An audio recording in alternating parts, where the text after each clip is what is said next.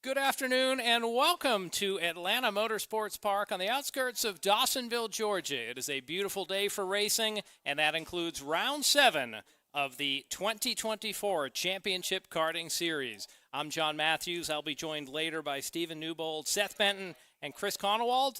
But at this time, race fans, we ask that you please rise for our opening ceremonies as I lead us in prayer.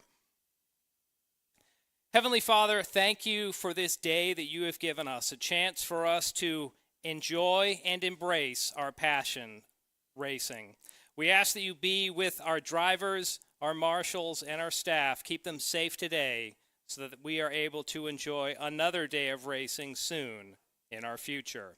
And I lift this up all in Jesus' name. Amen. Race fans, we ask that you remain standing for the playing of our national anthem, the Star Spangled Banner.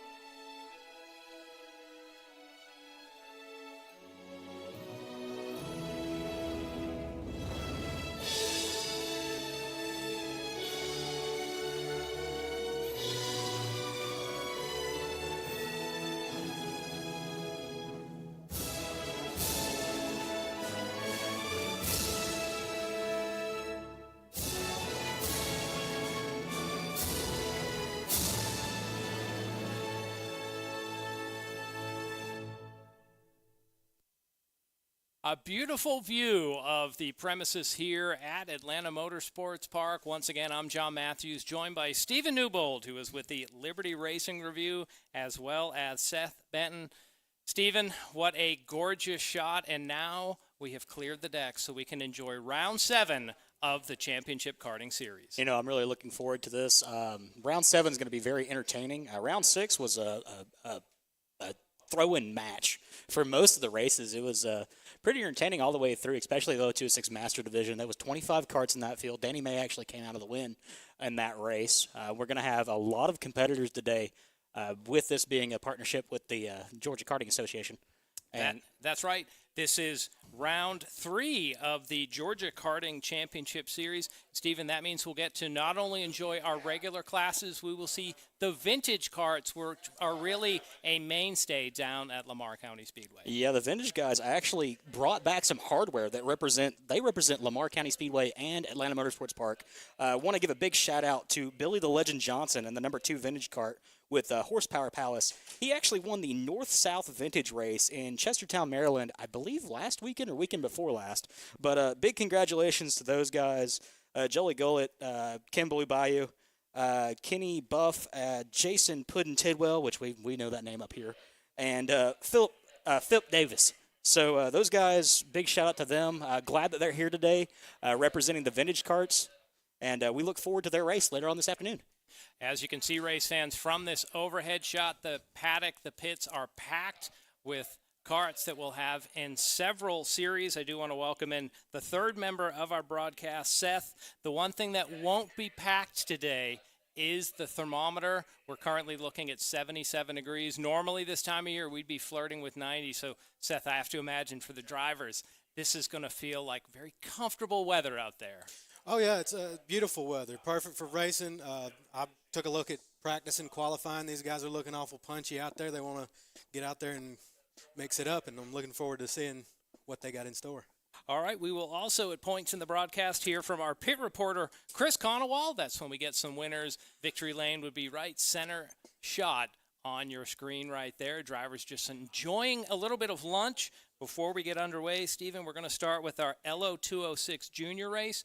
Race fans, if this is your first time watching a race here from Atlanta Motorsports Park, we encourage you to hit the like button, hit the subscribe, give it a thumbs up, depending whether you're on YouTube or on Facebook. We're glad you're watching with us. Leave a comment down below. Let us know where you're viewing from this afternoon for round 7. So, go ahead, Stephen. You know where would be a great place to view from? Right there on that paddock. Yeah, where you can see our fans watching from the paddock, saying hello out there, enjoying a lovely day here just outside of bucolic Dawsonville, Georgia. Now, I knew that word was coming eventually. yeah, that's going to be our word of the day today. That race fans, Stephen Newbold was covered in a column for what was the newspaper? It's the Pickens Progress. It's the Pickens Progress for his work with Liberty Racing Review. So definitely on social media, give them a follow. They cover all kind of racing. I'd say in Georgia, but they do go into other states as well. If you want to follow me, search for Georgia Racing Podcast on the socials, and you'll get more of a Georgia focus. On the shot right here, we're just enjoying some of the drone coverage from Jeff Farver, courtesy of Illumicube Engineering, looking over at the main track building. And Stephen, since we've been here now, we can see those solar panels. So we love to go fast here. We love engines, but we also want to do it in a green way. So you can see all the solar panels trying to power the progress here in Dawsonville. If I'm not mistaken, we are actually the largest solar farm that's privately owned. That is amazing. There you can see the main track and part of that viewing area. And now as the camera pans around, that is the kart track through the center of your shot. The main track wraps around the 1 mile kart track here. And the bottom of that screen right there, that is turn number 9. Seth, if there's going to be an action spot on the track, it's going to be right there this afternoon. Yeah, that spot in particular I've been taking a look at. It's going to be very interesting to see how they're going to be able to navigate through that first little hairpin into that corkscrew going up the hill. I look forward to it. I want to see what's going to happen. I think our biggest division today is our LO206 Master, I believe. No, it's the senior division. Yeah, and we want to clarify, biggest in terms of number of karts, not size of the drivers that are out there. Yes, they have, I believe our current count in that division is 32 karts. So that is going to be a melee battle from the start all the way to the end tonight. Our race format for the afternoon, before we came on air, drivers had a chance to do some warm-ups and then a qualifying session. We will see 2 rounds of racing today. We'll start with a pre-final, most classes running 10 laps. The way the drivers finish in that pre-final will determine their starting spot for the finals later in the afternoon. Most of those finals will be 12 laps. And Stephen, if that LO206 is anything like round 6, we're going to enjoy 12 laps and still be wanting more when the checkers come out. And the last couple of races have always came down to that last lap pass, usually in turn 16 and into 17. I mean, that you wouldn't think 16 and 17 would be the heaviest passing zone on this track. You would think, entering the backstretch, maybe exit of turn 8 into turn 9, that would be the prime passing zone. But no, we're seeing a lot of passes this season in turn 16 and turn 17, especially if you look right here in your screen in that upper corner right there, that is the money pass zone, is like I like to call it. It's where you make your closing argument, so to speak, to come down to the finish line. Here we see our drivers in our LO206 Junior division. They are staged up. They'll be on track shortly, as right now they might just be going through any final mental thoughts, but we should see them on track in just a moment. There we have some drone-on-drone coverage. We have a great staff helping bring you the broadcast this afternoon. The current camera operator, it is Jeff Farver, courtesy of Illumicube Engineering. Now we've switched over to the first-person drone, and that is piloted by Daryl Cannon, a.k.a. Killboy.com. And you will see some great shots as at times we will see this drone riding with the racers right behind them, giving you amazing shots this afternoon. Our executive producer this afternoon is Will Rigdon. Our producer is Michaela Denny. Mikey Lane is in the director's chair. Our camera is today operated by David Lane and Ethan Denny out on Cowboy Cam. So, Seth, we see the patrons up on the deck. We know there's others around the facility. All we need now is just to add horsepower. Exactly. I'm looking forward to one thing in particular, and that's the vintage karts That seems like it'd be interesting. Apparently, they're going to be out there old school as can be.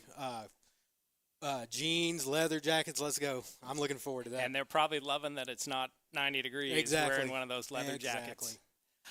We had mentioned that the vintage karts are a mainstay at Lamar County Speedway. Race fans, there's two series today. This is round 3 of the Georgia Karting Championship Series, and that's a partnership between Lamar County Speedway and the staff here at Atlanta Motorsports Park. Round 1 was all the way back on March 23rd down at Lamar County Speedway. Round 2 was June 1st here, and today is round 3. This series will finish up coming up on Saturday, October 26th, back at Lamar County Speedway. A much different track there. I'd say it's about 0.4 of a mile, very little elevation change, a lot of bumpiness in that track. But, Stephen, today, a mile in length, 17 turns, and a ton of elevation awaiting the drivers on each lap. Ton of elevation and a ton of work on your body. You got to be really in shape to be out on this course for as many laps as these guys run. Pre-final's 10 laps. The final is 12. You know, that takes a lot on your body. You don't realize how aggressive like this track is, and it looks like there might be a drone shot of the track we're getting. Well, and we want to say it's not just sitting in a seat for a Sunday drive. Here, part of the signature turn, we've just come through turn 2, powering up a 3-story hill to turn 3, setting up a triple apex turn 3. 4, where the building jumps out at you. We're up in that building broadcasting today. Here's turn 5. Drivers will then drop down to turn 6 and 7, the kink there. You can get an indication of how steep that hill is. From there, they'll power down the back straightaway towards that braking area in turn number 9. If there's a flat part on the track, it's the end of that back straightaway. Stephen, we haven't talked much about turn 6 and 7, the kink. All we know is if you're too wide, it's trouble. Oh, yeah, you can't go more than 2 wide, but it looks like we're getting cars on track for their first pace lap of the afternoon. So this would be the LO206 Senior Division that is currently out on track. I believe we've got, let's see. Oh, I'm sorry, LO206 Junior. I'm reading the wrong thing. So I believe that's Meyer Lewis in the 410 cart that might be leading the field to green. Aiden Courtney in second in that 00. Talon Laney, who's a namestay here at Atlanta Motorsports Park, in the 48. Cohen Walshy in the 55. Evan Fry in the 133. Lincoln Massey, who everybody knows here, in 6th. Peter Jarquin, I believe is how that's pronounced, in 7th. Ian Patterson, 8th. Luke Corman in 9th. And to round out the top 10, I'm going to butcher this, but Rivera is the last name in the 412 cart. Will Taylor has the green flag in his hand. Let's see if we will get a start there. 2x2 number 17. They're bringing up the pace, and green flag is out. We're underway with round 7 of the AMP Kart Championship Series. We're already getting 3 wide battles, 4 wide almost going into turn 2, and we got a spin pretty early. Heavy Contact. Multiple the whole karts field. going off track. That was the whole field. That's 1, 2, 3, 4, 5, 6, 7, 8, 9. That's 10 carts that have piled up in the bottom of turn 2. You can see the marshals heading over, so we'll see if, I imagine they're just under a local caution at this point. Some of those drivers hopping out. Couple leaders already off to the races down for turn number 9, but already turn 2 rearing its ugly head here on lap number 1. Yeah, we're just getting started, boys and girls, and it's going to continue getting crazy all day. Now, an LO206 kart, it is a 1-cylinder, 4-stroke engine, much like the an old lawnmower that you might have at home. They have a lower rumble compared to what we'll see in some other classes. But, Seth, these karts are just slow enough that with the power, they're able to draft, and that's what we see our top duo doing right now. So that was Meyer Lewis and Talon Laney that are your 1-2, and Abigail Zach has just crossed the line in 3rd. So that's pretty much the group that we're going to see running in this race. I believe everybody else is kind of pushed all the way back, and now we're just now getting the next competitor crossing the line. That's Max Lara in 5th, and we still have a local caution down here in the bottom of turn 2. And you can see some helmets off, which is the universal symbol of I'm done. It might be. Is that Lincoln Massey? It might have been off on the right side of the screen. Yeah, that's who it looked like. I don't know exactly how he got. Yeah, that is Lincoln Massey. I can see that now. So, fortunately for these drivers, this is the pre-final. They will have a second opportunity on track, but they're going to be coming from the back of the field, as here we're continuing to enjoy Meyer Lewis and Talon Laney just putting in some laps at this point. Seth, I'd almost imagine these two, they're so far ahead. They should be the front row. You have to wonder if the drivers are just saying, let's not take any risks so far. Exactly. I think they're just going to be out here practice. It's an extension of practice at this point. Didn't expect them to pile up into two. This 16 is where I expected them to pile up. You spoke about drafting and getting into that going into that last two turns is a good spot for it.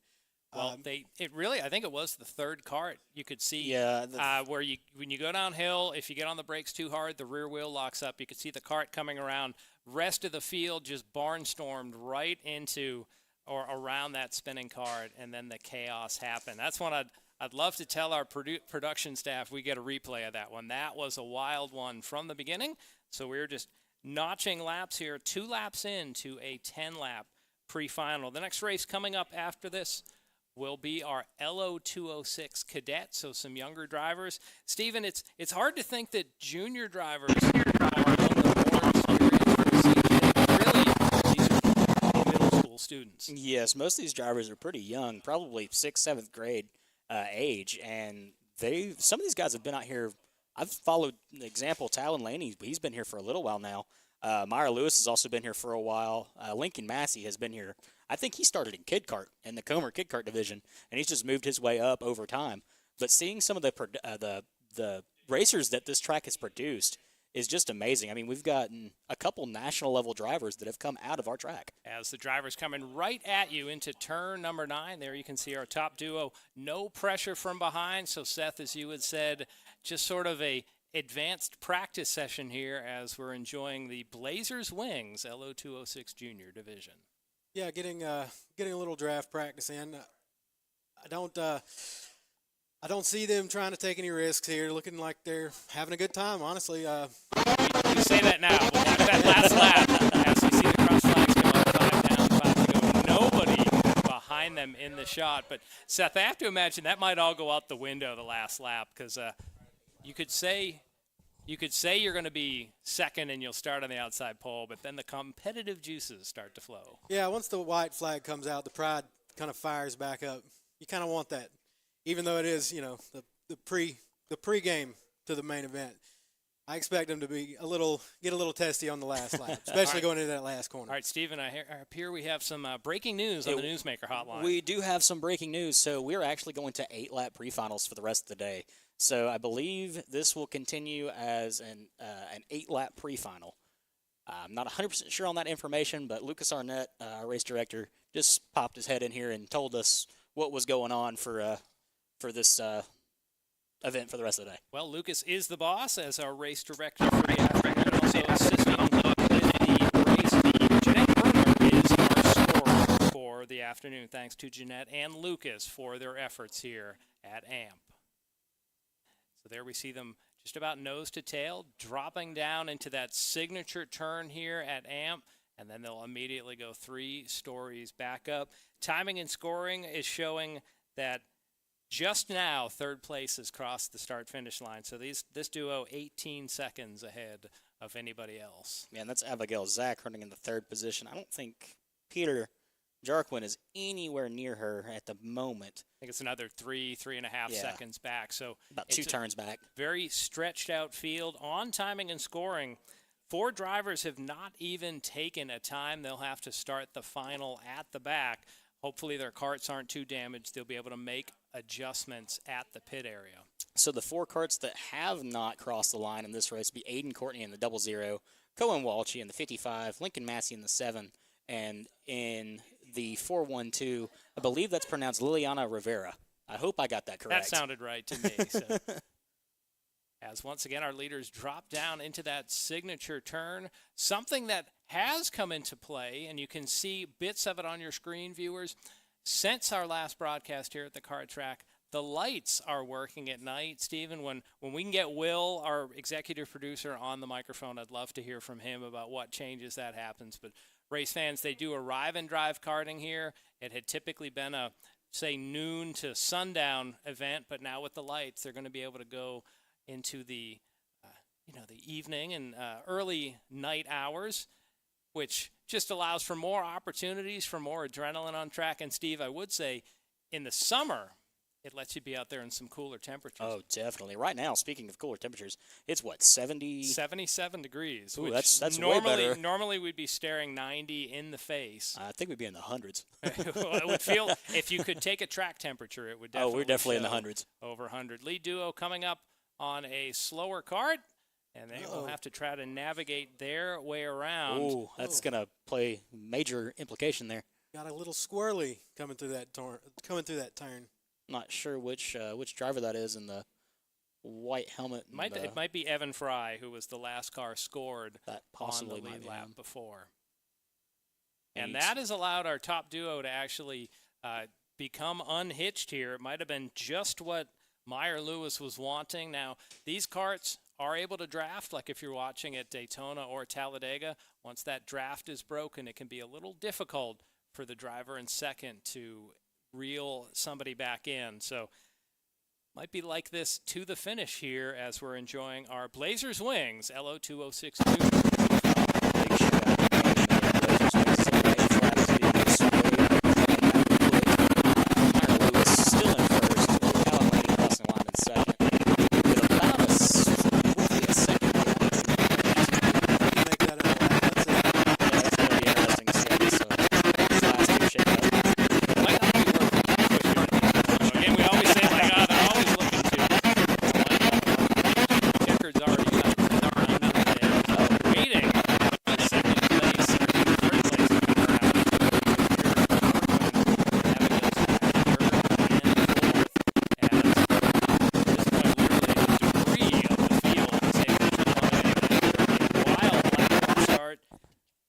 Upwards of 11 karts involved in the incident as our leaders pull across the scales just to make sure everything is official.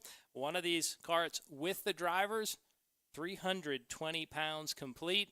So definitely a light, sporty kart out there as they're going to go through the scales, go through tech, and just make sure everything is legal. And that means in a few moments we may get a word with the fourth member of our broadcast down in the pits. That would be Chris Conowall. We'll see if he has a setup going shortly. But, Stephen, that race you have to imagine not as exciting as we've seen in the juniors. Also, there might be some torn-up equipment. Oh, yeah, early on, that's not what you want to see, especially in these pre-final races. But at least it gives them time to rebuild whatever is messed up, gets everything fixed as long as the parts are here. Speaking of, if you need parts, go to Amp Kartworks right down there in the right corner of the screen. Well, not at the moment, but it looks like we're getting a pickup going on right now. Yeah, with all those karts stuck on track at the bottom of turn 2, race fans, you may have noticed the pickup truck heading out there. Think of it as the paddy wagon for the karts going out there to pick up on some of the karts that were a little too damaged. Our next group of karts staging up, that will be our pre-final for the LO206 Cadet. Using the same basic kart. Younger drivers, 7 to 12 years of age. Middle school students, in this case, elementary age. So congratulations to Meyer Lewis, our winner of our LO206 Junior pre-final. And I see down in victory lane, the man you better call, it's Chris Conowall. Hey, thanks a lot. I'm here with our race winner. We've got second, we've got third here in the pre-final, and we're going to hear first from our winner. So I'm going to pass it to you. We got some mild temperatures today and good track conditions. You guys were out front early, so tell us how the race went for you from your perspective. So all I saw was going around, maintain or see if I could get a draft. Just because I like tire marks, and I was like, the field went off, and I was like, okay, works. So drafted, saved it to the end, and I got I just got caught up behind it, so I just pulled away. Awesome. So teammates here. Tal and Laney, give me your perspective as well. Well, I started third, so we was going to work with him anyways. And we went into turn 2, and I saw the guy on the inside of me lock up and spin around. And then going back up the hill, I looked behind me, and I could still see them all piling up. And then he looked at me, and we just knew what to do the whole time. Awesome. Peter, can we get you in here as well? So right at race start, there was some trouble back in, I think, turn 2. So how did you manage to get through that, Peter, and come in for a podium here for the pre-final? I started in 7th place. I don't know how I got through it. It was just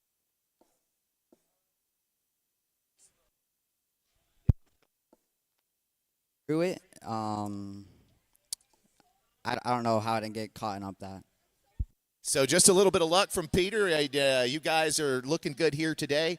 You got a whole bunch of supporters here with you today. Talon Laney and Meyer Lewis. Were we looking? You said you guys are teammates, and I noticed the fist bump as soon as you came off, and you got a lot of great support. So we're looking forward to great things. Our Blazers, Hot Wings, our pre-final winners. So we'll let you say a quick shout out real quick. I'd like to thank my family and all like the coaches, especially my dad, for being able to help me through like getting all this racing. Awesome. Dad, where's Dad? Oh, he's over there. What about you, Talon Lady? My parents, my sister, the whole AMP team, Porter, and everybody. Awesome. Peter, you got a shout out for somebody? My parents, AMP. Yeah, all right. Okay, so I'm going to send it back up to you guys. Man, we're under the Monster Energy tent here. The temperatures are great, and we're looking forward to a lot more great racing out of this field, the LO206. All right, we're going to send it back up to you. Thanks, guys. All right, thank you, Chris. Getting the eyes on the ground, or boots on the ground coverage from our Monster Energy tent outside of Victory Lane. So, Stephen, we're setting up for our second pre-final, as you said. Could be looking at some shorter pre-finals, 8 laps. Cadets coming on track. Younger drivers, age 7 to 12. Kart's also a little younger, or excuse me, a little lighter, 246. Hey, so I understand, if I could interject, Talon Laney and Meyer Lewis are actually, it was in reverse. So Talon is first in points, and this is in race 7 of 8, and Meyer is in second. How close? How close in points are you guys? Do you guys know? You could step back over into the frame if you don't mind. So teammates, but at the end of the day, I'm told that when the rubber meets the road, a champion wants to be crowned. So what does that mean, Meyer Lewis? I just try where we be not. My mic's cutting out there. So a very we'll call that teammate-oriented response there. Talon Laney, what about you? Also interested in keeping the team intact there, or when it comes right down to it, or you guys shooting it out for the championship? Clean, because Meyer's my friend, and I don't want to upset both of us. But at the end of the day, you got to go for the win. You go for the win, keep it clean, lots of great racing, and you guys are among our favorites. So good luck out there. I'll send it back up. All right, thank you, Chris. Maybe the battle lines being drawn after the pre-final. As Stephen, they had said they're 1-2 in points. It is a 10-race series here at AMP. We're on round 7 today.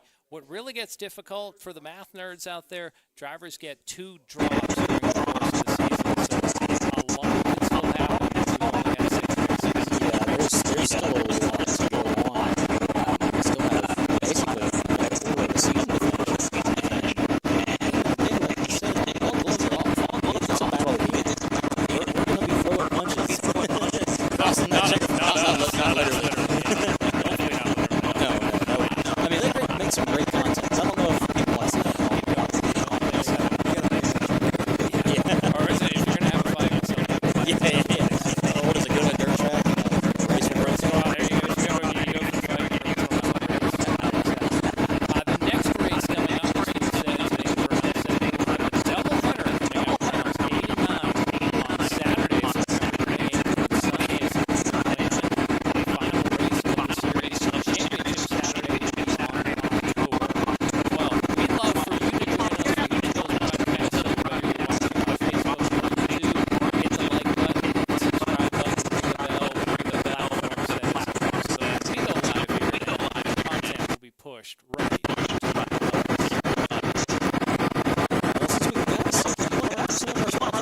Well, we can. We had just as we had mentioned, we had the LO206 Junior pre-final on track, and that was sponsored once again by Blazers Wings, which would definitely hit the spot right about now. Oh, yeah.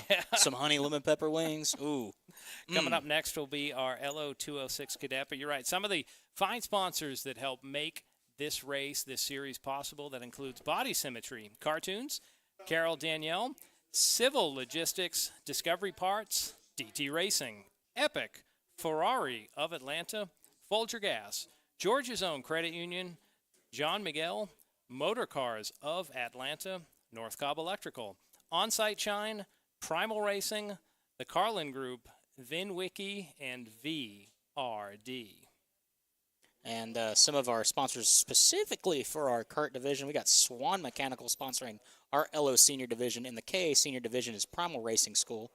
The KA, we got karts on track, so we'll come back to those sponsor reads in just a little bit.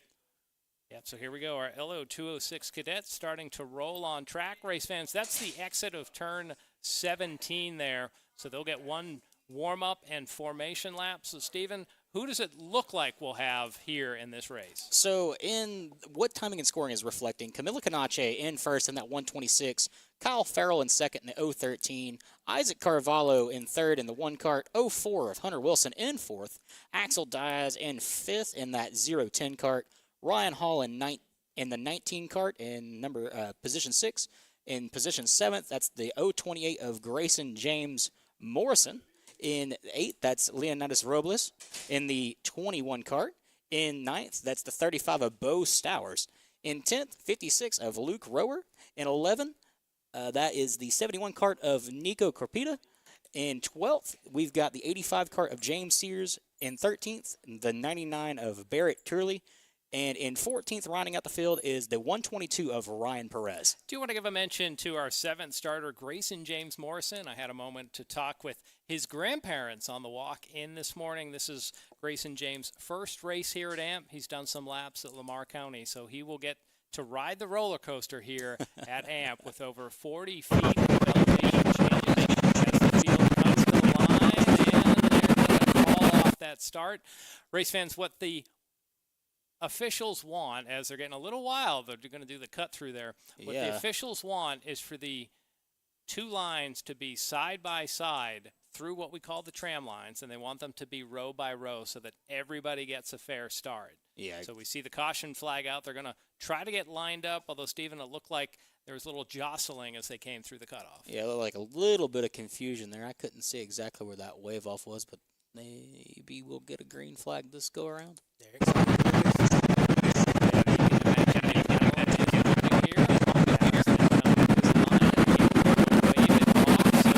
Officials once again want the drivers in the tram lines. They want them side by side, so they'll do that cutoff. This little cutoff will be used for one class of racing coming up a little later when we have the kid karts on track. Whoa, as we got a couple of karts spinning out on the attempt to get restarted.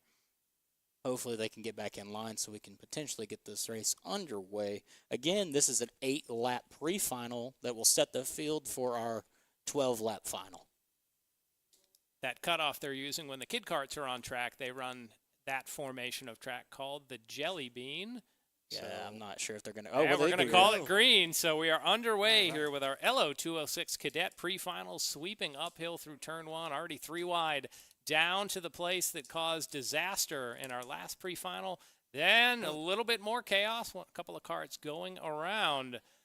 Not quite the chaos we saw, Stephen, in our first pre-final. Thankfully, Isaac Carvalho leads them into the kink. I'm not exactly sure who's following in second, but they've got a little bit of gap to work up. And the third place driver is definitely catching them. I believe that might be Camila Canache going for the pass, entering turn 9. Definitely a great passing area as they'll come through the S's. Now at this point, drivers will be flat out on the throttle as they sweep uphill through turn 13. Right about there is the highest point of the complex. Then they'll sweep downhill through turns 14 and 15, and that sets up this key braking area, turn 16, where the wall jumps right out at you. They'll sweep downhill through 17, and that brings them to the start-finish line. 1 lap here at Atlanta. For our top 4 as they cross on Isaac Carvalho, Camila Canache, Ryan Hall, and Ryan Perez, and they are battling hot and heavy entering turn 2. Looks like Camila is peeking out there, trying to get back around the number 19 of Ryan Hall as they enter our vantage point, entering the backstretch. I think she is ahead there. She's in the lighter driver's suit in second spot. So Ryan Hall in the black cart with the yellow stripes. Looks like a Georgia yellow jacket here. And a little defensive driving by Camilla down on the inside of turn 9. Ooh, it hung him out to dry there. Yep, she's going to hold on to second. You'll see some of that here. Once again, we're talking 7 to 12-year-olds in our cadet division. Pretty much the same engine we saw earlier, but Seth, they'll run what's called a slide in the carburetor. It's a different color, but basically they don't have the horsepower we saw in our first class.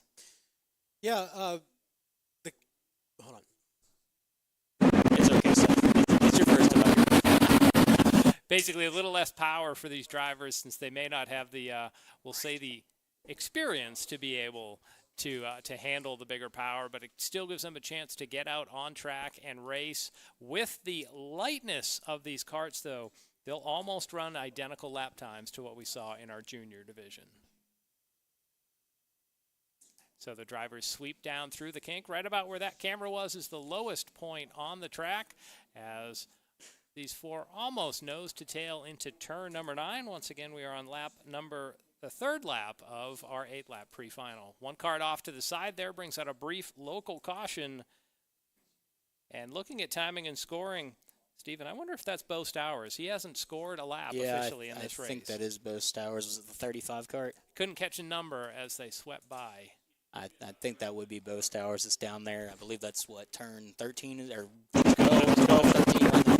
Right by Cowboy Cam there. We're getting a look. That is Bo Stowers in the 35, getting a great shot from what we call our Cowboy Cam. That's Ethan Denny working out there in the wilderness on the back half of the complex. Well, Ryan Hall has gotten around Camila Canache. He's also landed the fastest lap at a 1 minute and .204.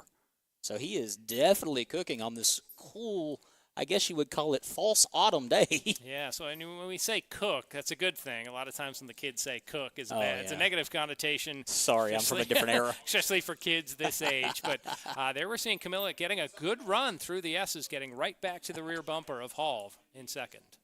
And that local caution is still displayed right there, so no passing in that general area. Carvalho is scored in first, Ryan Hall in second, Camila Canache in third, Ryan Perez in fourth, Nico Carpita in fifth. And Carpita not in the shot, as now we're seeing a battle for the lead. Hall moves to the inside of Carvalho. Canache trying to follow in the tire tracks as they see the crossed flags. And we have a new leader at this point.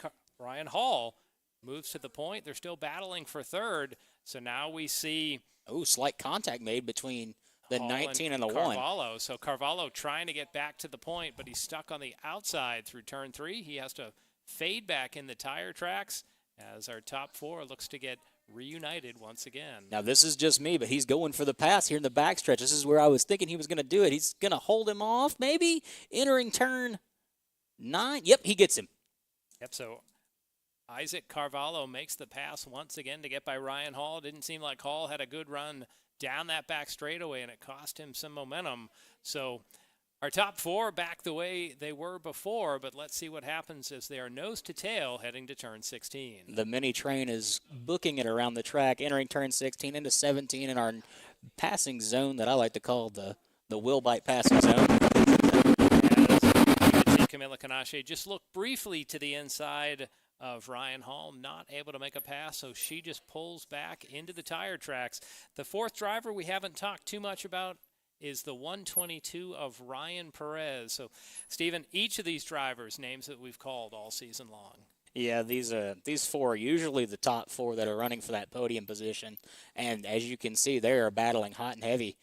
Entering into the backstretch, I mean, they're now stacked up 2 by 2. Behind them, running in 5th, Luke Rower. He is about 13 seconds behind this quartet. So, Seth, it looks like this should be the front 2 rows as opposed to our earlier pre-final where there might not have been the motivation set. This time, there's motivation aplenty to make passes in the closing laps. Yeah, I think they've found very good draft partners. Testing out a little strategy for the main event. Well, with these LO206 engines, you can see these these drivers are able to draft a little bit. So even though it's a road course, it can sometimes be like Daytona or Talladega in NASCAR. And Stephen, we're going to see that in spades when we later today see our LO206 Senior division. Yeah, that's going to be the what I call the money race of the afternoon.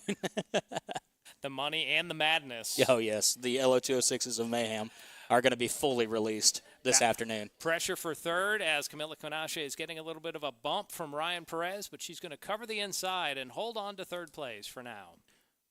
Looks like Ryan Hall is still trying to peek out ever so slightly, but Carvalho just is right on top of him with the blocks.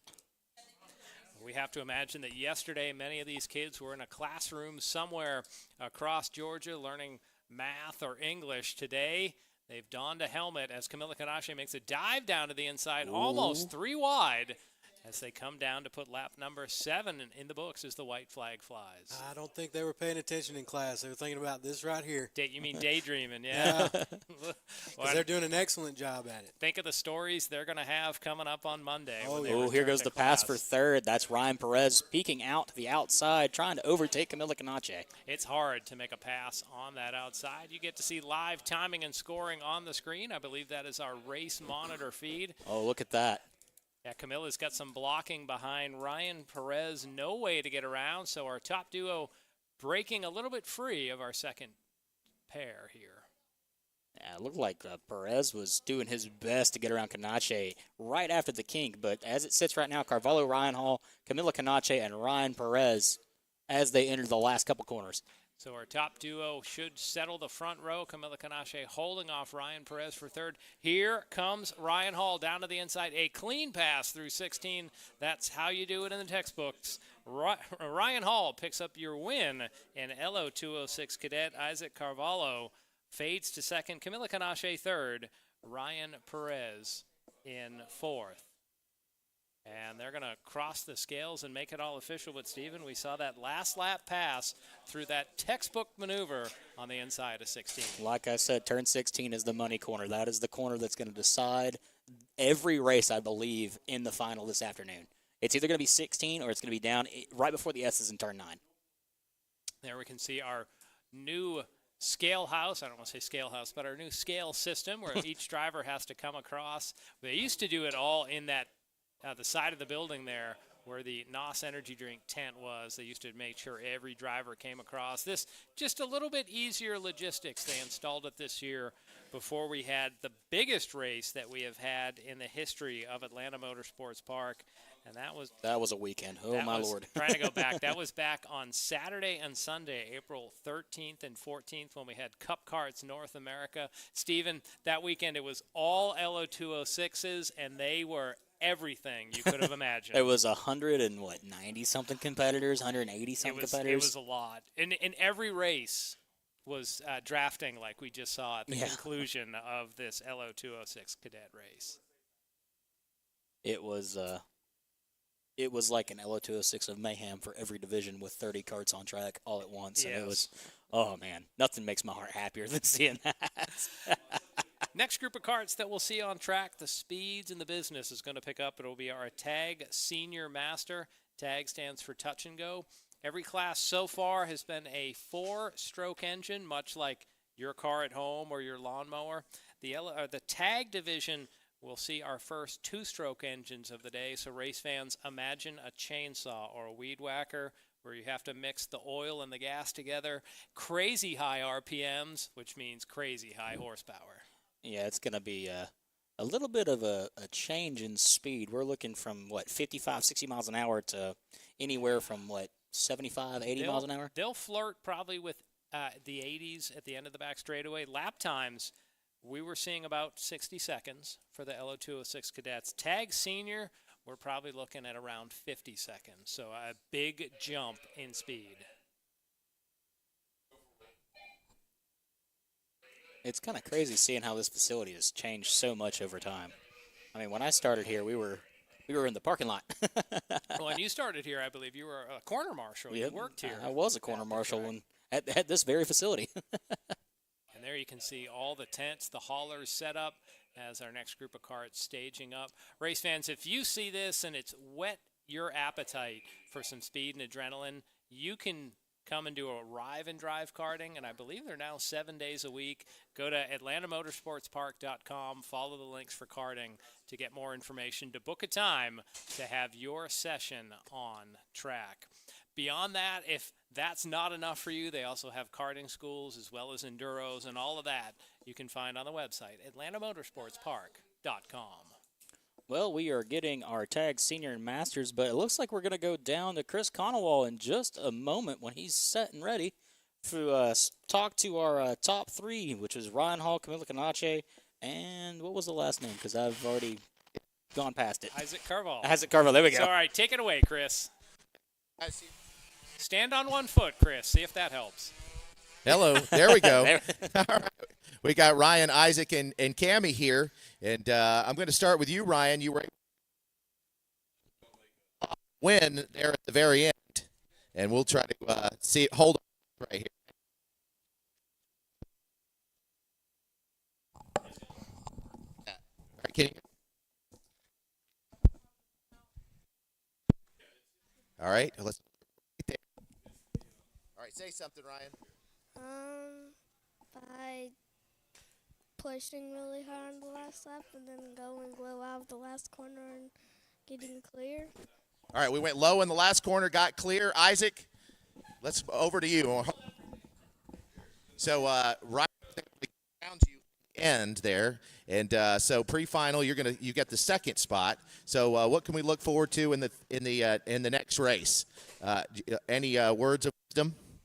Try to keep the gas more on the pedal on first corner and try to on the turn.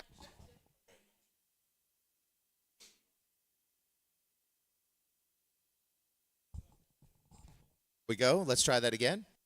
So on final, I'm gonna try to keep my gas and try to lay it out on turn two, break in deep, and then first. So try to keep that this weekend. All right, now we'll move over to Cammie. Cammie, you've been missing on scene here for a few races, and you're back. So tell us what it's like to be back and now on the. It feels very exciting because I haven't been here in a long time, and I'm just excited to see my friends again and to just see this track again because I really missed it. All right, so there we go. We got through the technicals. We're going to send it back up to you. We've got our winners. We've got Ryan, Isaac, and Cammie. We're going to send it back up to you, and I'm going to go try to get a new mic, you guys. So we'll see you in the finals. All right, thank you, Chris. Is there three wide racing on screen for our tag senior master division? Business definitely picking up 52-second lap times.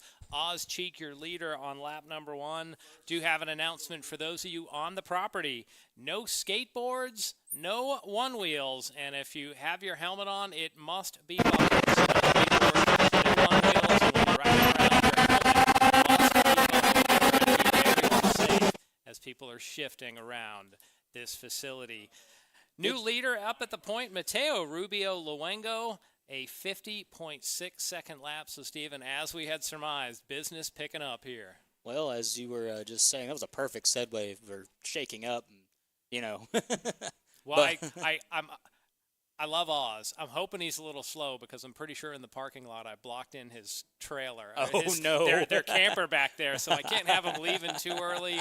It's good to have. That's Oz Cheek the fourth. He has his father usually running in the shifter cart, so it's a family. As Camilla said, she loves seeing her friends. Racing really is a big family, and we have some actual families out racing, and one of those is the Cheek family. Yeah, they're here. The shifter division, and sometimes in the K100 division. It is open where drivers can hop on a cart as long as they meet the weight and age requirements. So in the seniors and the masters, you will see them potentially run tag, could run LO206, may jump into a shifter as well. We don't see the drafting in this class as we have in the others. These tags have a lot more power under their right foot, and that is how they're able to get these lap times. And right before they broke, right there in turn 9, Stephen, that's where they were probably at or exceeding 80 miles an hour. I believe that we have split up our seniors and our masters because none of the masters are currently scoring. But as it sits right now, Mateo Rubio Lingo in first, Oz Cheek to fourth in second, Brooks Shambo up to third, Mateus Preitz in fourth, Martin Simenoff in fifth, Luke Kondrowski in sixth, and Lucas Donahue in seventh. So as you've indicated, this is just our seniors. The Masters will be coming up next. Sometimes when there's a low kart count, they'll run them together, but really just shows the growth in this race championship series that we're starting to split these groups up that we had glumped together before. Yes, it's great that we're seeing the growth that we're seeing here at Atlanta Motorsports Park and all throughout Georgia, especially with the Georgia Karting Association. They are growing just as fast as we are up here at Atlanta Motorsports Park. I'm definitely looking forward to round 4 of the Georgia Karting Championship Series, heading down to Lamar County, just outside of Barnesville, Georgia. A much different challenge for the drivers, a shorter course. Very flat. Flat as far as elevation change, but also a bumpier course. So you see the drivers having to set up the karts different, and then we've talked about the physical aspect of driving the karts. Here, it's the G-forces that you're having to sort of hold on through the corners. There, you're having to soak up the bumps a lot like a motorcycle driver would have to do. Mateo's continuing his dominance on this division. Oz Cheek, though, he's closing the gap there a little bit. They're not that far off. So there our field is heading to turn 16 and 17. That's where we saw the last lap pass division that let Ryan Hall take the lead. This time, Mateo Rubio Luengo holding on just about a half second ahead of Oz Cheek. Mateo is going to lead the field all the way into turn 3. Oz Cheek still about 3 car lengths behind him. One other major difference between these tags and what we saw in the LO206, the LO206 engine package is air-cooled. For these, to the left side of the drivers, you see a little radiator. So these are small water-cooled engines. They have a little water pump, and that just helps bring some cooling. More cooling means that you can run the engines harder, you can run them hotter, and, Stephen, it just ends up with more horsepower. More horsepower, in my personal opinion, equals white flag is out. Mateo Rubio Lingo takes the white flag. Hold on, was that your TED Talk for today? That was my TED Talk. Okay. That was very my John Madden-esque. that was I don't know what to do with my hands kind of moment because I wasn't prepared for that. A Maddenism would be that, like, 4 wheels is better than 3 kind of thought. The man who finishes first wins the race normally. Thanks, John. He did it with character, though. It was really fun to hear that. The man running first right now, Mateo Rubio Luengo. You see him in that all-red kart. He is just able to maintain 0.4 seconds ahead of Oz Cheek. Does not seem that Oz is going to be close enough to mount a challenge. Flies in the air from our starter, Will Taylor,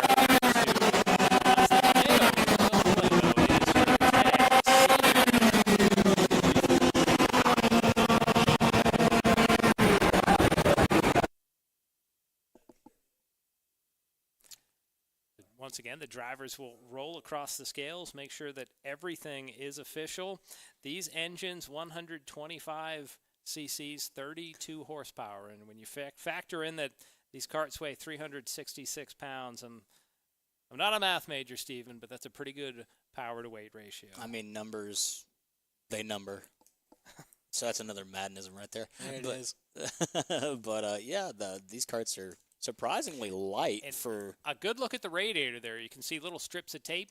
Sometimes the drivers use those to make sure that we've talked about it being a cooler day. If you have too much airflow through the radiator, the engine will actually run too cool. It won't reach its optimal temperature. So sometimes the drivers are able to reach over, pull off the tape when the engine gets a little too hot.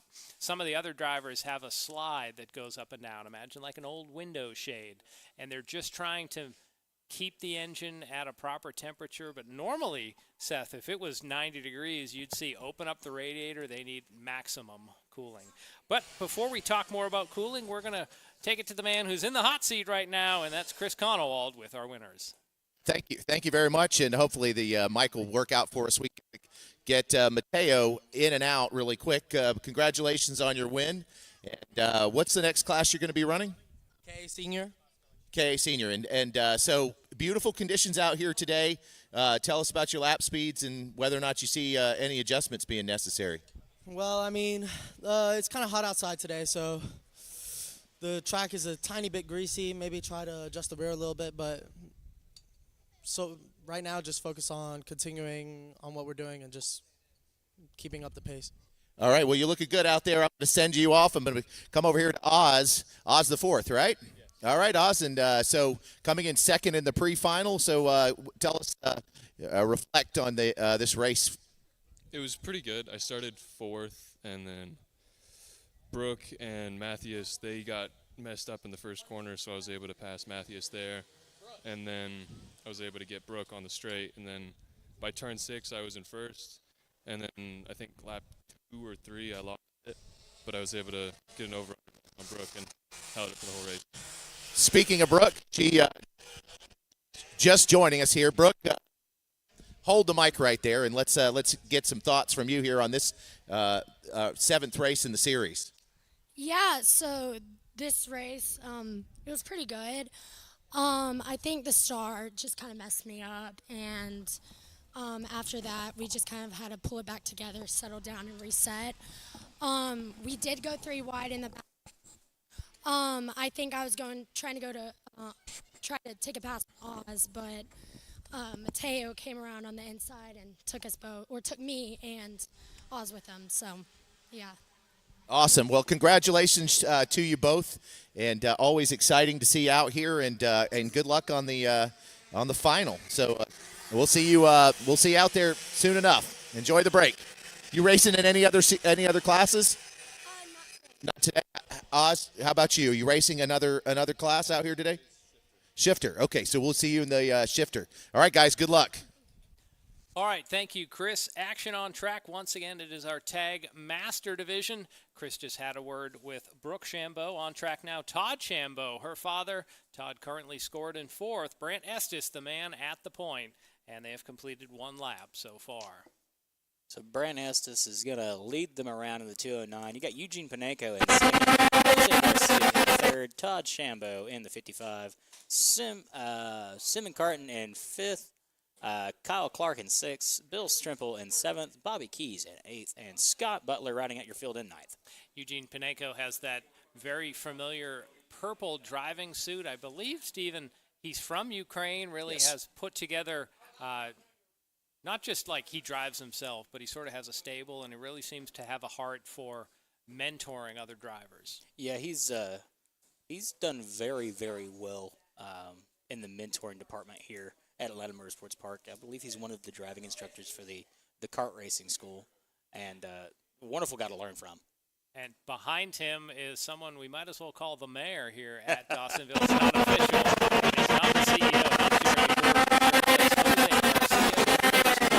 Not every time this track is open, Jose is here and turning laps, whether it's here on the kart track or on the main track, the 2-mile complex that is behind us. That 00 is permanently etched into the asphalt here at Atlanta Motorsports Park.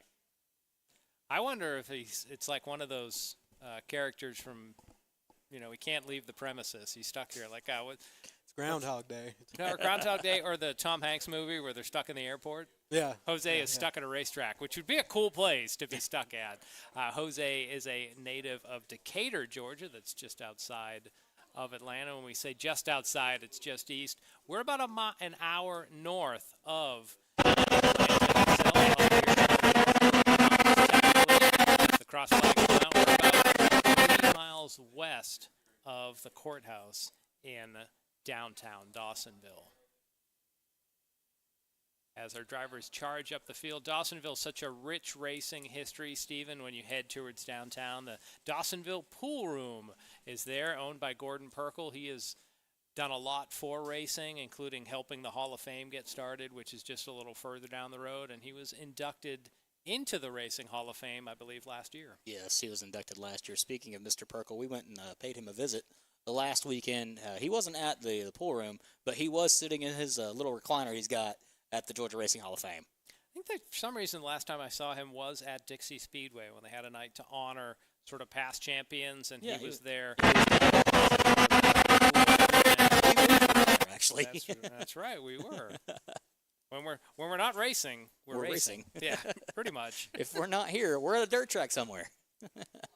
So our top three just about equidistantly spaced heading up the hill. We've seen this season Eugene Panenko has picked up some wins, might be trying to figure out how to get a little bit more speed. Quick time so far, 51.131 seconds by Brant Estes. That came back on lap number 3. These guys about a second slower than what we saw in the senior division. Biggest difference for these drivers, same engine, same amount of horsepower. They get a little more weight allowance, Steven. So we'll try to be tender and just say that these drivers, Masters 30 and up, time has a factor on the body, and we've loosened the rules to allow for that. Well, I mean, I'm just going to be completely honest. I'll probably run in the back of this division just because I'm a bigger guy. Well, Seth, weight makes such a big difference on these karts. When if you change 20 pounds, you'd be like, well, in a street car, it's not that much, but on a kart that weighs 400 pounds, it's a big percentage. Oh, yeah. It's very physical. It's a very physical sport, it looks like, especially at these speeds. G-forces coming into the corner, so it'd be beneficial to not be quite as round sitting in the seat. Non-aerodynamic. Now, aerodynamics also play a role in that. A round belly would be aerodynamic. Oh, well, yeah. Well, it looks like I'm going to the front of the field, boys. I mean, Steve, me and you might be a lot then for this. Well, it's aerodynamic, but it's Grant Estes, the 209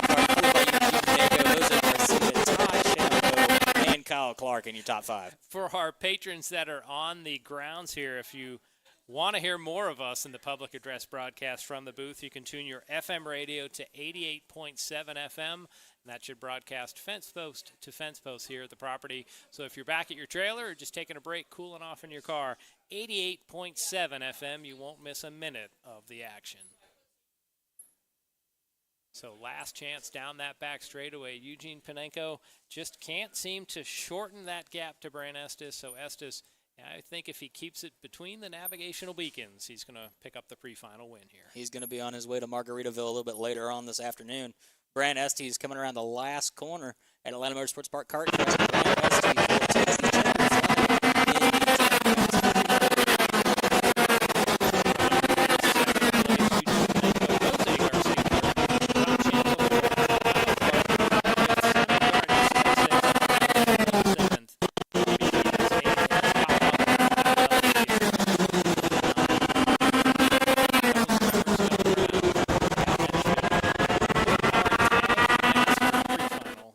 into the books.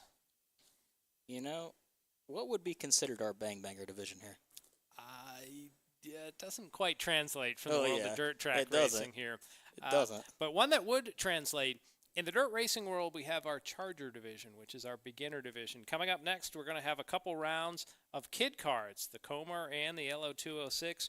Race fans, kid karts, we're talking 5 to 7-year-olds. So in the past, I had said kindergarten, but 5-year-old potentially could be someone who's still in pre-K. And they give us some of the best interviews, but it is a chance to start these drivers young. And Steven, this is how when we talk about that someone that gets to NASCAR at 20 could already have 15 years of experience. This is where they start. Yep. They start here with our Junior Discovery program that is available now. The Junior Discovery program has just been started, I believe, this year. And we're seeing a lot of drivers come through our program. We're here to build up the next generation of drivers. That's what that is for. And you can see that in the Comer Kid Kart division. We've got 5 karts.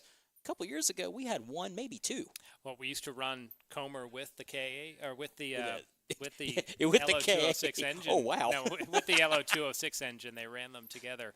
But as Pastor Andy Stanley has said, everybody has a starting point. For these Kid Kart division, this is their starting point.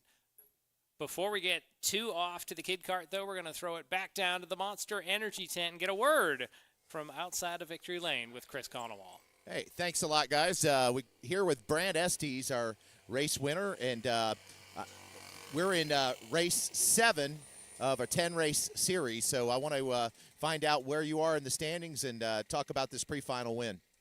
So unfortunately I've had to miss a couple of races this summer, so I'm probably out of it on the points. As far as the pre-final goes, I honestly was just trying not to make a mistake because I have him behind me, and he's very fast. So I was just trying to hit my marks, not do anything stupid, and get it to the finish line. Excellent, excellent job, Eugene. So you're always a threat when you're in the rear view mirror. So pre-final, will you tell us your thoughts about the race and what we can look forward to in the final? I think in the final we will see good fight.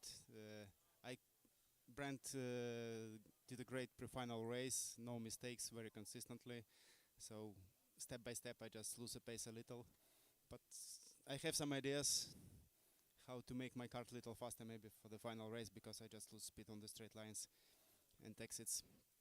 So I hope we will see good fight in the final race.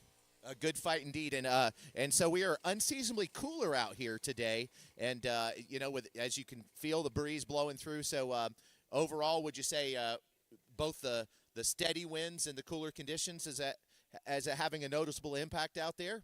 So I think it is helping engine-wise some. The track is, in my opinion, it doesn't feel like it has a whole lot of rubber on it. I think there may have been a rental kart enduro recently, and I think there's quite a bit of that rubber down. It seems like it's getting better, but the temperatures are definitely nice. It makes it a little easier to manage the tires, and the motors like it. Okay, so we got ourselves a fight coming up in the final. Congratulations to you both on the pre-final. You guys look great out there, and it is always good to see you out here at Atlanta Motorsports Park. Good luck in the final, fellas. All right, bye-bye. Back up to you guys. You, Chris, one thing you could see on Eugene Paneco's driver suit, he has Kart Freedom on there. That is the stable he has, and I believe you can follow them on Instagram if you just search for Kart Freedom. So we are underway here with our Kid Kart Comer division. This is one of 2 classes that will use a standing start. Seth, the shifters use it so they have to use the clutch, but here in the Kid Kart, they do it, I think, because that's really the only way they can get a fair start. You have to imagine it's a challenge for these kids to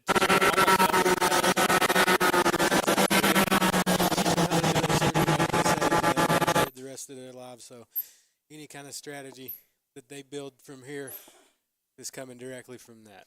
Now, the Kid Kart, they do not use the full 17-turn complex. They use what's called the jelly bean. So they use that cutoff we've seen other classes use when they have a false start, and then they jump Comer Kid Karts, 1.5 horsepower. Compare that with 32 in the tags. These would actually not be able to accelerate up the hill out of turn number 2. No, there's no way. Now, for our fans that are watching on Liberty Racing Review, this would be an weird-shaped Martinsville Raceway.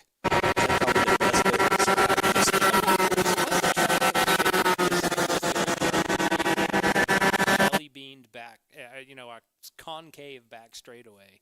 There's some elevation in this. So right now on track, Arlo Stowers is your leader. Wyatt Rower running in second. Luca Valdez third. Mason O'Donnell in fourth. If we get the close-up, I think Arlo has the Spartan. Yep, there we go. Is it Spartan or Roman Centurion? Every broadcast we forget, but he has the Martin Martian broom on top of his helmet up there, which makes him very easy to identify. Well, it's for aerodynamics.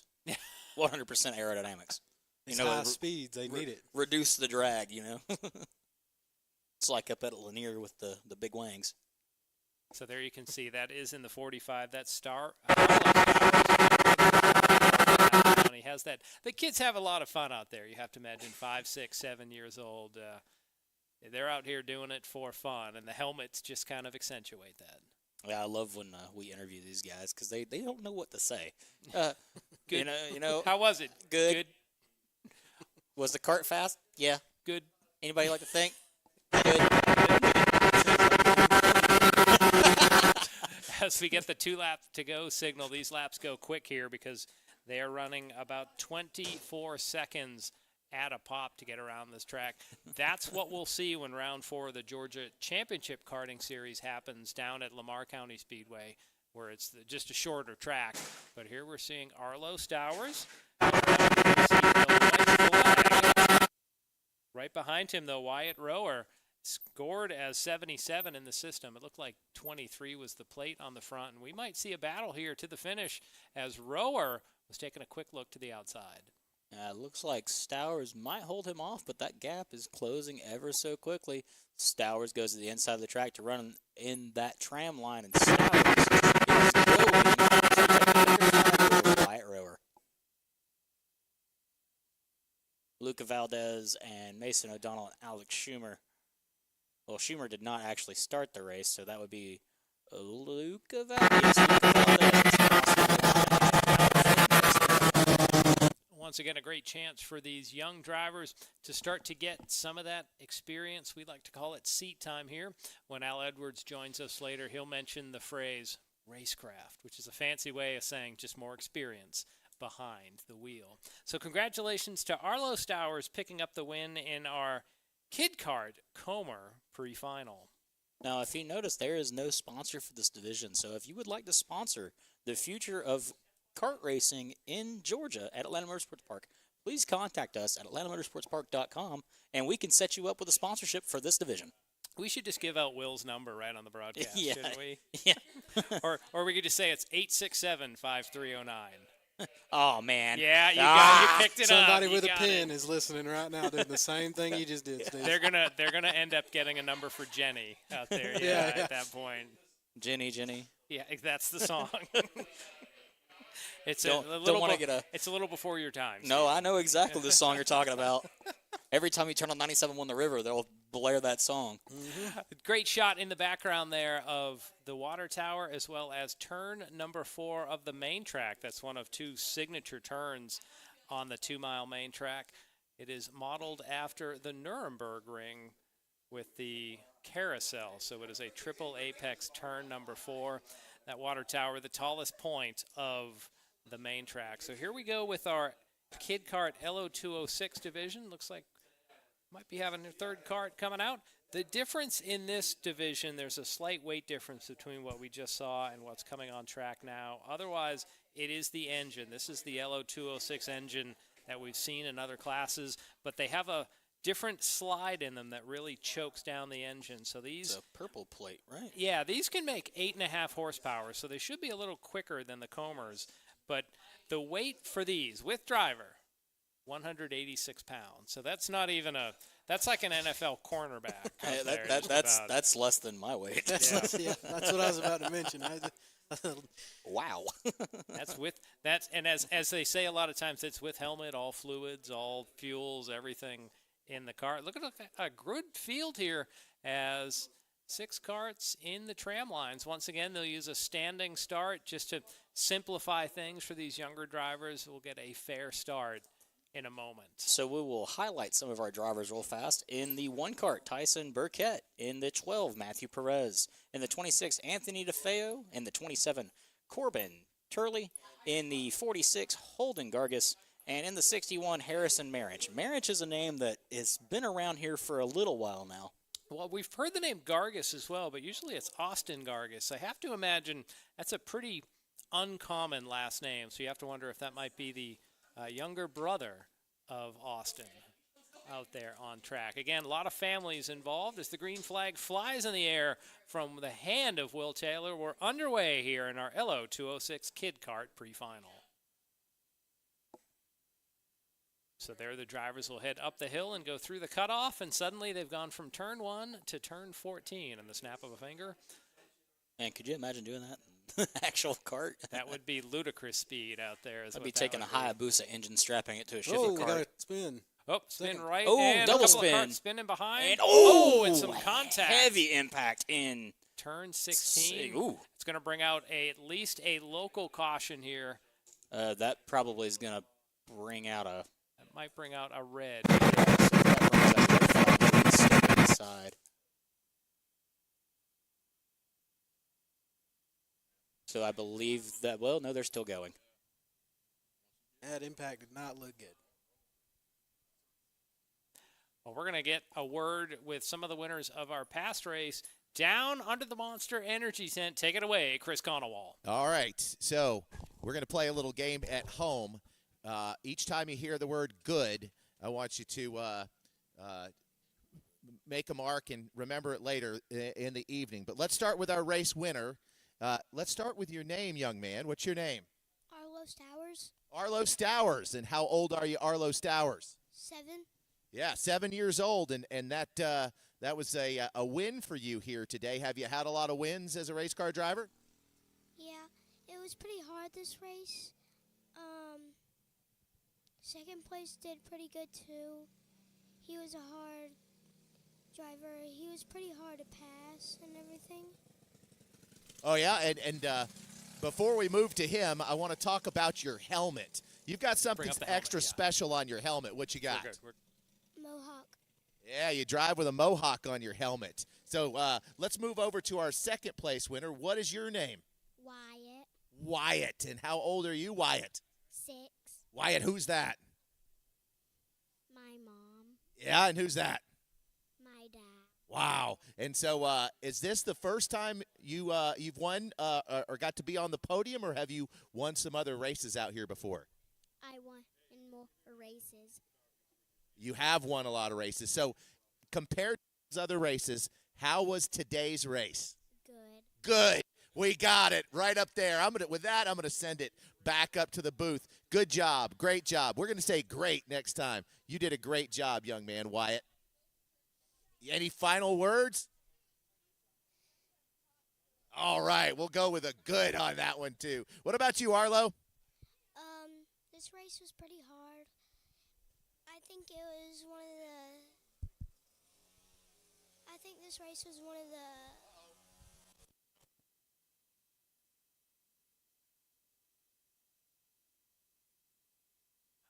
Well, we are under red flag here at the track, so we're going to step away for a moment. Arlo, you had we'll some, be back some parting words here. It was a hard race. I think it was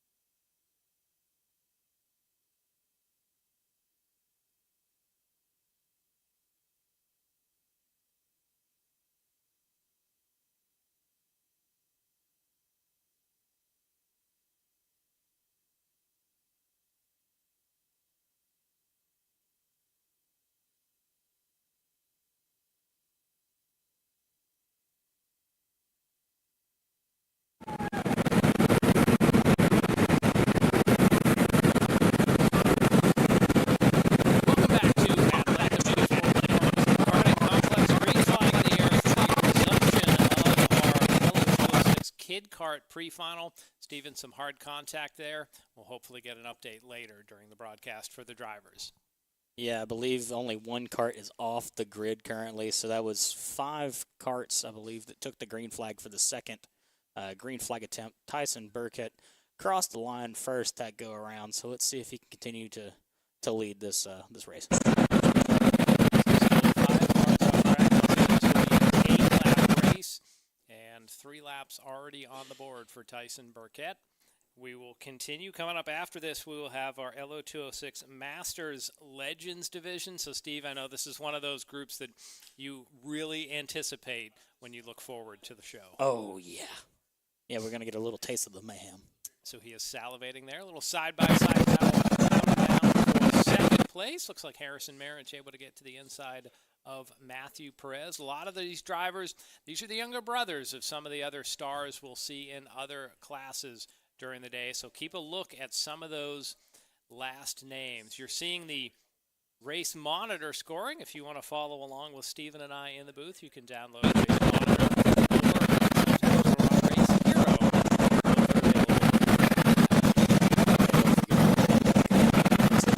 Are both available in Google Play. That's why I didn't mention it. At one point, Race Hero was only on the iPhone platform. I believe it's entirely moved over. Look at how packed the pits was there from that overhead shot. Another great piece of action.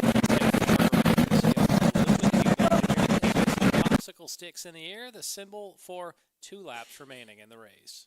2 laps remaining. Tyson Burkett still with a massive lead over Harrison Marich.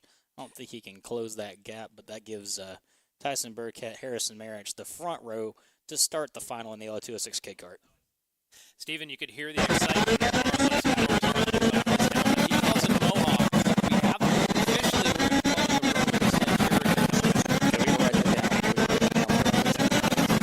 Yeah, because we change it, either Spartan helmet or Centurion helmet. We never know. Tyson Burkett comes through the final corner here at Atlanta Motorsports Park, and he will take the checkered flag in the Kid Kart LO206 pre-final, followed by Harrison Marich. And if that lineup continues to stay the same, that will be Matthew Perez, Holden Gargis, and Corbin. And again, if you mispronouncing the name, please come up to us and correct us up here. Yes. Because there for a while, we were calling the wrong name.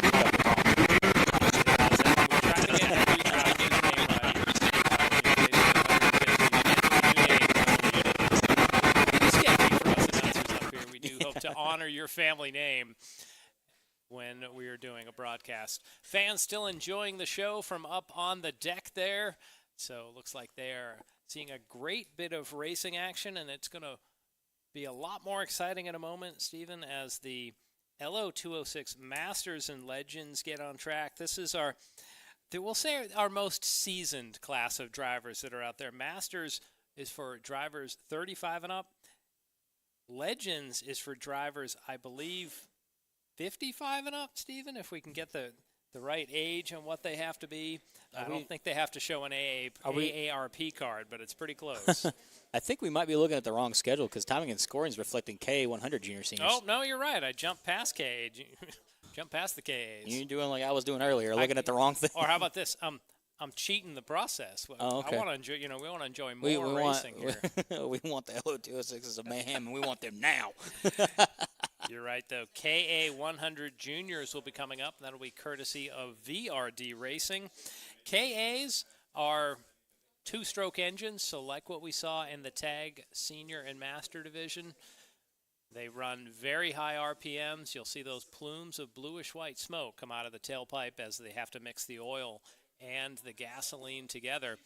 Unlike the Tags, KAs are air-cooled, so not as much power coming out of those engines, but they do have that high-pitched fury that is really unmatched from a 2-stroke engine. You know what fury would be great right now? What would be great? Taco Fury.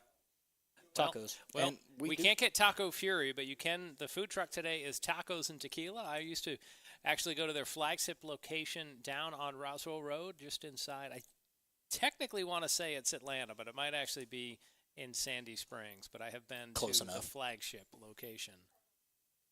So there are food truck this afternoon. Tacos would hit the spot. Stephen, one of our racing acquaintances that I know loves tacos is TJ, Bubba Pollard's super fan. He's probably noshing on a taco somewhere right now. TJ, if you're watching, hey, thanks for watching. Look forward to seeing you hopefully later this season down at Sonoy Raceway. We'll see him possibly at Reed will be up in where's he at? I don't even know right now. Well, today Bubba's up at Oxford Plains. Well, I know he's not at Oxford, but I know that he will.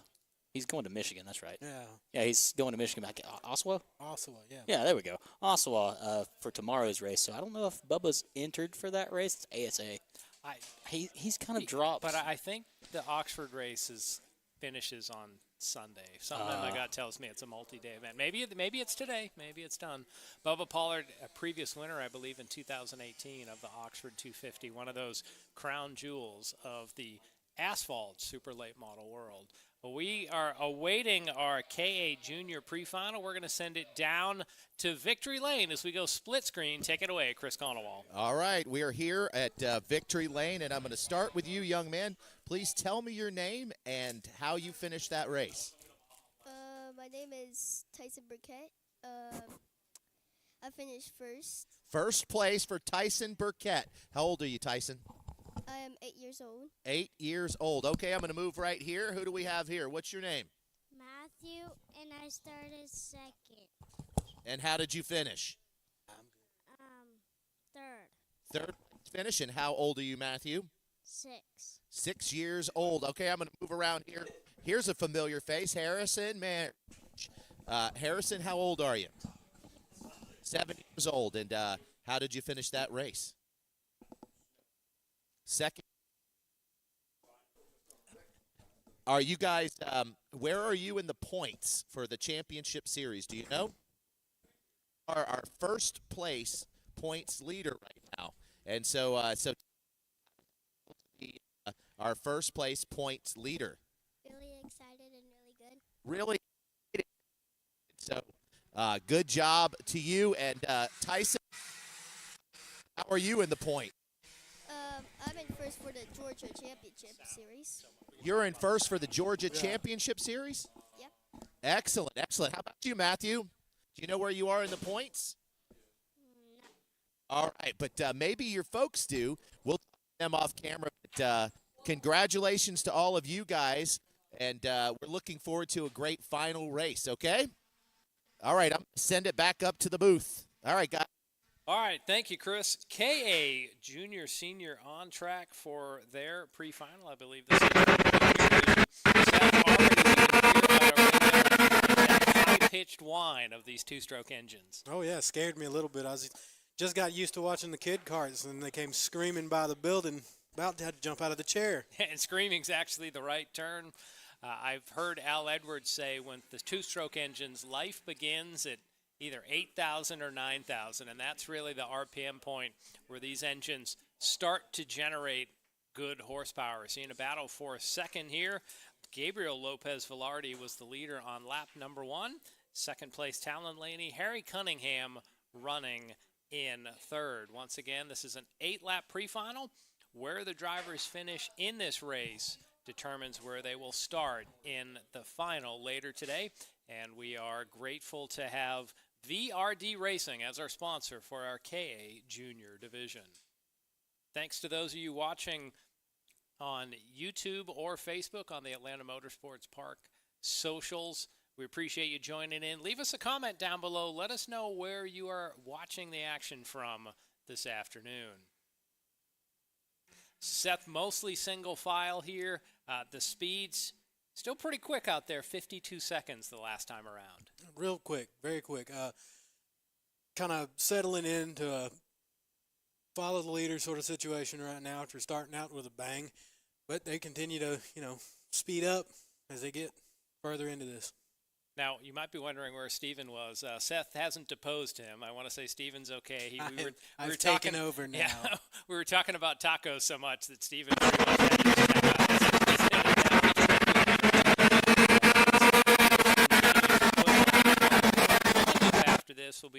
LO206 Masters and Legends division. As we could say, one for the old guys out there, but Masters 35 plus. I believe Legends is a new division for us. I think it's 55 plus. And Seth, the time has taken its toll, but those guys still love to get out there and feel that speed and be competitive. The love of racing. We're seeing it, people at that age, and just a few moments ago with 5, 6, 7-year-old kids. It's a beautiful thing. We love it. So we could say from 5, was it from 7 to 70 out here exactly. on track? Everybody's welcome. If you love racing, come on down and see us. Well, and I know for when I've talked to racers before, and they say they get out that first lap on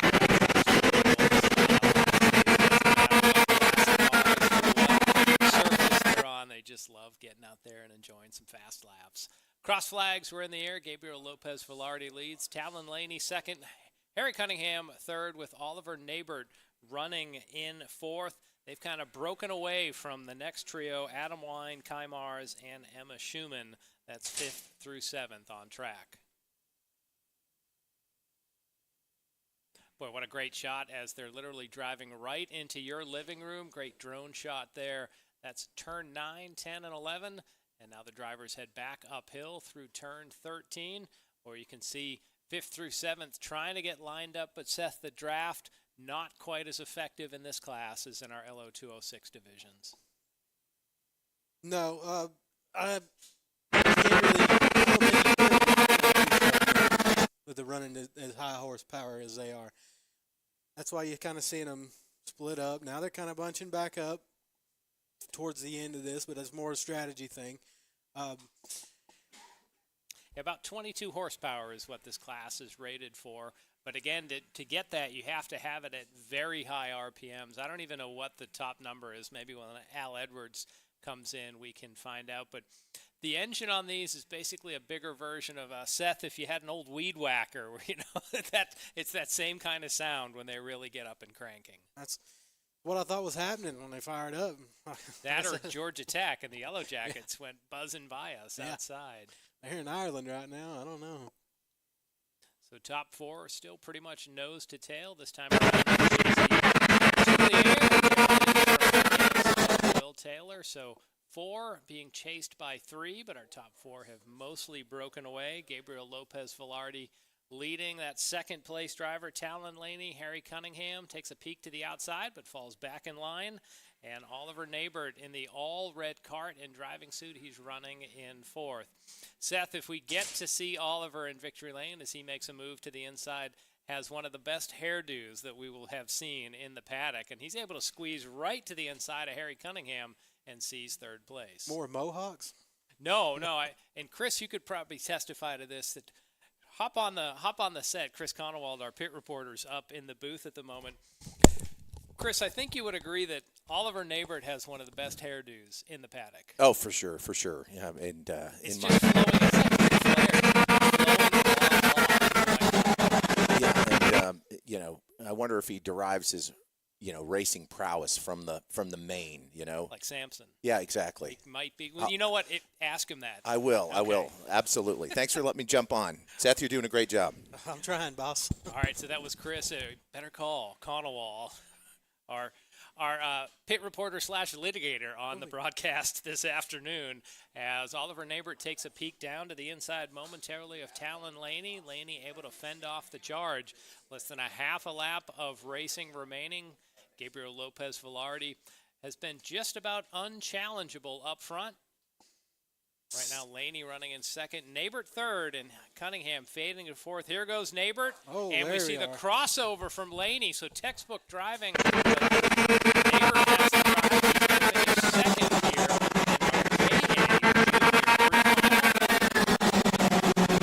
No one had anything. And he picks up the win here in this pre-final. No points on the line, as we've been talking about point standings. for the pre-final. This just positions them for the final. The points are awarded for the final at the end of the day. Stephen Newbold has returned, and I have to say now, the aroma is drifting up.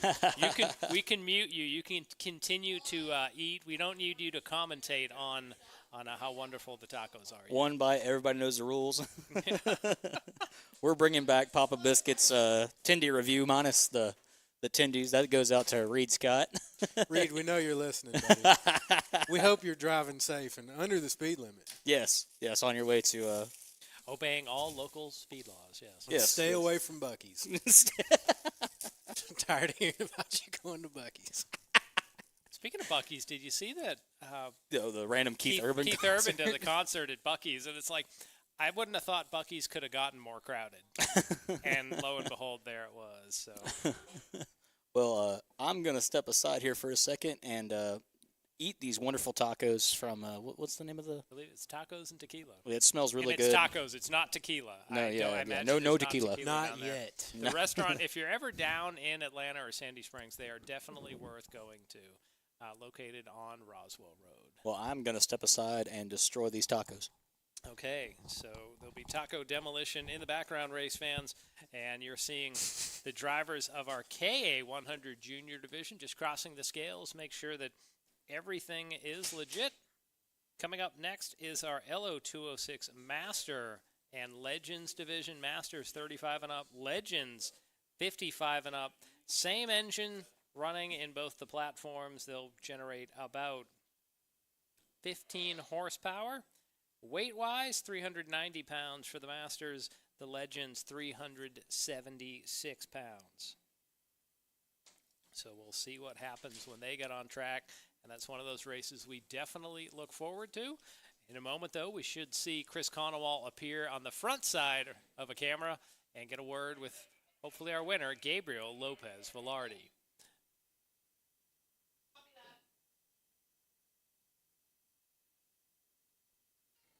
Test one. Okay, here we go. All right, Gabriel, I'm going to try to hold this mic just right. You were our pre-final winner, so let's talk to you about conditions out there today and how you managed to get the win. Well, at first, my first goal get to first and make a gap.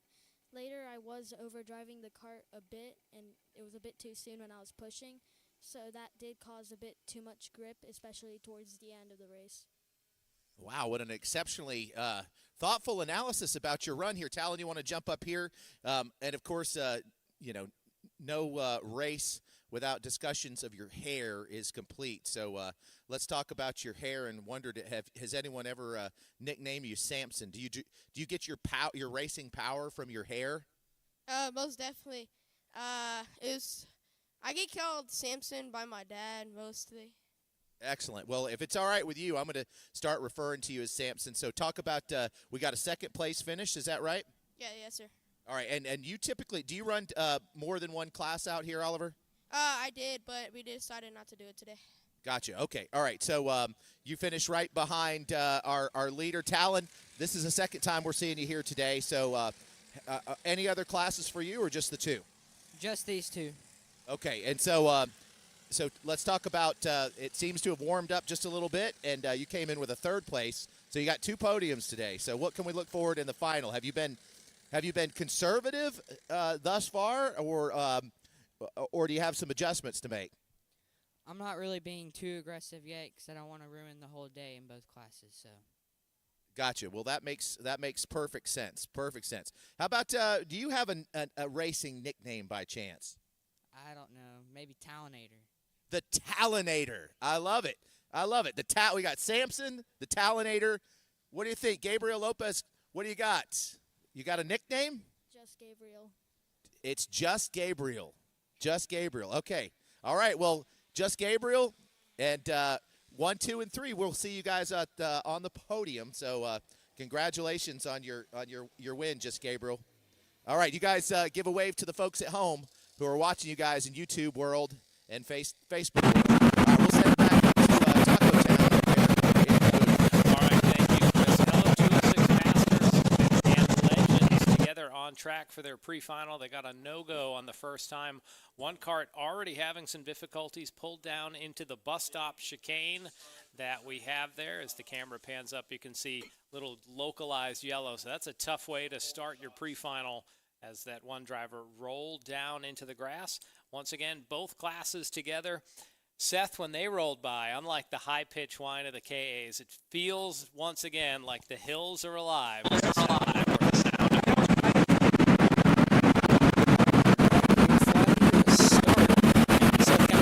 For a second, but that's okay, buddy. My brain stopped for a second. Well, what's that line from Major League? I was listening for the scream to come by, and it didn't happen. Well, that's a line in Major League when they do it. And it's like, that's why he's the best in the business. Yeah, I'm not exactly Bob Euchre. No, Euchre said it to his analyst. He's like, got anything to add? And he's like, no. He's like, yeah. All right, the field getting single file, very important when they work through that kink, because if they're too wide, it would be trouble. So the field charges right into your living room, and 21 kart strong, probably down to 20 now, as one of the drivers already had pulled off. Still a very large division. As they cross the line to start, that was Adam Phillips in first, Danny May in second, Tyson Swan third, Oz Cheek in fourth, Josh Smoker in fifth, Paul McKiltree, I mess this up every time. McKilry, is that right? Matt Lassiter in seventh, Ian Drennan in eighth, Leon Robertson in ninth, and Brett Lockwood in 10th.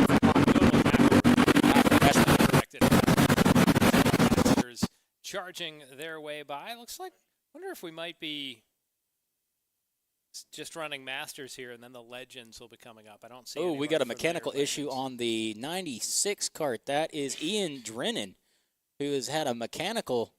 Oh, he snapped his throttle cable. You can see it snapped right there on your screen. You get a close-up right. Yep. And with the steepness of the hill, you can tell that kart wanting to roll back down. So it's a challenge to jump out, as we're seeing a battle up at the front. That's all Iron over Man this Danny facility. May going to the point over Adam Phillips.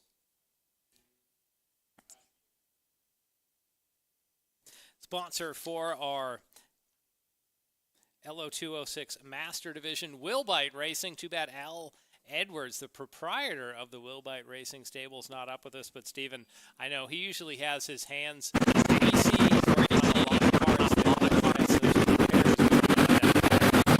I believe he has 20 karts today. 20? 20. Wow. A little bit less than usual, but still. Less than usual. Yeah, that's crazy to say. This full day's worth of work, I'd imagine. Al Edwards is like our resident mechanic. He's the guy for everything. I would say he's AMP's crew chief, a.k.a. Larry Mack. Has done racing in the past as well. Top 5 nose to tail, so the draft in full effect here as the field charges towards turn number 9. Danny May leading. Danny May, I believe he's the proprietor of Blazers Wings, one of the sponsors for our LO206 Junior division. Yeah, Danny May makes some great hot wings. If you're ever in Old Georgia, stop by and check out Blazers Hot Wings. Another name we've seen before, Oz Cheek, but this is the father of the younger Oz Cheek that was running earlier. Taking a any legends scored in the system at the moment. So a hearty field of, we started with 21 karts just in our Masters. Danny May still leads them going into 2, but it looks like Adam Phillips is going to push into 3, maybe getting. Nope, he's not going to close off that. He's going to fall right back in line, entering turn 4, and they're going to go single file through the kink. And he was all over that back bumper coming into 2. I thought he was going to get him coming out of it and into that next turn. Exciting racing going on up front. So 1 and 2 of Danny May, Adam Phillips are battling hot and heavy, but let's not count out Tyson Swan. Tyson's sitting back there, coming through the S's, just waiting for his moment to attack. Biding his time. Danny May still leading, coming through into turn 14 through 15 as they enter 16. They're still kind of almost snaked up there a little bit. Seth, what do you think is the best move here? I think the best move is to go back to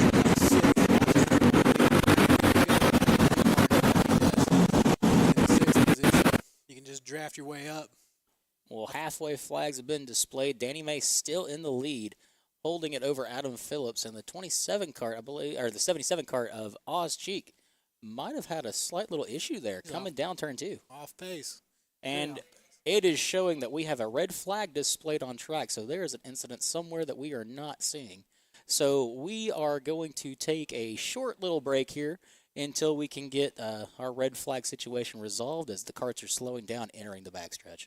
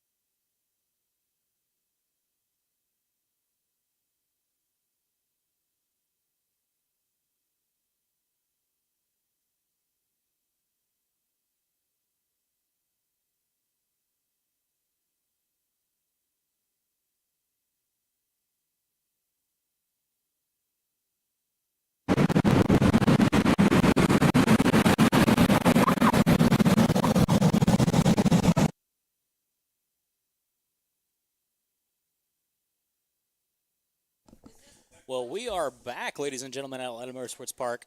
After our red flag situation that happened down there in turn 16 and 17, not exactly sure what happened. We will provide updates when we get some more information, but it looks like we are going to go back green. I believe we've switched to the Legends. So Legends pre-final is starting now. There is 8 karts on the grid. We have got a green flag. Frank Baldozer takes the green, followed by David Fusco, Tracy Pearson, and Chris Collette as they enter turn 1 and 2. Little confusion on the start. Had to go back through a couple of times. Yeah, that happens every once in a while. These are the I wouldn't call them the older division, but these guys are a little bit older than the Masters. These are the Legends divisions.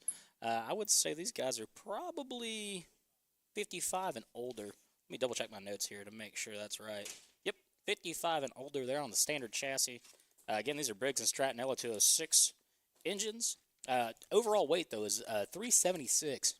That's changed over the past couple years, but this is also technically a newer division that we're seeing running here at Atlanta Motorsports Park. As I was saying before, it's great to see the kids racing, but it's also just as good to see the older folks still enjoy doing what they love. That's something great, and we love to see it. Well, Frank Baldozer and David Fusco are going head-to-head on this first lap. Fusco is going to lead that first lap coming down turn 2. He's going to hold off Baldozer as Fusco swings it pretty wide. Let's see if he's going to have the run to block him coming into 3. And he does. He's going to hold him off, entering 3, entering the backstretch.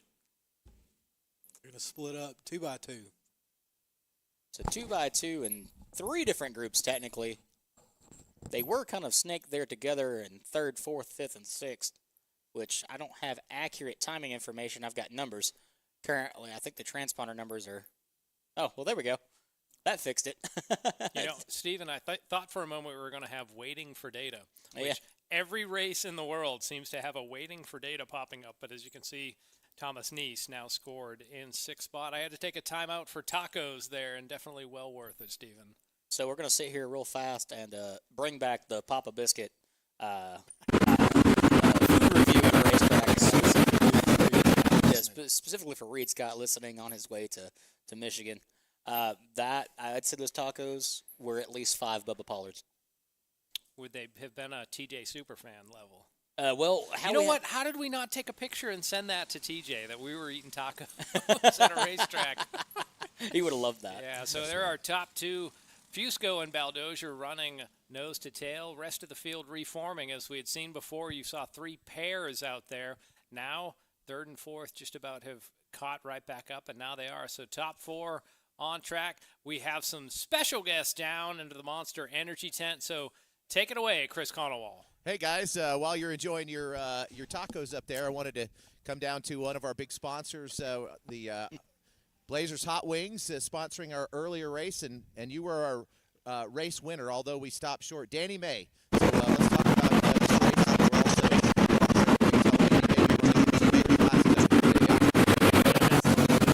Wings for letting us do this, and they're working hard, getting close to football season. But that was a good race. I wanted to jump to a quick lead. I knew I had a kind of leading gear, so I wanted to jump out to a quick lead and us kind of stretch the field out. But they were on me, man. If we would have had a pass at the line, they probably would have got me. But that red flag came out and just ended it for us. So yeah. So speaking of, right on the tail, as you guys came by before the red flag. So Adam Phillips, tell us about your about that particular run before the red flag. Yeah. I saw Danny wanted to kind of hop out in front there, and I wasn't going to make it too easy on him, but I was going to give it to him because if there's anything when it comes to running with Danny, it's like you're going to learn something. And I love to learn, as they talk about racecraft, I'm all about it. So I was like, all right, Danny wants to take the lead here. No sweat. It's just the pre-final. I was going to tuck in behind him. I know he's got a million laps here.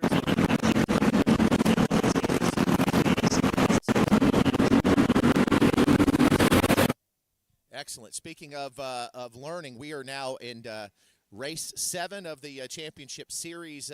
How are we stacking up in terms of points? You guys keeping up with your points? Let's start over here.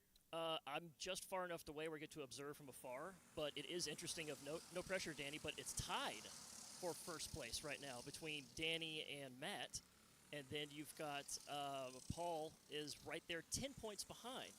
So I've been bugging my buddy Grant, who's in 4th, and I'm like, all right, well, I'm probably not going to catch the top 3, but you boys have fun. I get to watch from afar, no pressure. So I get to come out here and just kind of ride around and try and collect points. But the top 3, first, second tied, and third 10 points behind, y'all have fun, boys. Yeah, indeed, and tight field there. Danny, you mentioned running in the Shifter Series, and that one's sponsored by Oz Cheek, right? And there's a cash purse in that one, isn't there? Ooh, I didn't even think about that. I was just building a shifter because I wanted to have fun, but I didn't think about the money. Yeah, I was talking to Sean last weekend. We were out here, and he says the pot seems to continue to grow. So I'll just say a disclaimer: I'm not 100% sure, but I think it might be $1,500 or so for the series winner. So you might want to, really do more than just run for fun, because you might be buying a whole lot of hot wings with that. Yeah, I like that. Thanks, Oz Cheek and Oz Tech Racing. That's awesome. Yeah, super cool, super cool. Well, guys, thanks for taking a minute out to talk to me, and we look forward to seeing you guys in the next run and the several runs that you'll have. I'm going to send it back up to you guys and try to find out when I see Oz Cheek how much that purse really is. We'll let you know. Thanks, guys. All right, thank you, Chris. So that was Danny May, the winner of our abbreviated LO206 Master Pre-Final. Stephen, I could hear it a little bit. Adam Phillips starting to talk out, maybe not exactly trash, but sort of verbally setting up the battle lines that'll happen for the final later today. Now, Seth, you're probably going to be the wrestling reference here.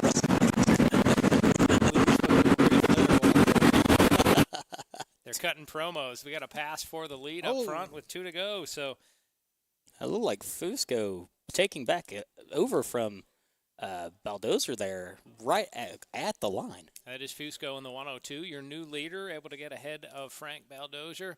So Baldozer has about a lap and a half to try to find something special, a little more oomph out of his cart to retake the point. Now, Thomas Neese wants these two to battle because Thomas is right there in the mix. But let's not forget about Chris Collette, who's closing in on that gap in position 4. Very sneaky. And at this age, these drivers all, you figure, have a lot of laps, a lot of experience. Definitely a joy for them to be out here in the action as they head up the hill towards turn number 14. David Fusco leads Frank Baldozer. Thomas Neese waiting in third, sort of waiting for some trouble ahead of him to capitalize on it. But for now, single file as they work down the main straightaway. Take that white flag as they go down into turn 2. Fusco is going to hold off Frank Baldozer entering turn 2 and up the hill. So up the hill one final time out of that signature turn number 2. They will swing past our vantage point with those rumbling LO206 engines. Baldozer, maybe a little better line. They're going to be side by side for the moment. And they're contact there. You could see a nose piece get hooked in one of the grass. A pass in the grass. And that was Kellett in 4th place going down through the grass to get to the inside of Baldozer. So Fusco, your leader. Stephen, we've mentioned several times, if you're too wide in the kink, it's trouble. Fusco and Baldozer just barely got single file, but then Neese came up, and you could see his nose hook with Baldozer, and they're still battling hard for second they're place. back there. They're really wanting that starting position. Collette took advantage of that misstep. Oh, a little bit of contact there. And now he's defending it. Good job. Yeah, some bumper car action off 16. The checkered flag is out. David Fusco picks up the win in what finished as an exciting LO206 Legends division. Our oldest drivers, yet our newest division here at AMP. So David Fusco is the winner. Second place, Chris Kellett, who made a move from 4th to 2nd on the final lap. Frank Baldozer 3rd, Thomas Neese 4th, with Frank Ball rounding out the top 5. Yeah, Chris kind of got lucky there, I would say. I sat and watched for about 2 or 3 laps watching him just case the first 3 drivers waiting on a misstep. And it happened, and he took advantage of it through the grass, and that was pretty impressive. Which he, as Steven said, it was a pass in the grass. Yeah. Normally when someone goes in the grass, it's not good. It's definitely not good. It shows the experience of these drivers. Normally it doesn't work. When you have drivers going side by side through the kink or going off course, you're going to end up with, at best, a caution here. So our drivers going across the scales, they're going to weigh in, just make sure everything is good, everything official. We see the driver there with the jeans on and the jacket. We might see that coming up in a little bit when we have the vintage cars on track. We don't want to tease that out too much. Stephen, most of the drivers that we see in karting, like this number 60, have on a driving suit. It's head-to-toe coverage. It gives them abrasion, not like a NASCAR fire suit where the drivers have protection from fire. Here, it's really protection that if they come out of the car, it'll protect their skin against the asphalt. Yeah, that's not fun going across asphalt at 55, 60 miles an hour. So that's some level of protection. But when you see the vintage drivers out in a bit, they'll be out there in a pair of Levi's and a leather jacket, like they're more akin to hopping on a motorcycle on a nice fall day. You know, I kind of want them to bring back full-on 90s-esque mustaches. They should. Jorts, 100%. Yes. Jorts in the pits. They switch over to their racing suit. Cut off jeans. Cut off, everything. yeah. It's great. Wait, jorts? Jorts, yes, jorts. Jean shorts? Jean shorts. Oh, you know, I was struggling to remember because I wanted to forget. Great view of our patrons up on the deck here, and now we're swinging out. That's where the drivers will head as they're already have some karts on track. Once again, our next pre-final coming up will be our tag, cadet, and rookie division. Tag, once again, stands for touch and go. But before we get to that, we're going to go down to our victory lane. Take it away, Chris Conowall. Yeah, I'm here with race winner David Fusco and Chris Kellett. And a little bit of excitement there, Chris. I'm going to come back to you, and we talk about that grass action. But first, David, let's talk about the exciting win for you. Well, Frank gave me all I could handle. I'll tell you that much. He was on me the whole way, and he got by me twice in the same spot. And I figured that out real quick. I wasn't going to move over anymore. He taught me a lesson. You know, I was giving him too much room on the inside. I had more pace than he had, but Frank can drive. Frank can drive. And he saw where I was making mistakes. He got by me twice. I was like, I can't let that happen again. He kept trying to wave me by. I don't even know what corner that was, but I wasn't having any of that. I wasn't having any of that. But no, that was a good race. I'm looking forward to the final. I don't know what went on behind me, but apparently – yeah, let's talk about it. Chris Kellett, tell us what was going on behind, and you were pretty hyped up when we came off the track. Oh yeah, it was definitely a wild event over there. I think Frank kind of got pushed off in the kink, and that's like the worst place on his track to pass. And he got pushed off, and then I was still on the inside, and all of a sudden Frank comes back across the racetrack. It was a pass in the grass. It was all I could do to keep a hold of the go-kart, and I came back. Frank was giving me hell, too. He was just pushing my bumper and pushing my bumper. So Frank's fast today. David's fast. It's great to race with all these guys. I'm so glad we got to run in our own group today. It makes a huge difference. Yeah, that's right. We are seeing your own field here today, which is super nice. I know I've missed a lot of you guys in the interviews because they've bunched you together, but it's great to hear from your perspective and for the final. Track conditions, I think they're beautiful. It's beautiful out there. Yeah, track conditions are good. It's warming up a little bit, but like you were saying, I think it's great that we're by ourselves because then we're not getting mixed up with their back markers, so it's more fair to everybody. So I'm looking forward to the final. All right, what about you, Chris? Looking forward for the final? Oh, yeah, looking forward to the final. We made a change before this pre-final, and it seemed to go the right direction, so we're going to tweak it just a little bit more, see if we can get up here and run with David and Frank. Awesome. Well, we'll see you guys for the final. Good luck to you both. Thanks for a great interview. Thank you. All right, I'm going to send it back up to you. Great words. Talk about the field of their own. All right, thank you, Chris. As we're looking to get underway with our so some hijinks happening, and they will not get a start. We'll take the cutoff one more time. But, Stephen, definitely a great thing that the legends get to race second. They get that spotlight. And as they've said, they get a true start. Not dealing with back markers. They're also dealing with the Masters started, so you have to go no matter what you have. You get really a fair start at the beginning. Yes, that's very important in my personal opinion. Those guys are going to get their real race start, and that's what every division really deserves. And they put on a good show. You can see one of the karts down in the grass. Don't know if that's a mechanical that happened under the parade lap. So, Stephen, some bad juju down in turn 16 as the green flag comes out for our pre-final here in our Tag Cadet and Rookie division. Callan Berghofer straight out the gate, just right to the pole.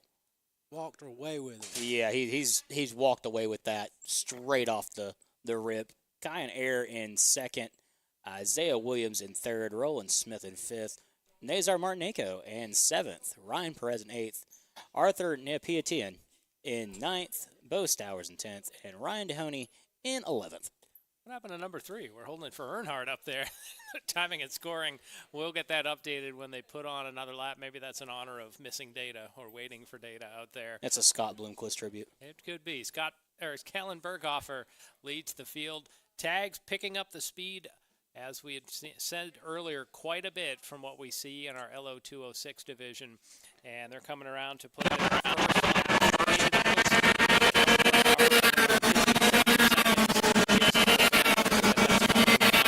a slow start as well. Yeah, he's already a whole second faster than second place. Side by side for second place up the hill. Ryan Perez looking to get around Kyan Air. For the moment, Air holds on. They'll sweep past our vantage point here in the AMP Kart building and once again head down back through the kink. Bumping and banging coming down that straightaway. That's a little unusual to see these guys drafting. Well, he's wearing that back bumper out there. Yeah, he's giving them the beans early on. As we've said, 7 years old in the rookie class up through 12 years old in the cadet class. So think elementary age students. These are the ones that, Seth, as you had said earlier, they were daydreaming yesterday in class about getting out on track. Exactly, and I can't think of a better thing for them to be learning is what we're seeing right here. Well, it's applied physics. Exactly. Yeah. There's a lot of science. There's a lot of science. Applied a lot of chemistry. Math. Yeah. This is definitely a part of your STEM program at your local school. Learning how to play well with others. I mean, it's not English, but there may be some other language Oh, that yeah. might get thrown around here. Racetrack as well. language. Yeah. The do's and don'ts of motorsports. So Callan Berghofer out of the shot in the lead. We're focusing on the battle for second. Kyan Air and Ryan Perez here in our Tag Cadet and Rookie pre-final. Tag Cadet sponsored this year by Liquid Moly, and our Tag Rookie division sponsored by Autolube. Thanks to Liquid Moly and Autolube for joining the broadcast team this season. They are definitely not giving any ground to each other there. Kyan Air can probably feel the pressure from Ryan Perez right behind him. Perez just gives him a little bit of a breather through turn 16, but then they're right back at it down the front straightaway. Well, Callan's put I'd say probably, a 20, 25 cart gap. 2.3 seconds on the clock. Yeah, that's at least a 20 cart gap in between him at second place of Air and Perez. And Perez and Air just battling back and forth, hot and heavy on each other's bumpers. As we had said in our last race, the Legends had a separate race of their own. Here we have the race within a race, rookies and cadets racing together. Bo Stowers is our highest place rookie. He is currently scored in 5th place overall. Yeah, I'm trying to figure out which cart was the one that had the mechanical over in 16. I don't know if it was Arthur Neapiatian or Ryan Dehoney, because neither one of those drivers have got a confirmed lap time.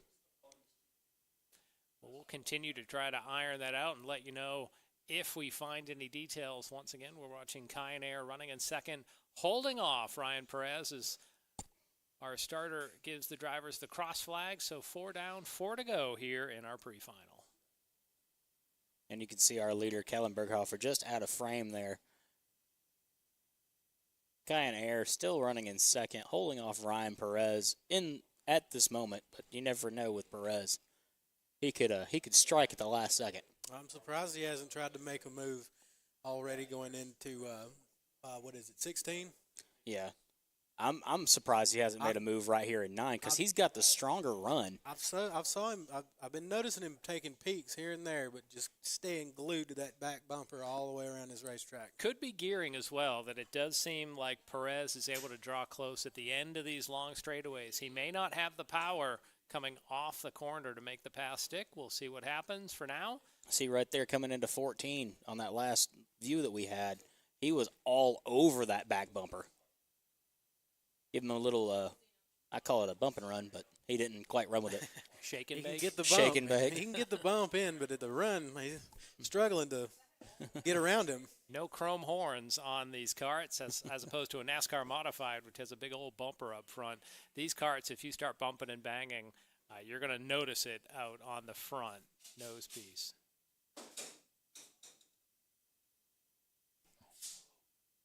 So Callan Berghofer continues to lead in our Tag Cadet pre-final. You can see him already out of the shot, heading up to turn 13. The rest of the field working their way through the S's. Almost looks like on the front of Kyan's nose piece, like a dent in the middle of it. When we get that shot again, I'm not saying he hit something in this race, but looks a little concaved there. I wonder if that's going to play into aerodynamics. I don't know. So 2 laps remaining here. Callan Berghofer, your leader. Kyan Air, Ryan Perez battling on screen for second. As Perez briefly takes a look to the outside through 2, gets right to the rear bumper once again of Air. You can see Air checking his rear every time he comes up that hill. He's watching him. He knows he's coming, and I'm not gonna be surprised if he makes a move here very shortly to try and get around him. The weird thing about that uphill after turn 2, it's one of those spots a driver can take a break because your foot's to the floor. But because of the hill, you're not going. There you can see the dent on the front of Air's nose piece. Oh, yeah, he bumped into something. Something got something there. But when they go up that hill, you're going straight forward. You're not going fast. Your foot's to the floor. You can just kind of look around and take in the moment for a heartbeat or two. I think he's building up right here this next lap. Oh, he's going to have to make it on this next lap. That white flag in the air. So Callan Berghofer already out of the shot. Let's see, can Ryan Perez get to second? For now, Air able to hold on. Down into turn 2. There we see Perez go wide again. Let's see if he can get some momentum up the hill. Steven, looks like he might have to try something special as they head to turn number 9. Yep, he's going to try him in the backstretch. That was where I thought he was going to make his move. There Here he goes. There he goes. Oh, wow, what speed he's getting around him. Slingshot move. They're side by side into 9. Will we see a crossover from Air? The doors open. They're side by side. Air does the crossover through turn 10. So Perez overshot the exit of turn number 9. A little bit of shake and bake action right there. Perez had been studying him all race long for that move, but Air did a fantastic job defending it. Well, off screen, Callan Berghofer picks up the win in our Liquid Molly Tag Cadet pre-final. And there we see Kyan Air holds on for second. Ryan Perez third. The camera's going to pan back. Roland Smith is going to come around in 4th. Bo Stowers making his way through turn 16, 17. And he's going to take 5th. And there's a slight little battle here between Williams and Martin Yanko back here in the back of the field. And I believe that's going to be Williams and then Martin Yanko cross the line. And that will round out our pre-final in the Tag Cadet division. So Bill Stowers picks up the race within a race, winning the rookie division, and Callan Berghofer the winner overall in the pre-final for the Tag Cadet division.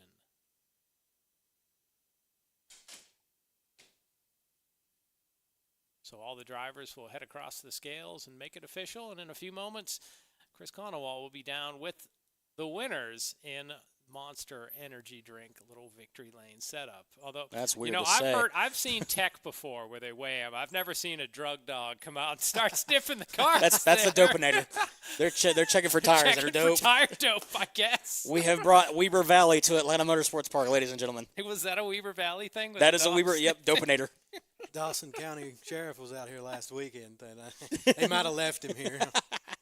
He's a scribe. You know what? Who is it at Five Flags for the call it the Room of Doom? But even there, I don't think they have a dog come and sniff over the car at the end of the race.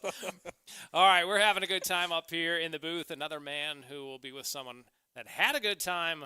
We're going to send it in a moment down to Victory Lane with Chris Conowall. But before that, we have a package coming up for you race fans. Check out this about what's coming up soon here at AMP.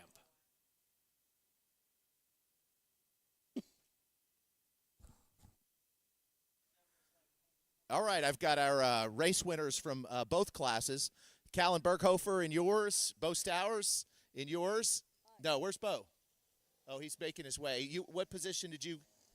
Third place, and second place for you in your series. Let's start with you, Callan. So way out front that race. Looked like a Sunday drive. Let's talk about it a little bit. I had a good start. I got a good getaway, so I could go over onto the right side of the track on the line. So then for the first couple of laps, I pushed really hard, and I got my lead. All right, so I think I see your mom's watching from home on YouTube. So you want to look in that camera and say a few special words to your mama? Thank you for bringing me up yesterday to practice. That was fun. So he says, thanks for bringing him up yesterday to practice. It really paid off. And so where's is that? Hey, Bo Stowers, come on up here. Come on around. We got 1, 2, and 3 in your series. You want to turn around here, and we'll get you in front of the camera. Bo is always a great speaker. So, Bo, tell us about that race a little bit. I was trying to fix the start.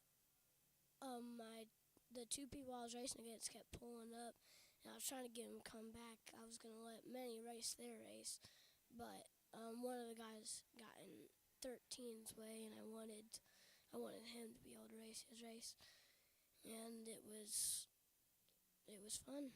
It was fun. All right, and so we had a second place finish, third place, and second place finish. So let's talk about your finishes and also how you guys are doing in the points.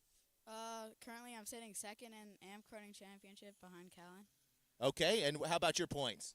I didn't even participate, so I don't really have the points. But I am in LO206 Cadet, and I am at first. Excellent, excellent. Bo, how are you sitting in the points? First. First place in the points, okay. And Callan, so I think now you've got a pretty secure hold on the first place points. Is that about right? Yeah, I need to race one more race next month, and if I win there, since it's a doubleheader, if I win the first day in Mini, I get to go up to KA the very next day. And also, in qualifying, I set the track record, so that was cool. That's right. I almost forgot. You came over before racing started, and was it a 55 or a 56? It was a 56 flat. Unfortunately, I couldn't get a 55 this time. I think my tires were a bit too high on pressure, so. Oh, Dad, a little bit too much pressure on those tires, but you know what? It doesn't matter. He's got a track record here, and I don't know if you guys can see it all in the camera here, but we got all these race car drivers here. This is where legends are made. You're looking at some legends of racing here that will one day be driving at top levels. So I'm going to send it back up to the booth. We're going to see all you guys in the finals. So good job. All right. Thanks, guys. Thank you, Chris Conowall, with the winners of our Tag Cadet and Rookie pre-final on track now, courtesy of Primal Racing School. It is our KA 100 Senior Division. Seniors are 15 years and up. They're racing in those 22 horsepower carts, two-stroke engines, so we should see about 54-second lap times maybe. And Stephen, already they're getting single file here on their first lap. Well, we kind of missed the 4-wide start entering turn 2. Mateo Rubio Lingo will lead the field to green. This time by, let's see if it's going to be Luengo or Perez. Oh, well, it's Perez. Luengo in second. For now. Yeah, for now. Say, yeah. Andrew Hamel in third. Christian Foster in fourth. Boy, they're still swapping Yeah, up the hill. Wow. I don't know who's in front. At this point, I think they've swapped it a couple of times. I don't know what to do with my hands, John. I can't help you with that one, but on track, they're single file working down through the kink. Daniel Perez, Mateo Rubio, Luengo, Andrew Hamel, your top three. We're not sure in what order. I think Perez is not in the red suit. Perez usually has green on his kit. That's Mateo that's up front. Okay. That's a Liquid Molly race jersey. So that might mean that Perez is in second. We're used to seeing Danny Perez in sort of the greenish colors. Yeah, the Tony Kart. And he just... They're still fighting for They're it. It's fighting 1, 2, and 3. Three-way fight all This is the way gonna around be a the battle. track. Every turn, they're trying to trade it back and forth. As long as everybody plays nicely. So Perez moves up to second. Boy, they're trying to get dicey at the bottom of turn 2. We've said even before the broadcast, turn 2 is not normally a passing spot on the track. These drivers apparently didn't hear us when we said that because they're doing everything at the bottom of that treacherous hill. Now, that's Perez. He has the green helmet out there running in second. Looks like his teammate as far as the kart the design. colors, yeah. Yeah, that's Andrew Perez. Then I believe that's Mateo in third. That would put Christian Foster in fourth. So 2 laps in out of 8. Once again, thankful to have Primal Racing School as one of our sponsors. They do the racing at the big track next door. If you want to get into one of those downforce cars, that is how you do it. And, Steven, those things look really exciting. Basically, if you upscale a go-kart, it's I've been in those cars one time. Sign me up. And I was like, all right, this is fun, but I don't want to do this again. Sign me up. It sounds fun. It was like too much? No, it wasn't too much. It was just very tight. And at the time, I was way smaller. And it was very tight. I was probably like 200 pounds. Yeah, but I've seen Chris Hune, and we've had literally a D1 NCAA lineman get into those cars true. too. So it looks like Perez got passed by Luengo there, and Luengo's going for more into 14. Ooh, slight contact there. Got a little squirrely going through that kink. So, man, they're wanting this bad. Yeah, Luengo down to the inside, bringing Perez with him. So might see Hamill get shuffled back to third as the cross flags are out. Man, this looks like a it's a slobber knocker. Yeah. That's what this is out there now. I lost the words for it, but this almost looks like a national level race. These guys are separated by not even a 16th of a cart. Well, and how rare is it that we see Daniel Perez in second? Yeah, that never happens. Normally he gets to the point and he's going away, every single lap. Right now, Rubio Luengo holding him off, Perez in second. Then we see Hamill in third. Rest of the field bearing down as well. As we have 4 more laps to go. Man, these guys are... They've been racing like it was the last lap since the green flag dropped. Like they were waiting in the program, and they're like, "We gotta make it a good one." This is like an Iami or Iami X30 race, at nationals. This is what this looks like. Coming up next, race fans, will be the vintage carts. It's not older drivers so much. We're gonna turn back the clocks on the vehicles that will be on track, but we're getting to enjoy a great lead up to that here with our KA100 Senior pre-final. And we'll go through a little bit of the specs there on those vintage carts when they come out, and I'll run down that for you guys. Really excited to have them here. They're a mainstay at Lamar County Speedway. A lot of the history of that track was done when vintage carts. Slide job that went wrong. Going around, and that is the 898 of Mason Groves. It was running 5th. Didn't go as planned. That lets for the first time in this race, our top 3 have some daylight behind them. So it was about a 6 or 7 cart conga line. Now we just have, once again, Luengo, Perez, Hamill, your top 3. 6 laps in, 2 more to go. So they got the popsicle sticks in the air. But for the vintage carts, that's what was running at Lamar County Speedway when they were, say, late models back in the 70s through the 90s, when they had a lot of national level races down in Lamar County. A lot of great pictures. I see the names on the building that they have there, drivers like Lake Speed that started there. We talk about drivers starting in karts. Lake Speed ended up in the NASCAR Cup Series. I think one of the Pruitts, maybe a Greg Pruitt or a Scott Pruitt. Eventually you see him in Trans Am and some Indy racing. So a lot of history at Lamar County Speedway. We're going to tap into a little of that in the vintage division. Yeah, I'm kind of somewhat prepared to bring back the old 90s mustache. Maybe some jorts. No, we're going with the jorts again. White flag. Mateo Rubio Lingo leads them down turn 2. Danny Perez in second, and Andrew Hamill in third. Now, these 3 are going to duke it out in the backstretch and entering the S's. That's probably where Danny Perez is going to make his move. If he has to make it, he has to make it soon, as they charge right down past you at the kink. And they are heading down the back straightaway. A little bit of daylight opening between our top 3. So for the moment, Rubio Luengo has just enough of advantage to fend off Perez through the excellent turn 9 passing area. You can see Luengo take a quick twist of the hedge to see how far behind or how close Perez is. Here comes Perez. Last, best and final shot to turn number 16. He tried. He closed him off. Couldn't get it turned fast enough. Yeah, he got right to the rear bumper. Could get no closer. Mateo Rubio Luengo picks up the pre-final win here in our Primal Racing School KA100 Senior. Vincent Capetillo squeezing out that 4th position from Christian Foster. They were side by side crossing the line.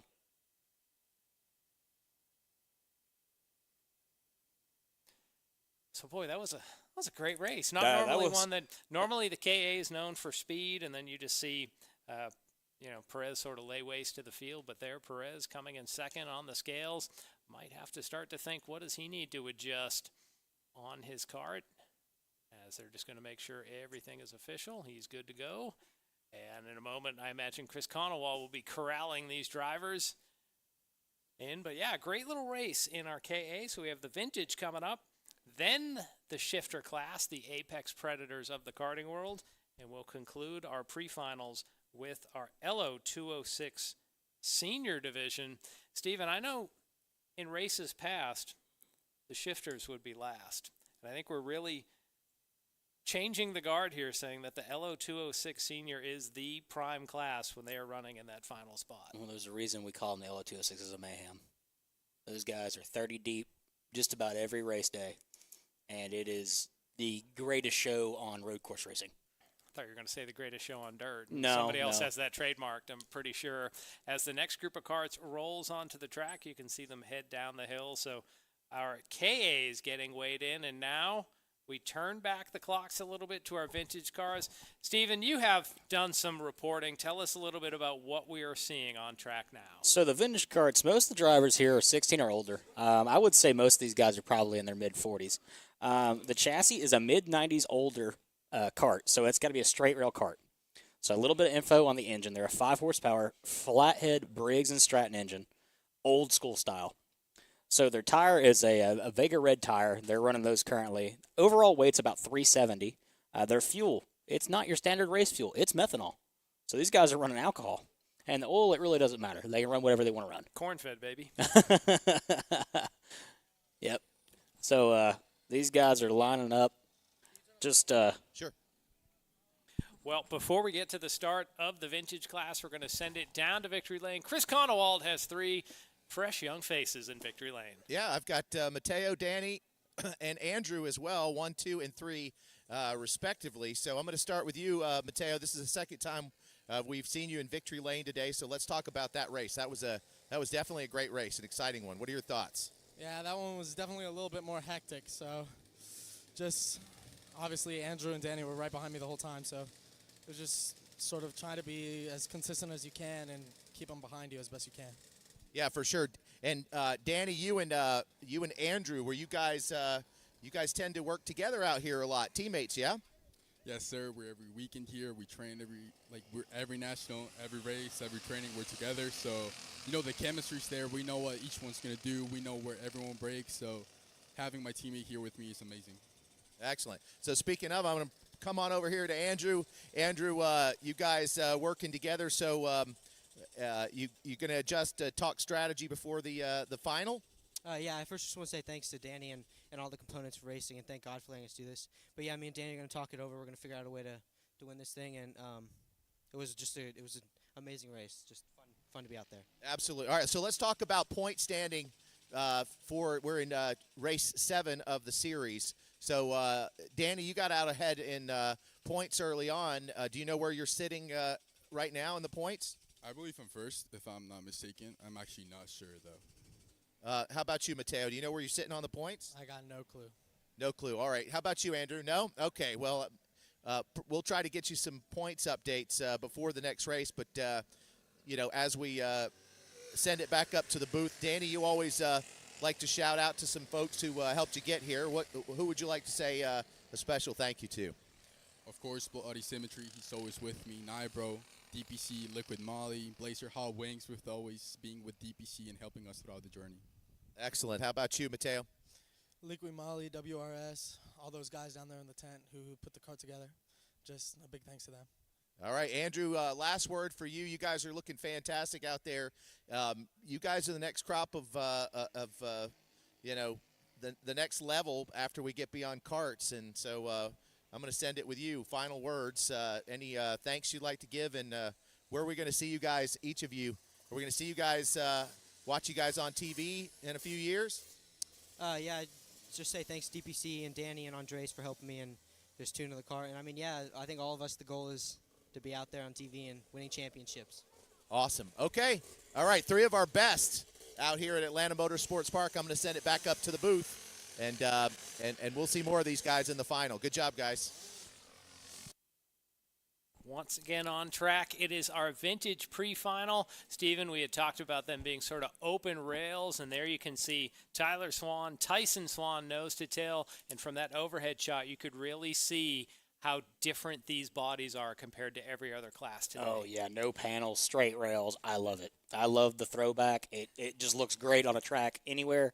The sound of those flatheads, oh. If we were outside, the smell of that methanol, it's just like a sprint car smell. The last thing we haven't mentioned, the drivers in this class not wearing those abrasion suits. When we get a close-up after the fact, a lot of them you'll see jeans and then like a leather biker jacket, like they're going out for a Sunday drive up through the North Georgia mountains. Right now, Tyler holding off Tyson Swan. These karts running about 1 minute, 2 seconds. So that's on the fringe of being right competitive with our LO206 Senior Master Legends class. You know, we kind of have a celebrity running in this division. Let's highlight Billy Johnson Jr. here for a second. Billy Johnson, the legend Billy Johnson, is running with Horsepower Palace, and he was the winner of the North-South Vintage race in Chestertown, Maryland, just a couple of days ago. And he went up and represented Atlanta Motorsports Park and Barnesville and did an amazing job. A big shout-out to him and all of his crew. There's a big group of them. Kim Baloo Bayou, who's out there currently in the 94 kart running in 6th. You got Kenny the Buff in 4th. Let's see else. You got Jason Puddin Tedwell. I love that name. Very first time he won a race here, I got to do his interview. Okay. And I don't see him out here currently. Well, they should have gotten the cross flags. 4 down, 4 to go. The real interesting part about these karts is for many of these karts, they stopped racing before many of our drivers were even born. So we've sort of stepped into a time warp of sorts for these few laps, getting in to enjoy the sounds, the smells of what kart racing was going back really not just mid-90s, but really into the 1970s as we have a couple of pairs. The Swans being chased by Billy Johnson and Ken the Buff. Every time they roll past our building here, those flathead rigs sound fantastic. It is like a sexy sound, if there yeah. is one, that absolutely is pleasant to the ear. I would record that and play it on loop. I really would. It sounds like something out of a movie. If you were saying we want to have canned sound to play, and it sounds like what you would hear. These are really a mainstay at Barnesville's Lamar County Speedway. When you see the pictures of the World Karting Association events they had through the 70s and early 80s, much different times. Drivers would pull up and almost imagine a VW microbus where they had the cart in the back, or at most they would have a small van pulling an open trailer, not like today where most of these trailers that they're using would be like a landscaping trailer. It was a lot smaller times back then, but you know that passion still burned just as bright. Well, as we can see, Tyson Swan is going to have to fend off Billy Johnson Jr., who's closing in that gap. Yeah, top 4 just about nose to tail now. And now we will see not as much aerodynamics. Boy, you can see their feet hanging right out there. There's no nose cone in front of them. Imagine we had a camera on their feet. You could absolutely see what they're doing through the corners here. That'd be a brilliant idea. 4-camera angle. Have them in-car for a lot of these. We did at one point in time have an in-kart camera. I believe that was in the LO206 Master Division. But I think you're talking more about like when NASCAR's in Martinsville, they'll have a camera at the driver's feet, or on the road courses, and you see the dance that the drivers do each lap. The right foot throttle brake combo. Or heel toe. Yeah, heel toe. Yeah. So top 4 nose to tail as they lumber their way up to the hill and past our vantage point. That wonderful sound filling the air here of Dawson County once again. Burning methanol is also a great smell. I don't know why, but it just smells really good. To me, it would remind me of seeing super modified sprint cars or midgets. Yeah, I think that holds close to me with the dirt world. That being more my background. As we see Billy Johnson Jr. sticking out his nose there in turn 14, but he's not going to have anything for Tyson and Tyler Swan. Yeah, it seemed like he tried to make the pass, lost a couple of kart lengths of momentum. The Swans content to just ride. You can see the drivers take a look behind them. White flag in the air, no mirrors, no radios. The only way you know what's happening is to look over your shoulder. So Tyler Swan has led from the get-go. They'll head up the hill one more time. Will Tyson make a move, or here comes Billy Johnson again? You know, he's on the unfavorable outside, maybe a little contact there through turn 4. They're going to charge downhill through the kink. Will Johnson make another run here? Will the Swans, looks like they're going to tandem defend here we the go. inside. Johnson's making his move. He's going to swing to the inside. He's going to swing it back outside. Let's see if he goes over here to get around. Oh, we got a cart down in the S's.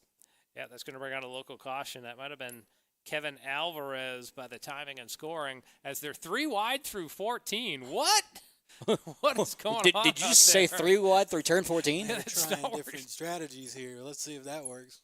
Ripping a page out of the distant past to try here in the present. But for the moment, Tyler Swan, but here comes Tyson Swan, side by side to the line. And Tyler Swan holds on to win. Tyson Swan second, Billy Johnson third, Kenneth Buff fourth. And then it is a gap. We're waiting for the next rider to finish. Oh, here they come. That might end up being a 3-wide battle for 5th, 6th, and 7th. Let's see, right now it's Flip Davis who is listed. Oh, here we go. That's going to be close. Ooh. I think Flip's going to hold on, but only just holding off Tyler Farr. And Todd Breedlove coming home in 7th. So we got Jessica Epting still out there and Kevin Alvarez also still out there. So one of those 2 drivers was the drivers that, oh, nope, here they are. They must have gotten started back. Let's see what this battle is for 9th and 10th.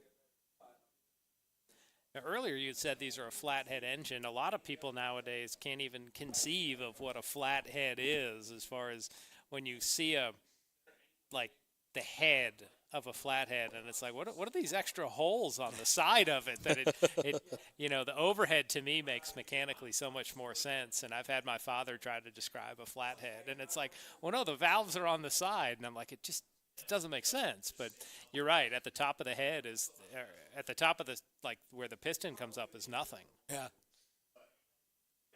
Where's the spark plug? Is that at the top, or is that off to the side as well? I honestly don't know. We're gonna have Seth, do you know? I think they might be on the top. I'm not sure. Like maybe it's just the top, but the valves are off to the side right. of where the piston travels up and down. So with that, we're going to give you a package and let you see what's coming up next here at Atlanta Motorsports Park. My name is Oz Cheek. The class I run is shifter. I've been driving for about 2 years now. I don't have a favorite. I have a lot of fun watching it with the family, though, especially with the Drive to Survive series. Do you know the Max Verstappen song? Do not know that song. I don't know that one. That I can probably not do.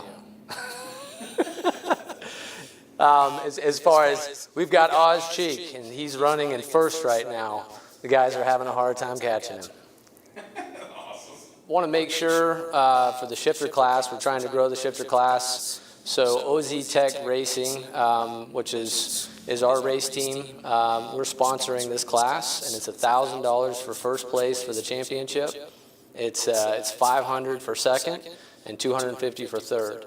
And wherever I finish in the class doesn't count. So we really want to pull guys out, come race with us, and it's a ton of fun. A lot of people get a little bit squeamish or scared, but the shifter class in general, most of the guys are, we're giving each other a lot more room, but we really want folks to come out and race. It's a lot of fun, so please come out and join us. Also, OZ Tech Racing supports Factory Karts here in the Southeast. Factory Karts is one of the few American-made go-karts in the country. They're doing very innovative things, and those are the karts that we like to drive. Welcome back, race fans. Just got to hear a word from Oz Cheek, who is helping put together what is coming up in our pre-final for our shifter class, courtesy of OZ Tech. Seth, I like to call the shifters the apex predators of the karting world as far as the acceleration that they have, the braking that they do, and the speed through the turns. We're going to see drivers worn out after this pre-final. Anything named the apex predator of something, I'm immediately interested in. To a great degree, I want to see this. And people compare shifter karts to Formula One as far as the weight to horsepower. We're seeing the Ford Rangers having to go out and wrangle up somebody on the course, so we have probably a moment to talk about them here. But, Stephen, they run the shifters on the softest tires so that they can get hooked up and get some bite in the corners. But, boy, we are getting ready for a great show. And for the second time today, we'll see drivers using a standing start. Yeah, these guys, they're running the safest tire, the softest tire, like you said. That's the Vega green tire here at Atlanta Motorsports Park. These guys don't really weigh too much. I mean, it changes per engine category, but the 125 is 380. That's the stock. The mod CR 125 is 390. The ROK and TM is 394. KZ, ICC, and X30 shifter is 400 pounds. And we'll see them flirting with the 90-mile-per-hour mark as they head down the back straightaway. I believe it is a 6-speed transmission. It's a sequential transmission, a lot like you might have on a motorcycle race, fans. The way the driver operates everything, the clutch is operated with their left hand. The shifter is operated with the right hand. There's no foot pedal for the clutch. To go to a higher gear, they'll reach their right hand down, grab the shifter, and pull it towards them. To downshift, they'd grab the shifter and push it away from them. Seth, I'd be afraid to take a hand off the wheel, and several times a lap they're going to have to reach out and either upshift or downshift with that shifter. Well, I believe you mentioned that it was similar to Formula One, and I know Formula One uses paddle shifters. I couldn't imagine the time that they would have to use a hand shifter. They had in the past, but I mean, it's so quick and it's fast in the corners, and there's so many things that you've got going on, and I imagine it's incredibly difficult. I don't know if I'd be able to do it. Yeah, it's definitely pulse pounding. The reason that shifters use a standing start is so that it is the one time drivers will have to actually use the clutch. Otherwise, race fans, they just kind of blip the throttle a little bit and shift it. In a car, we'd call that, power shift, just no clutch. Here, they don't take their left hand on other than to start. At the start, they'll pull the clutch in, get it in first gear, really rev up those engines. You'll see those big plumes of bluish-white smoke coming out. Once they get the green flag, they let the clutch out, and from there, they can just work through the gearbox. And I don't even know if they use first gear all that much. They just get, I don't think they get do. up into second gear. These are two-stroke engines. They are water-cooled, so you can see the radiators to the left side of the drivers there. Maybe on that front cart, we might see a little tape on the top of the radiator. So, Seth, earlier we talked about other classes peeling tape off to keep the temperature right. Imagine reaching over while you're driving a shifter at 90 and say, I want to make a little adjustment on how my radiator's doing. On top of having to deal with a clutch and a shifter. And elevation. And elevation. and corner. Paying attention to who's behind you, who's on your corner, who's in front of you, how close they are, how far away they are. All these things go into it. It's incredibly difficult. Got a lot of respect for these people. They can run these kind of machines with that kind of precision and having to deal with all the things that go into it. 48-second lap times can be expected this afternoon. Our own CEO, Jeremy Porter, ran in a shifter last year, and we talk about the physicality it takes to drive these. He looked beaten after a 10-lap race, and it just shows that these drivers are more than just drivers. They are athletes out there. You need to be physically fit, because if you're not, then you won't be able to stay mentally sharp to make the decisions you need. The one driver I'm going to personally watch this go around is the 444 of Danny May. Yes, that is Ironman Danny May in a shifter race. You can kind of see his cart. I believe he's towards the back there in that field, but I'm really looking forward to seeing Danny May in a shifter race. This is something that he hasn't done in, I believe, he told us 2.5, maybe 3 years. It's been a while. Talking about these two-stroke engines, I just had a piece of information handed to me. The KA engines will peak out at 16,000 RPMs. So that's the kind of RPMs they get from a two-stroke engine. It fits in with Al Edwards' line that life begins above 9,000. That in a street car, if you hit 9,000, there's parts coming out from under your car, right? Yeah. And here, a four-stroke, you probably, in a race engine, you could probably get 8,000 RPM. But in a two-stroke, again, you're torque band really doesn't begin until you get above that number. I could only imagine, like, technically what that would do in a car. Well, the two-stroke engine, it just doesn't scale as far as it works well when you have a little one-cylinder engine, like when we talk about your weed whacker or a chainsaw. Typically, the physics doesn't scale as far as the lubrication. You know, you're not going to see like, oh, I have a V8 that's a two-stroke. You just don't see that. Then again, also, you also get into the reciprocating mass as far as a big V8 engine. That crank is turning. You just can't turn that at 16,000 RPMs. Yeah. The smaller F1 engines, I think they regularly run easily north of 13,000. Yeah, I believe the Formula One's using a brand new hybrid V6 now. A couple of years ago, they were still running around with V12s and V8s and all kinds of crazy things, but I believe they got it down to even V6s, even the larger. Even their V12s, the cylinders were very small, Yes. so you had very little rotating mass inside of the engine. But they were still kicking 13,000 RPM. So just waiting for our shifter carts to get on the track. They will get a parade lap, then they'll come to a stop on the front straightaway and get queued up. Well, it for looks a like standing they start. are being pushed off right now. And that's the other thing. They have to be push started, and it's like your grandfather's old car. Put it in neutral, And get pop it that rolling, clutch. and then pop. You're right. Pop the clutch, and the engine will fire up.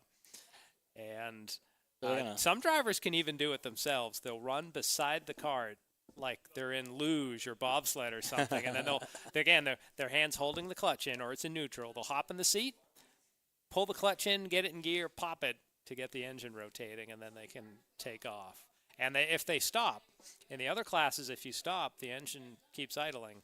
Here, you will It's stall over. it unless It's you over. pull the clutch in.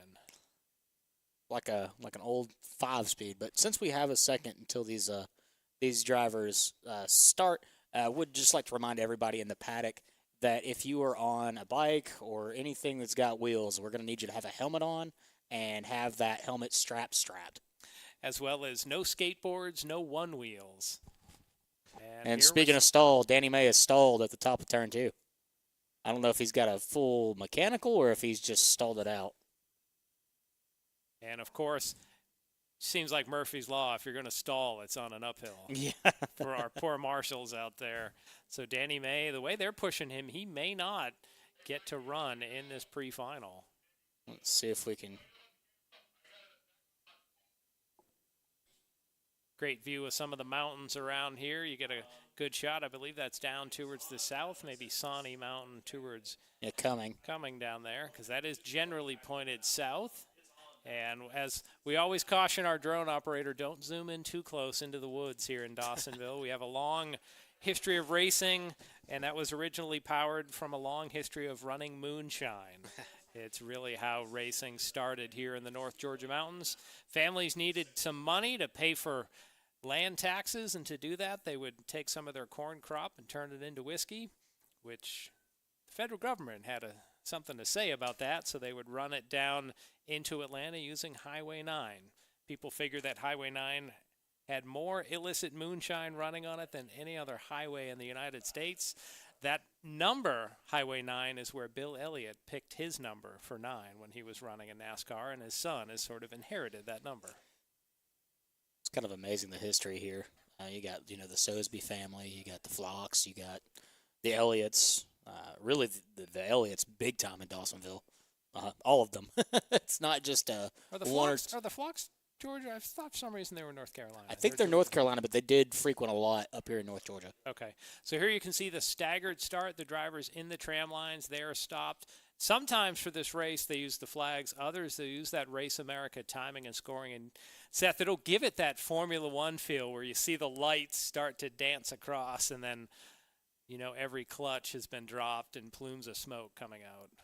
And on the lights to go out. Looks like we're having an issue with a couple of these carts being started. You can see the driver. He's reaching, maybe trying to find the right gear there. I think he popped it out and it stalled it, which is something. That's his right hand grabbing the shifter there, unless they're trying to wheel him back just to get him into the tram line. One of the most dangerous things in shifter kart racing if one of the front carts stalls, the rest of the field is full gas behind them and suddenly don't know if someone is slow right behind them. Perfect. There we go. Okay. That Great work by our safety workers. That's the number 24, Sam Evrutsky. Getting everybody started. 612 on the pole. That is Jake Fetter. So now you see those plumes of smoke. The drivers revving up the engines, preparing for the exciting start here in our OZ Tech shifter kart pre-final. And the green flag is out, and immediately drivers hard on the gas, and we are underway, although that driver that had the issues, that's Danny May. Evrutsky was slow on that launch.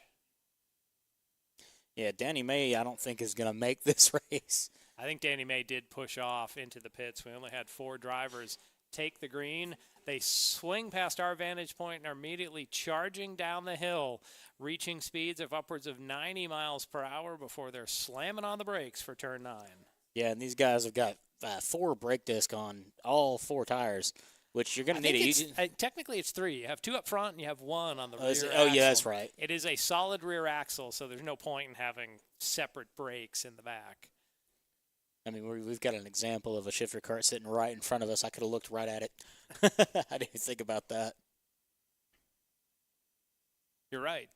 that is a shifter frame, at least, in front of us. There's no engine. There's no seat on there. As 1 lap already in the books, Jake Fetter, 50.514 seconds. That's from a standing start as well, so we should see lap times edging down into the 48-second bracket. Stephen, what makes these karts so exciting, because they can shift, they can always make sure that when they're coming off the corner, they're at that maximum torque point. You'll see the drivers take some funky lines off the corner, trying to turn early, get the karts going straight so they can get full power on. Yeah, I can only imagine the G-forces that are exerted on these drivers entering some of these corners. It's got to be at least what? I've heard it's 3+. Yeah, I was going to guess at least 4. At 90 miles an hour going into a corner and you having to slam on the brakes, it's I bet it's the same getting on the brakes as it is coming through the corner. And it's not just side-to-side G-forces. It is front-to-back with the acceleration and the braking. And we're doing all of this about 1 inch off the ground. So the sensation of speed when you're in one of these is very real. So Jake Fetter leads Ozcheek and Sam Evrutsky. Another Ozcheek. And there's a 4th car that is not being picked up on timing and scoring. We'll try to get an update on that. Might be waiting for data. Oh, yes. Waiting for data is, our mystery driver. We'll plug who's a random race car driver we could put in there. You got an idea, Seth? My mind is blank right now. I'm enjoying this action right here. It could be Gage Martinez. Gage Martinez straight from Weber Valley. It's unlikely, but it could be Gage out there. So once again, the drivers charge up the hill. That's the point in the track, race fans, where the shifters almost make that hill look like it's flat ground because they can just downshift to make sure they have plenty of torque heading up the hill. The tag seniors, the KAs, they're lugging up that hill a little bit more. Yeah, they're definitely moving way, way, way faster than anybody else out on the course. Pretty sure Martin Kremers has the track record, and that's in the 47-second Yeah, range. it was super, super fast. That was a cooler day in fall of last year, so there was definitely a little more power in the air with cool, dry air, and the grip. The track wasn't quite as hot and greasy yet. 48.578 seconds that time around for Jake Fetter. He has gone blue inside of Race Hero, so that's just an indication of how fast these little karts zip around this 1 mile track. Definitely seeing Jake Fetter there pulling away from the group just a little bit. Ozcheek in second, Sam Evrutsky in third, and it shows Ozcheek again. That's the 4th in the 488 kart in 4th. But I don't know exactly where he is out on the track. I can't get a good vantage point here to tell you where he is. And they move so fast, it's hard to see one of those little number placards that they have on them. In that video, race fans, you got to see before, that was Ozcheek, officially scored as Osley Cheek, but that's the father. Earlier in racing action, we saw Ozcheek the 4th out racing, and he, as we've said, doubles up and is doing shifter kart racing as well.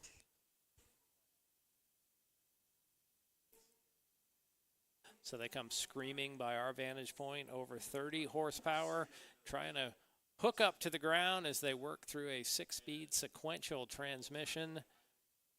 Our leader, Jake Fetter, already has swept through the S's, so he has a comfortable lead for the moment. 3.3 seconds was the gap the last time around. He's looking to build on that here on the 6th lap. Yeah, and let's not forget about our sponsor, Oztech. Oztech is here today with multiple classes, multiple karts, and they just recently joined us. What was it, last season? The Oztech joined as a partner at Atlanta Motorsports Park. If you are interested in becoming a partner at Atlanta Motorsports Park, please reach out to Atlanta Motorsports Park at any of their social media handles or their website. Almost a full straightaway advantage for Jake Fetter on the clock. 3.6 seconds the advantage. That's how quick they get down the straightaways here at AMP. And there we see the 77. That is Oz Cheek. Then trying hard to catch those numbers as the drivers sweep by. Might be Sam Mavrutsky in third. Sam Mavrutsky in third, and driver unknown in fourth. Is the white flag already in the air here in our pre-final. Coming up after this race, fans, LO206 Senior, the premier division here, sponsored by Swan Mechanical. We'll see how many roll out for action. Usually it's 20 to 30 of them, and they put on the show. Well, the crowd is definitely building out here on this balcony. We are seeing quite an amount of people over here in the right side corner from our little viewpoint. But Jake Fetter way ahead over Oz Cheek, Sam Mavrutsky, entering into the 13th and 14th corner. Well, we saw Danny May have problems early, even before he started. Shifters are cantankerous machines out there because they have so many parts, the water cooling, the shifter. They can break easy, but no problems for Jake Fetter this afternoon, picking up the OZ Tech shifter pre-final. Oz Cheek comes home in second, Sam Mavrutsky third, and coming across in fourth, I believe, was Oz Cheek the fourth. So that puts our shifter pre-final into the books. Well, Seth, you had fun up here today? Oh, I've had great fun up here. First time in the booth with you guys. First time watching karting here at AMP. So, since Seth has got a bail, thank you, Seth, for coming up here and hanging out with us today. Well, I appreciate y'all letting me. I'll be back anytime y'all want. And while we prepare for the LO206 Senior pre-final, we're going to send it away to this package for the moment. My name is Danny May.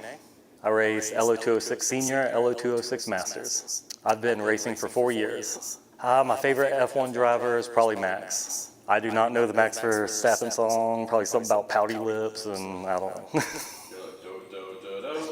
know.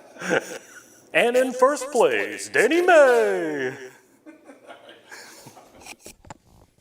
Having some fun there. That was Danny May, one of our multi-class drivers, just setting up what might happen in our LO206 Senior pre-final coming up. Joining us in the booth, it's our boss. So, Stephen, we need to be on our best behavior. Will Rigdon. I wouldn't say I am the boss. Well, but. you're our direct boss. The boss is somewhere out there probably cheering on his daughter. But officially, yes. you are. And she's actually about to compete in this next one. You are the executive producer as on Saturdays, but Monday to Friday, you are. I am the marketing manager Here at Atlanta Motorsports Yes. Park. So, race fans, it's Will that you would probably hear from if you want to join on as a partner.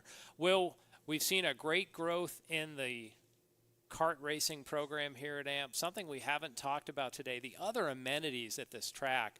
So much has come in over the last 10 years. I mean, every year we're constantly adding new stuff, and this year alone, the lights are a big factor. I heard you mention earlier that they're finally turned on, and we just did our first round of night karting about 3 weeks ago, and man, this place was absolutely slammed. I tried to make a reservation. I was told I couldn't make a reservation because it was all the way booked out and there was people standing. We opened the doors at 7 o'clock and it was already sold out. We had a line to the parking lot. No, it was past that. I was here for that little brief moment. It was to turn 15, or well, correction, turn 17. And it looks like we've got Chris Conowall down there, ready to go. Looks like we got Oz Cheek and probably Jake Fetter, the winner. Yeah. We'll find out officially. Take it away, Chris. Yeah, indeed. We were just talking about the OZ Tech. I was saying, what's the official title? Founder, chairman of the board, and you said Chief Fishbait Cutter. Chief Fishbait Cutter. Well, 1,000 fish are lining up in your direction. The winner of this class is going to get $1,000. And Jake, you were out there leading the pack really well today. So what was going right for you today? I didn't realize there was 1,000 fish bucks on the line, so I'm looking forward to that. I don't know. It's just trying to be smooth, consistent, save the tires. It's the big thing with these, especially weighing 400 pounds plus. It's just kind of keep the rubber alive throughout the day. So that was kind of the main thing I was focused on. Yeah, so officially it's you were telling me just outside the elevator and watched your package up there. $1,000 for first, $500 for second, and $250 for third. Danny May jumped in the pack, but unfortunately didn't get very far. He stalled up the hill with some issues. But tell the folks at home how they get involved, and also where folks are, if you know, on the standings for who could win the $1,000. Okay, yeah, and so just to remind everybody, I'm not part of it, so wherever I finish doesn't count. But the OZ Tech crew, we really want to grow the shifter class. There's a lot of other good guys that are trying to grow it, that have grown it in the past, and hopefully we can get the word out this year. And we want to do the same thing next year. So anybody who didn't really join this year, please come out next year. We want to do it again. Get started early, and yeah, that's what we want to do. As far as where everybody is in the standings, I'm pretty sure Jake's at the top. He missed a few races, but I think you get 3 drops, and you've missed 3 races, Jake. Yeah. So maybe this will bring you back for September, right? And Jake, how long you been racing? You've been racing about 2 years, I think I understand. How about you, Jake? Around AMP for about 3 years, but in total, like 15 maybe or something like that. Yeah. So did you make your way up through the ranks like many of the other drivers out here, start in kid karts and go that route, or did you race in some other class? It started when I was about 10, so a little too old for kid karts. But yeah, junior ranks. Raced locally up in Wisconsin, which is where I'm originally from. Did some regional stuff. Did a national race here and there. Took a break for college. Came back, and now just looking to have fun. Excellent. So who do we see on your suit there? Who's your sponsor? Just a buddy who does some driver coaching and helmet painting. TJ Coyen. So of course the sport is his little coaching business. He's based up in the Midwest, but he does virtual stuff as well. And then, yeah, paints a pretty mean helmet, too. Awesome. And OZ Tech, so if someone wanted to come out and get involved in this, would you help them get started from the ground up? Is that they find you online and you can get them started and get them out here racing? Yeah, so we're the Southeast dealer for Factory Kart.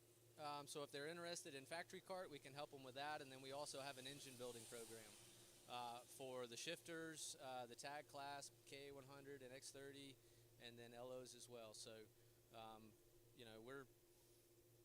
we just enjoy karting, and so we're just trying to be as involved as we can be.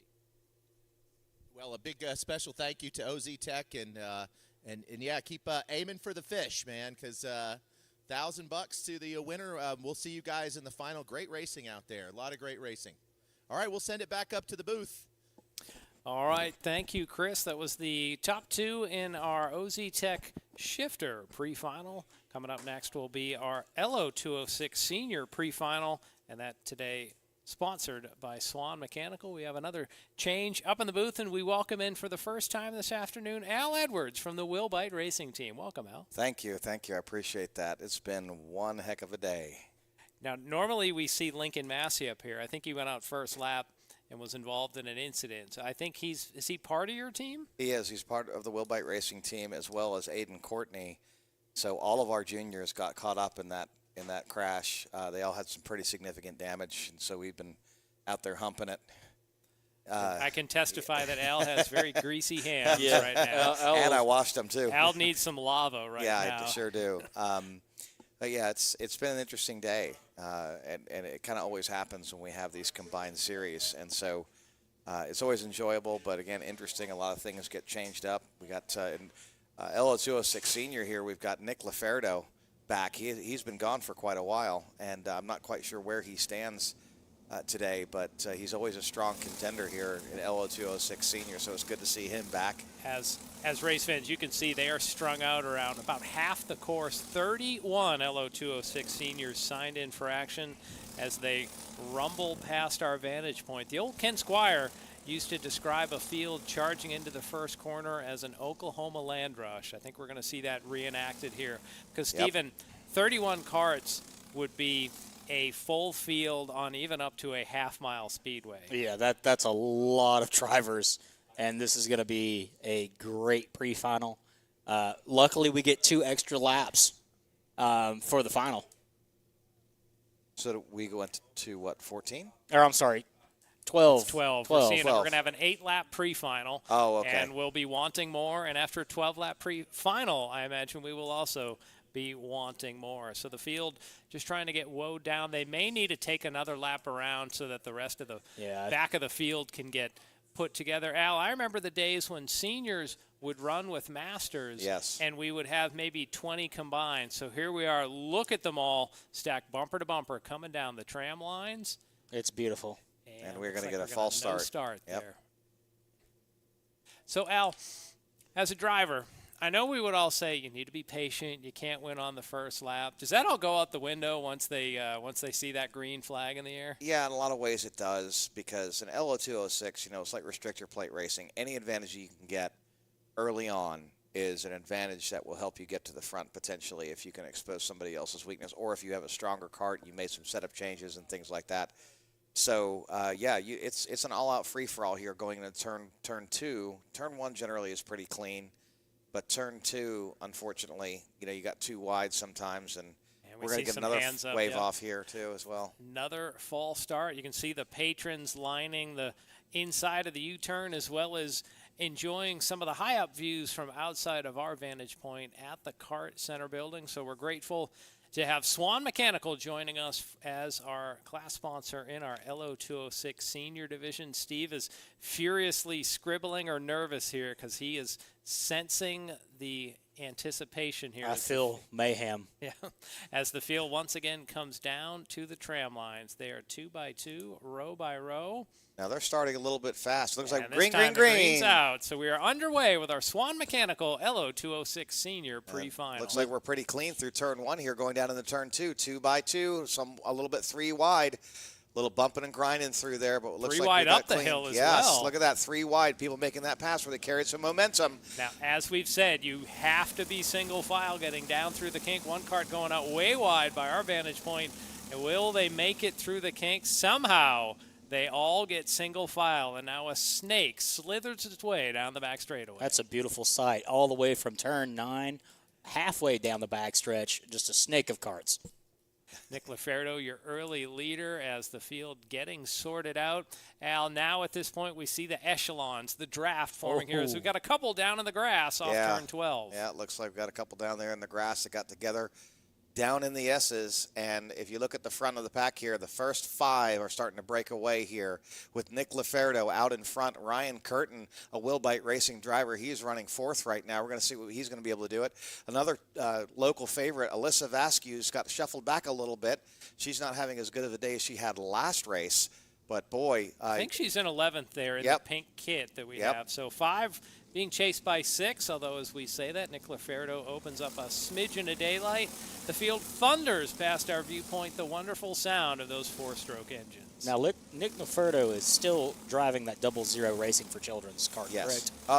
No, that's actually his kart. Okay, so it's a different kart. By the way, it looked like 2 karts off in the grass there coming through the S's. I've put a rental kart in there before. It's not the most fun place to be. So it's got to be between William Cantor and the 226, Jacob Spencer in the 186, or 969 of Frank Ball. Yeah, it's Will Cantor is a Wilbite Racing driver. It's really tough to see that he got knocked off the track there.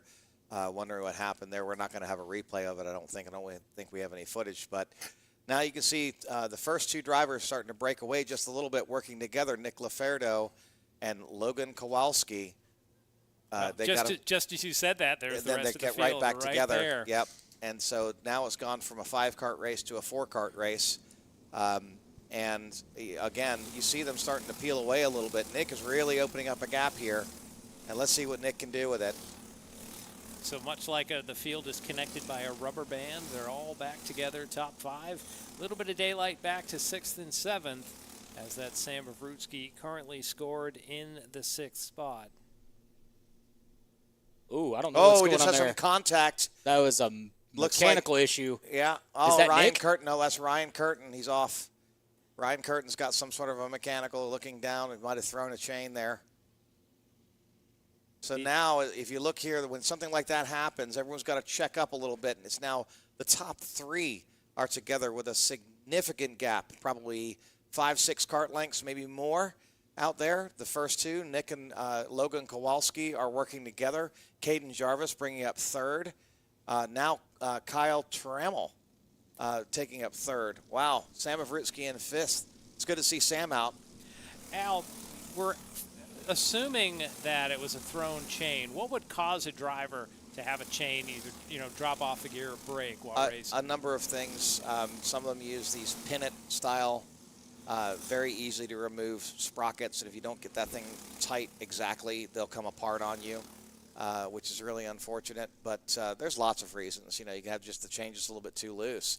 But it looks like he got going again here. Well, they might have just moved his card. Maybe. He was scored last, has 2 laps scored, so a lap down. They might have just moved his card across the track. Because I know if your chain comes off, it's not going back on until you get back to the pits. It's Coyton's for Curtin there. And so, pardon the pun. Yeah. Cross flags already up in the air as we are halfway through our pre-final. Nick Laferdo leads Logan Kowalski and Caden Jarvis. No, Nick Laferdo runs wide, 4 off. You might get a penalty for that one, even though he didn't gain a position. He might get a pointed black flag on that one. We'll see what happens. Top 2 breaking away from the rest of the field as Laferdo and Jarvis nose to tail down the back straightaway. It's a gap back to Mavrutsky in 3rd. And it looks like, where did Kowalski go? Timing and scoring flaked on us, I think, for a second. Yeah. Here, so we'll see what they come up with, because I mean, that's Kowalski's kart. As you can see, they're starting to catch up just a little bit there. Another one I see, Carson Craig. He's running 8th right now with right behind Wesley Bacon, both Wilbite Racing drivers. It's good to see them in the top 10. And we're going to see what happens here. But it looks like Nick is just pulling away here. He is keeping his foot in it. And it's, Nick and Logan Kowalski right there together. Logan's going to give Nick a run for his money. He's right on his bumper. We're going to see if he's going to do a late break or something here. So speaking of Carson Craig, fastest lap time last time by. Yep, he just went purple. 1 minute .742, Carson Craig. So just a smidgen quicker than what we saw in our vintage class a little while ago. These LO206s, these would have been these are the mainstays of today, like the vintage karts were the mainstays of decades past. Top 2, and then a group of 6 forming in the battle for 3rd. That's right. So you see Carson Craig there in the rear. Hopefully, with the power that he's got, he's going to be able to make a pass here and start making up some positions. And let's take a look at where Nick Laferdo and now it says Sam Mavrutsky, but that's in 3rd. It's like the 2nd place driver dropped out. Almost a battle for the Bridges. lead. Yeah, well, no, it was, where did Kowalski go?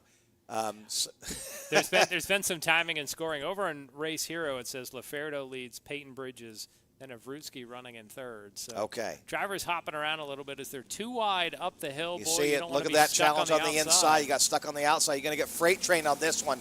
Oh, wow, look at that. That guy just went 4 positions down. Wow, that hurt. I think that was Caden Jarvis stuck in reverse there. Yeah, absolutely. Yeah, that was the 18. Yeah, it was Kyle Trammell. Kyle Trammell losing a ton of spots. Went from 4th or 5th to like 8th. Yeah. So Laferdo leads Bridges. That's your top 2. They have broken away from the rest of the field. Al, as you had said, aided by that early problem on the 2nd lap, they were able to get clear of the rest of the field. We got some challenges here going into turn 16. On the outside there, got pushed away. And we're talking about the final lap here. The white is out. This is going to determine the starting lineup for our final. So Wesley Bacon and Carson Craig coming through turn 1 side by side. Carson Craig on the inside. Is he going to take him, or is Wes Bacon going to come right back on the inside of him? That's not going to happen. Wes Bacon is stuck on the outside here. Carson Craig might come to the inside, or he's going to give him a bump. So it's Craig in the white helmet there, I believe, at the Yes, back of this group. white helmet, blue cart. In the back of this field, Wesley Bacon sticking his nose in there. Look at that. Wow, they're going to go side by side. Wesley Bacon's going to contact. Contact gets pushed over. Carson Craig on the inside, and there's some contact out into the paint there. Not just Carson Craig just makes went it up through 3 positions unscathed. there. So contact aplenty on both Woo! parts of the S's.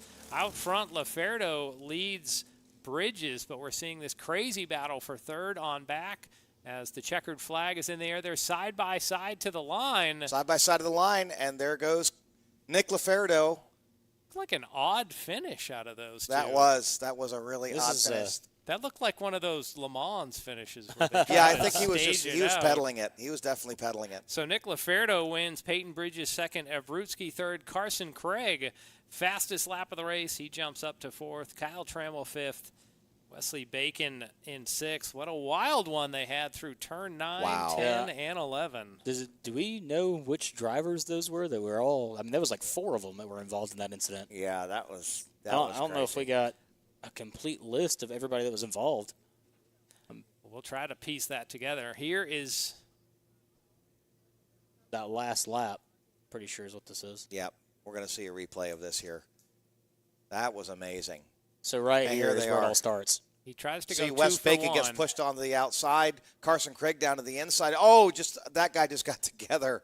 I'm not sure who that is. So it was Wes Bacon and Carson Craig, and I can't tell who that is. Well, in you the can replay. see that driver tried to go for 2 and hooked, and yeah, and that was a good recovery. Let me tell you, that was quick hands right there. Gosh, that sure was. You see how fast that guy went around there? I mean, if he wouldn't have boom, boom. I mean, it was yeah, left, right, left. That was a good cones recovery. flying in the air, carts spinning on the track here in our Swan Mechanical LO206 Senior pre-final. Stephen, we billed them as the class to watch, and they did not disappoint. No, they did not. And, you know, surprisingly, Wesley Bacon survived that. Yeah. P6. Yeah, good job, Wes.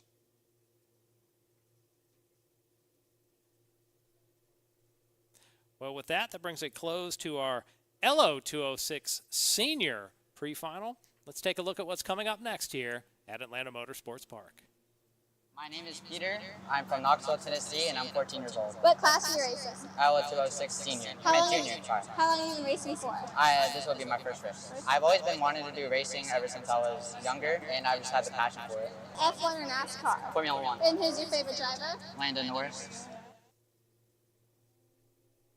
Just getting a look at our LO206 Junior final coming up. That was our intern there for the summer. Stephen, remember she was announcing down in Victory Lane with Chris Conowald in race number 6. She took over for Chris there. And here we are, our LO206 Junior with a sponsored by Blazers Wings. He didn't bring us any today, did he? No, unfortunately. No, and we'll remind him of that at every opportunity we have. Meyer Lewis was the winner in the pre-final earlier today. Seems like forever ago. We've had a lot of racing since, but he will start on the pole, and it will be a 12-lap pre-final. The rest of the lineup is set by how the riders finished earlier, but for now, we're going to get a word down under the Monster Energy tent with Chris Conowald. Yeah, I've got Peyton Bridges here. I've got Sam Evrutsky, who rolled right out of shifter and jumped in the senior class here and came in third. And, of course, Nick Laferdo here. Let's start with you, Peyton. And you and Nick were talking as you came off the track. So if you let us in on what you guys were talking about and what we could look for in the final. Oh, yeah, we were just talking about that last lap in the last corner. You know, no harm, no foul there. It was just good, hard racing. Yeah, and Nick, let's get your perspective on things. The track conditions out here, I've been getting lots of great feedback from the drivers, and you found your groove. And what happened there in the last lap? Peyton was quick, especially down the back straightaway, and he got a good run. I tried to block a little bit. He had a good run, and I tried to throw it in deep, locked up the brakes a little bit, got into him, and I was trying to give it back to him, just let him take the position because I got into him.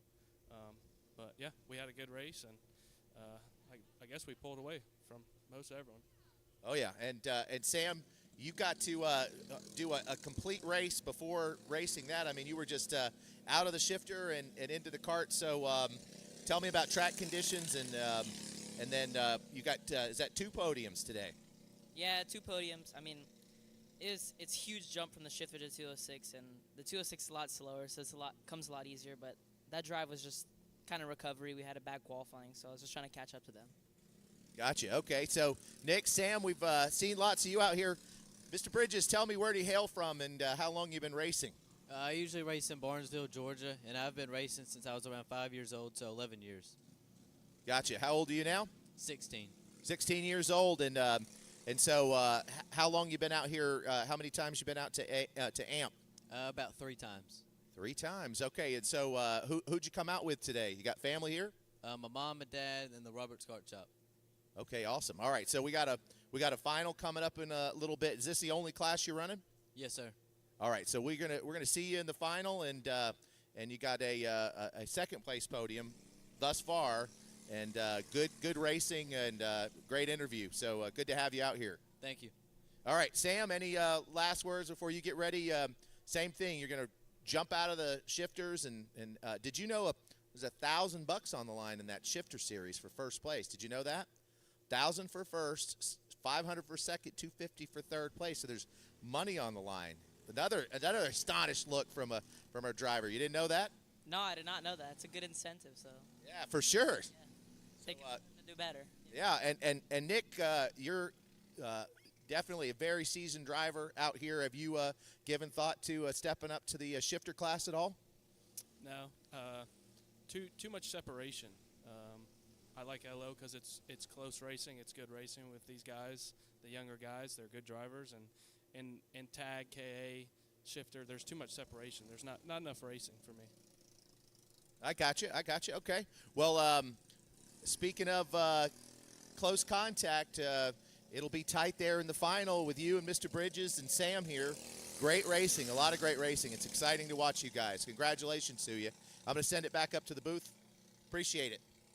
All right, thank you, Chris. Those were the winners in the pre-final of our Swan Mechanical LO206 Senior pre-final. Coming up next will be our Blazers Wings LO206 Junior final. All finals this afternoon will be 10 laps in distance. Earlier today, we talked that it was a hint of false fall outside. We had temperatures in the 70s. We've now peaked out at around 83 degrees. Al, as much as we relish in the cooler temperatures, I have to imagine the sun is still probably heating up this asphalt quite a bit. I mean, it's not as hot as it was last month for sure, but track temps are around 120. I mean, there's not a cloud in sight. Yeah, this not a afternoon. cloud. It's been baking like crazy, so we are we're running the lower tire pressures. We're chasing setups again, trying to free the carts up, and it's been a really interesting day, that's for sure. Lots of carnage. Now, it was in our opening lap of our first race, the LO206 Junior. Several carts spinning, piling up at the bottom of turn number 2. You have to wonder, what do the drivers do different this time? Well, you know, here's the funny thing about turn 2, right? You're going down the hill. If you hit the brakes too early, you're unloaded, and you're going to start locking up and hopping down. And what you're trying to do is you're trying to drag race because you're side by side on that first lap. So you're drag racing down, and what actually happened was Aiden Courtney, who was in second position, he qualified second, just locked up because he was starting to slide sideways into Talon Laney, and he just spun around. And so everybody else is doing the exact same thing, so there's no threshold for you to just apply the brakes a little more or try and, blip out real quick and avoid a crash. So these guys literally just piled on each other. As someone who's done even just the rental carts here, when you're charging down that hill, knowing you have to slow enough to turn. Yep. But if you brake too hard, the rear locks up. And the second the rear locks up, it's over. It's over at that point. Yeah. You're really having to find a balance there. So we will see that come into play once again. Now, in that pre-final, did a lot of the drivers just say, okay, I'm just going to pull in and wait for the final, or were most of the karts damaged and could not continue? They couldn't continue. Okay. Aiden had a bent axle. Lincoln was, I mean, we basically replaced the whole front end of his kart, and it's got a little tweak in the frame on the right side. Well, we're going to, race fans, pause and show you another video to tease out to you what's coming up next here at Atlanta Motorsports Park. My name is Leon Robertson IV. What class do you race? I race in LO206 Junior. How long have you been racing? This is my first season, and I started coming here and doing concessions about a year or two ago. Do you have a favorite F1 driver? My favorite F1 driver is Yuki Tsunoda. No, not really. I cannot do the Max Verstappen song. I'm asking you to sing it for me.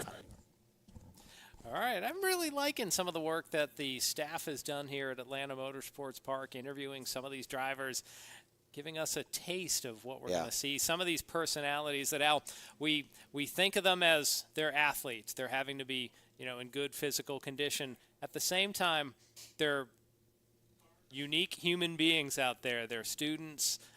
So a lot of personality coming into the fore today. Oh, that's for sure.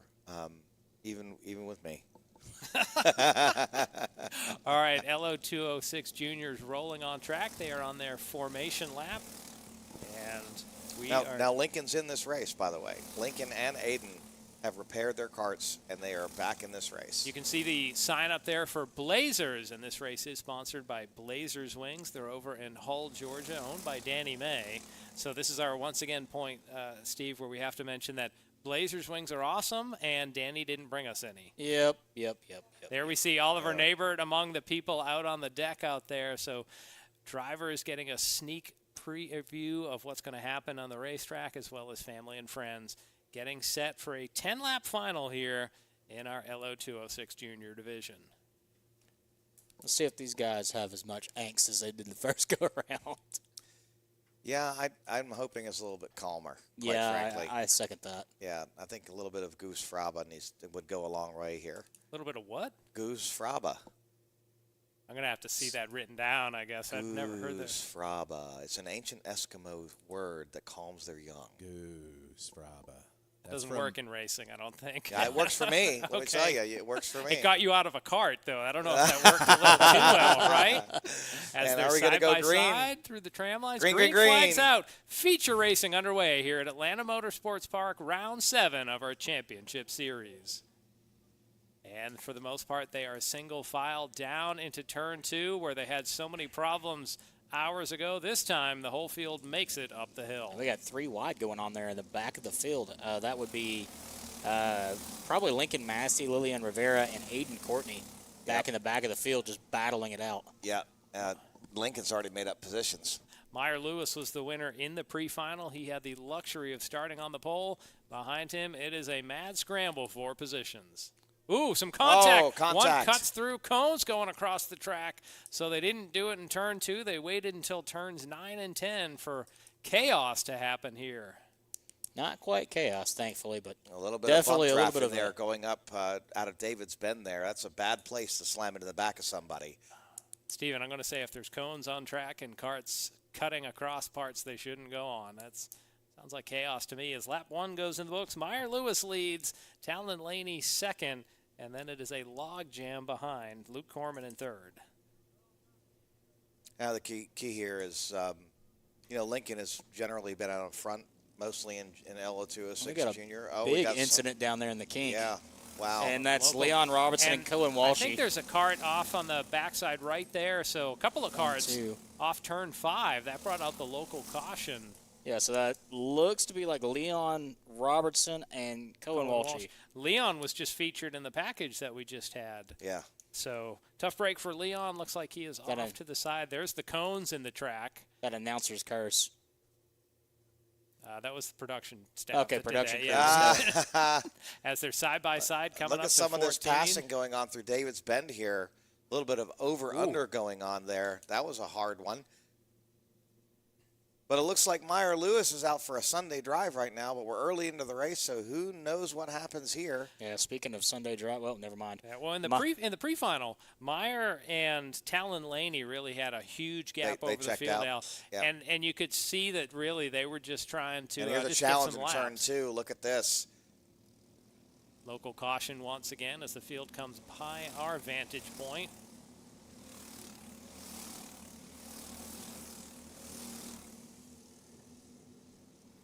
Yeah, I'm still trying to figure out what happened down there in the kink. Yeah, that was kind of weird.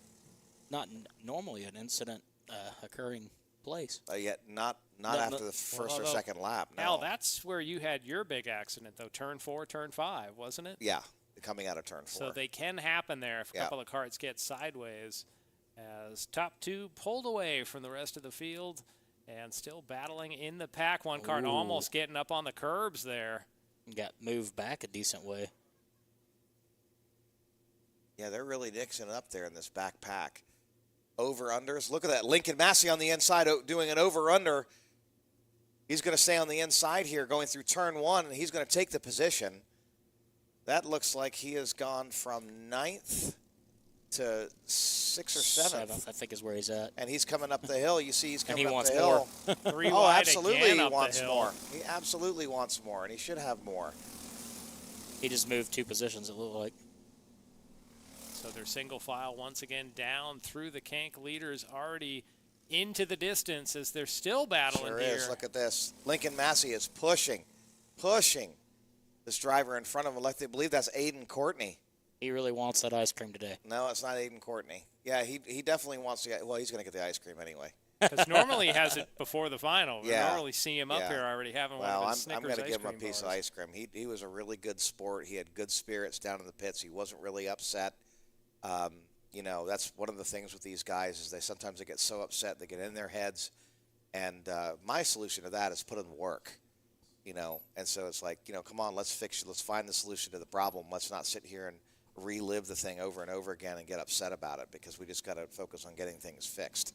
Top 5 right now. Meyer Lewis leads. Talon Laney second. Then it's Luke Corman, Ian Patterson, and Peter Jarquin. Behind them, Evan Fry is in 6th, and the man we've been talking about, Lincoln Massey, currently running in 7th.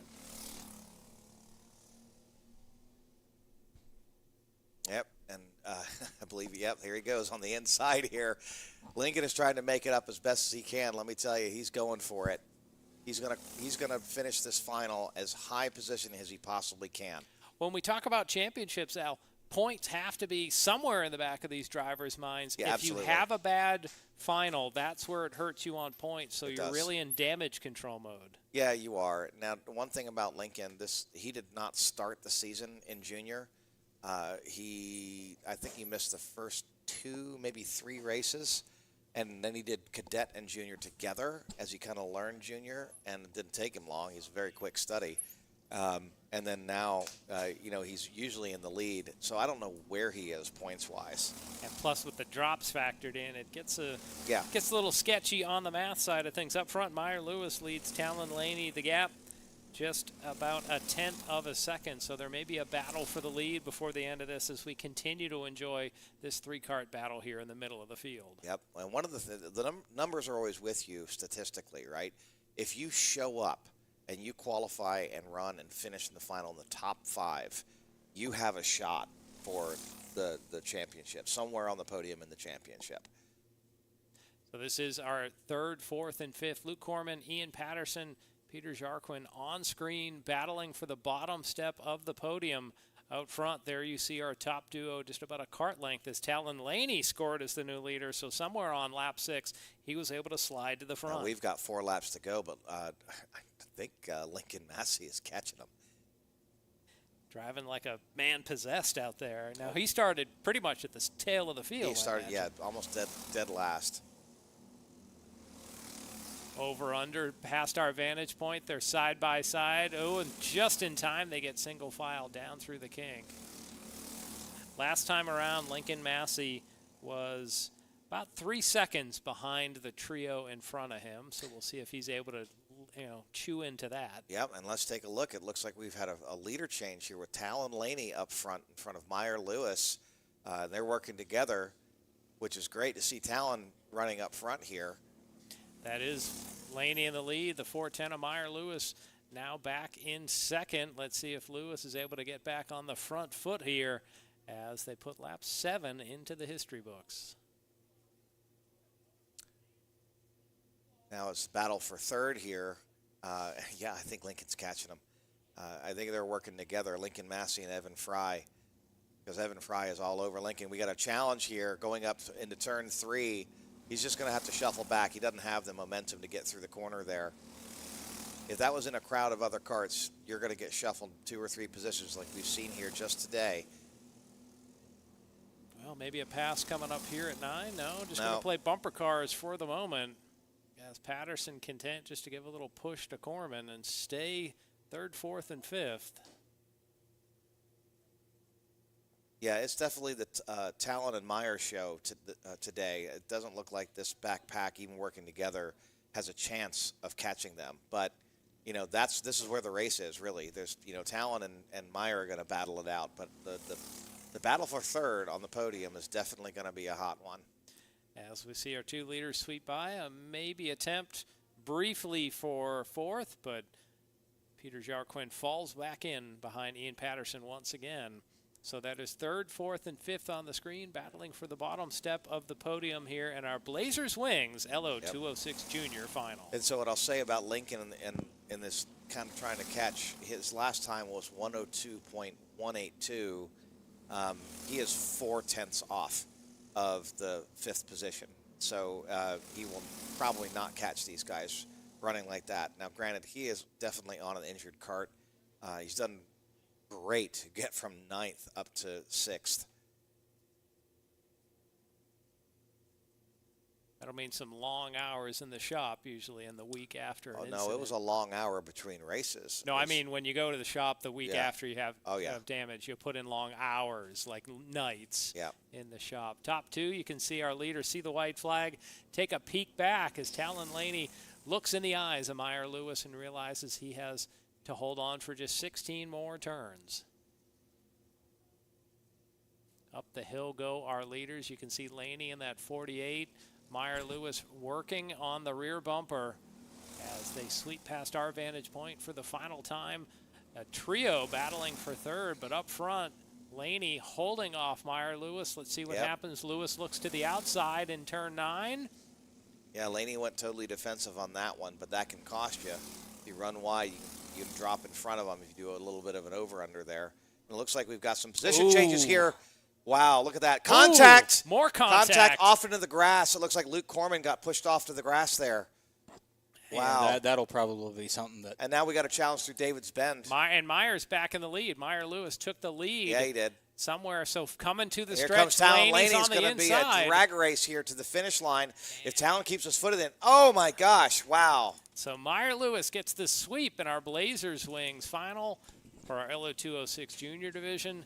Coming home in 3rd, Luke Corman able to get back to 3rd, then Ian Patterson and Peter Jarquin. Now, Al, what will the stewards think as they look back through this race and start to see all that contact? I'm going to definitely tell you there's going to be some there's reviews. protest. Oh, yeah. There's going to be protests. There's going to be reviews.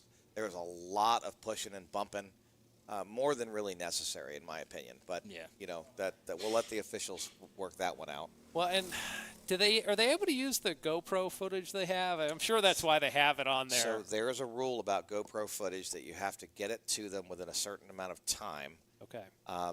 And it helps them make the decision, but the officials can choose to use it or not to use it. Okay. They may need to call a litigator, and I know one down in Victory We Lane. do have it's Chris one in Victory Lane. Conowall. Yep, and he can help do some mediation if necessary. But you know, a good example of that is we're between races here. A really good example of that is, you know, we had a conflict with Ryan Fiorentorino and qualifying, and it really came down to the fact that the penalty was a little too severe. There really wasn't a rule that was specific that they were trying to enforce. And it was a matter of interpretation. Now, there's in CK&A rules, which is our base rule that we use here in LO206, they essentially can, if you don't follow the instructions of a steward or a track worker, and they like black flag you and tell you to back off and you don't, well, that's actually a violation. You can get a penalty for that. That's where they're drafting under under qualifying. Under qualifying. Now, you're allowed to draft under qualifying up until last week or last month. CKNA rules are fine with it. Here, the officials want you to remain staged apart, and that's just the way it is. And so what I was getting to is, you know, of course, you have parents that are involved, you have track officials that are involved, so it really came down to, hey, let's kind of meet in the middle here, let's negotiate, let's talk to these guys, be human about it, right? And so it was for me, as the team owner, it's more teaching these life lessons of like, you're going to have to do this through your professional career all the time, and you're not giving anything up, you're actually gaining something by being able to do that and remain calm and argue your position. Even if you don't get the result that you want, you still went for it, right? The guys that stomp and scream, as soon as that starts happening, everything just stops. People stop listening to you, and you know, you're not going to get the result that you want. It's like you need a marriage counselor for some of these things. Well, Al, I want you to stay here, but for a moment, I want to get a quick word in for a gentleman that stepped in, Carson Craig, one of our LO206 senior drivers. I believe he finished 4th. And Carson, if I'm correct, you had a wild lap on your final lap of your pre-final. So walk us through your 8 laps on track. So, and note your competitors may be listening. I'll just put that out there as well. No, it was a great 8 laps. It was full of carnage, and through our previous mishaps that we've had this season, and just a little bit more maturity out on track, I was able to identify a couple of the crises or issues that were forming out there and able to take advantage of them. Like the last lap, I saw they were going too wide through the horseshoe at the end of the straightaway. And actually, just the other day, Al and I were out there practicing, and the exact same thing happened. And so I knew to back out of it yesterday, but today when I didn't see them backing out of it, I was like, I'm going down the inside because I know that you guys are going to deck each other. Carson, hold that thought. We want to go to our litigator on staff, and he's down in victory lane. So take it away, Chris Conowall. All right, no objections here. Although Tal and Laney, we were talking in the break during the break is leading in the points by 30. Meyer Lewis able to capitalize there. We didn't get to see the pass, so I'm going to talk to Meyer about the pass, but for just a minute. But Talon, talk to me about you were able to take over the lead there with I think 2 or 3 laps left to go, and then there at the finish, some great racing. Talk about it. At the start, I had a bad start, and then we went down into the S's, and somebody hit me and really slowed me down, and I was a lot behind Meyer. I caught back up to him, and I bump drafted him a little bit, and then I passed him, and then he just got me on the end. Okay. And Jake, you were talking about the very end, and they were mentioning that there might have been some contact. You didn't see any contact down there, no? No, I didn't see any. In the final pass in the last corner, basically I braked so he would overshoot the corner, and then I just ducked inside, and it was kind of just a drag race to the finish. Yes, and it was. And Talon, you were right there, and you tucked in right at the very end at the drag race. You shot inside at the end just to not enough throttle there under your foot, yeah? Yeah. All right, and so let me move it around here to Meyer Lewis, our race winner. Couple lead changes, but overall, and you guys work well together. I saw the fist bump at the end, and so you've narrowed the gap in the points. So each of these races, each of these finals is going to get tighter and tighter. So talk about the victory today. You swept the pre-final and the final. So it kind of started off, I was just ahead and then waiting for him to draft, and so we could kind of try to pull away from everyone else. And once we got to the last lap, I was like, okay, I can make my move since he passed me. So we're going down to the front stretch and the back turn, and then I drafted, went on the inside. And then at the end, we were just bumping, and then it was just drag race to finish. Excellent. Okay, so race 7 is in the books. Jake, where do you stand in the points? Do you know? I don't really know. I haven't had a great season so far, so this is probably my first podium this season. Yeah, I was going to ask. So it'll be exciting to be up there on the podium. So get your champagne thumb ready to go so you can shake it out. Talon, I'm going to end with you.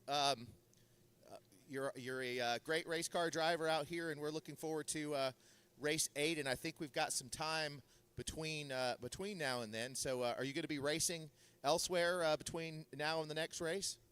Yeah, I'm going to start racing some USPKS and Stars races and Trackhouse. Okay, all right. All right, there you have it, folks. Great race out of these guys. Final is in the books. We got 1, 2, 3. We'll see them on the podium. Back up to you guys. Thanks a lot. All right, thank you, Chris. Once again, joined up in the booth, Steve Newbold and Carson Craig. I'm John Matthews. Now, Carson, we just saw a false start in our LO206 Cadet final. If you're involved in a false start, what does that do to your frame of mind, your confidence? Does it rattle you, or are you okay with it? So it varies from driver to driver. Personally, and it just depends on the situation, really, and who you're around. If you're mid-pack and you're around a bunch of squirrels, you're going, let's just get this thing over with. And then if you're up at the front of the field, it gives you kind of a moment to breathe, rethink of how things are going to go on the start, kind of clear your mind. So it really depends. Okay. Carson, while we have this pause, I know you're on social media. Share your socials so the viewers out there can follow you and see some of the hijinks that you get into. I appreciate it. It's Carson Craig _55 on Instagram and just Carson Craig 55 on Facebook. And 55 is your cart number. Yes, sir. So what's the future for Carson here as we hope to get a green flag is out. We're underway in our LO206 Cadet final. 10 laps the distance. Someone already off. Yeah, getting a little squirrely here. Cadets think elementary age students. They charge down the hill. Trouble and contact back Multiple in the drivers. field. So 3 carts involved, including some contact. We'll see if that brings out a local yellow or something more involved. I think that might have been the last 3 or 4 drivers in line. So that might have been Bo Stowers, Grayson James Morrison, Axel Diaz. We got a battle for the lead here, trying to catch the numbers. Ryan Hall, Ryan Perez, Isaac Carvalho put on a show in the pre-final, and they may be resuming that script here on lap 1 of the final. So Carson, what's the future of driving for you? What's next, and what's the goal? What's the dream? So last weekend I actually just did my very first ever car race, and it happened to be a 24-hour endurance race at Virginia International Raceway. And as finances become available, I'm hoping to dip my toes more and more into the endurance racing scene, just because the formula route happens to be too expensive. Okay. And really it just comes down to wherever marketing takes me in the next couple of years. And I believe you have some sponsors in part of your team, don't you? Yeah, I actually have one sponsor currently. Sawney Mountain Biscuits, if you guys haven't heard of them. They're a small biscuit company in Cumming, Georgia. And they've been around since about 2001. They make the best homemade biscuits in all of Georgia, and you guys should go check them out if you're in the area. Steve, we talk about food so much. Yeah, their biscuits are really good. Oh, and now you're like, they're good, too. Yeah, I've been there a couple times. Yeah, Steve can tout. We're going to leave heavier today, aren't we, Steve? I'm already heavy, man. I don't need to get any heavier. Yeah, all right. Isaac Carvalho led lap number 1. And Isaac really pushed out there. It's like Ryan Hall's going to give him a run for his money here. Hall See who's going to cross. That yellow jacket-like cart. They're side-by-side through 1. Carvalho pulls around on the outside to get back to the front. Isaac has been absolutely flying this weekend. It's been so cool to see him come up these last few years in karting, and just to see him out here today doing so well is really great. And when you say this weekend, does that include, like, we think of it as today, but does that mean that you guys had, like, open practice yesterday? Or? Yeah, I mean, I don't know if he was out here yesterday, but I know today he has been absolutely on it, and it's been great to see him battling it out. I've been standing right off the last turn for the most of the day watching all the races. And which we need to get a camera down at 16. Like, Steven, I don't know if you've ever stood there at the end of 16. Oh, it's great. And the cart's coming at you on the brakes, and you hear it's a sick sound when the carts are trying to, like, the tires are just groaning against the asphalt. It's wild, and they're coming right at you, and then all of a sudden they snap turn. And it's a very, very, very demanding corner on the carts. Top 4 nose to tail, Isaac Carvalho, Ryan Hall, Ryan Perez, and Camila Canache right now on screen, first through fourth. So Carson, you said you were in an enduro race at Virginia. What would be your dream track to be able to get some laps on? So, actually, last year I got the chance to go experience the Nürburgring or the Nordschleife. It has an assortment of names that we won't get into right now, but honestly, my dream would be to Oh, wait, there's some contact there as Carvalho maybe getting a little rear bumper contact from Ryan Hall, and Hall goes up to the point there, Steven. Looked like there was definitely some close-quartered action. Yeah, it looks like he got his front bumper just right in the right spot to move that driver. And a lap driver has come into play here. As Carvalho does a crossover on the lapper. Meanwhile, Ryan Hall is hoping to use this to check out and be gone as the rest of our top four gets by. Carvalho driving like a man possessed. I mean, great moves out there. I can't tell who that fifth kart in line is. The lapper might have been Leonardo's Robles that is out there. I'm not sure who that was. But our top four, one of them getting really wide, so they're going to come back screeching down through the kink. So back to Germany. You were talking about being on a course there. They're still side by side for a second here. Carvalho's going to power along on the outside. See, it's at this point in the race where they just need to get nose to tail and close that gap. Easier said than done because you want to race no matter who you're racing, just about, right? Yeah, but it comes down to like just playing the game of chess, assessing the situation around you, and it looks like Isaac's going for a move and didn't quite make it. Or you're saying playing chess though, but when you were 8 or 9 years old, you probably were playing more checkers than chess there. As Carvalho's going back to the point here. Looks like Camila Canache is going to squeeze in there. Yep. Trying to, yep. So, Carson, I have to wonder, are you still in school? What grade you in? Yeah, so I actually just started my second year of college. I'm at Linear Tech for the Motorsports Vehicle Technology program. It's a great program. We basically learn how to build a race car from the tires up. Okay. And it's a little bit of everything. It's a little engineering. It's a little bit of learning how to become a mechanic, a little bit of learning fabrication. I mean, literally, you learn everything. And how long is that program? You said you're starting your second year. It's a 2.5-year degree program if you really hustle. For me, it's probably going to end up being about a 3-year program. But it's one of those schools where you kind of go at your own pace. Okay. So when I contact you in a couple weeks, because there's a little bit of a plan I've got working, as Ryan Hall is going to try his best to get around Camila Canache as they're making contact. Oh! Canache goes around, and she is able to get righted again, but Ryan Hall also getting involved, so some heavy just contact. A little bit of tire contact there. That's probably going to go up to the stewards and have them review that, because that was, Meanwhile, out front, Isaac Carvalho and Ryan Perez able to pull away, but major action further back in the field. Camila Canache was on the outside, and Carson, like you were saying, just a little tire contact, and she went around. They were pod to pod there. Isaac with a commanding lead over the race right now. All right, so Carson, final thoughts, as we don't want to hold you up getting prepared for your race coming up. Final thoughts? Any final thoughts? Not really. I mean, I'm just having a great time. I don't really know what to do with my hands right now. Every time. Yeah, every time. All right, well, Plus Carson, the great Ricky Bobby. Yeah, well, we appreciate you coming in, Carson. So, race fans, Thank you guys for having me. Carson Craig, 55 out there on the socials, or underbar 55. All right, back to Al Edwards. All right. Back to our regularly scheduled Al program. Al's going to hop in as we have one lap remaining here in our LO206 Cadet final. Isaac Carvalho leads. So let's take a look here. Look at Camilla. Just a little bit of wheel. It's actually, yeah, I mean, they were just dancing back and forth there, just a little bit of wheel-to-wheel contact. She's lucky she didn't over. plow The way into that tire barrier. the way that cart jerked right back. Look, they're playing with each other right there. You see, they're just playing with each other, and you could see that's slow-mo. And the front wheels coming up even. And look at that slide save too. Wow. Yeah, I need him on the dirt track. Almost into the tires there. Some hand signals coming up from Ryan Hall as well. Luckily, they were just hand waves. Coming to the excuse me, we have 2 more laps here. I'm trying to cut the race short. We're not done yet here. Now, ironically enough, somehow, with a complete, I mean, she went back to 5th.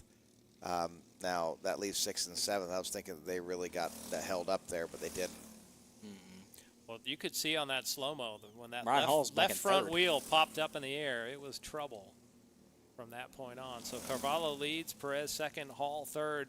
And, Stephen, as you had said, this one may be going to the stewards. Although, Al, if you had to do a quick judgment, what would you say about that incident? Racing incident or someone at fault? No, absolutely was not a racing incident. They were dancing back and forth trying to fake each other out. That's just a matter of kind of who started it. And the good thing is we got tons of video of it. So there's 3 different angles just from our vantage point here in the broadcast. And that kind of fake out stuff is it's just dumb. Just drive your line. Don't play those games. And that it was going to be a fun race going into turn 1.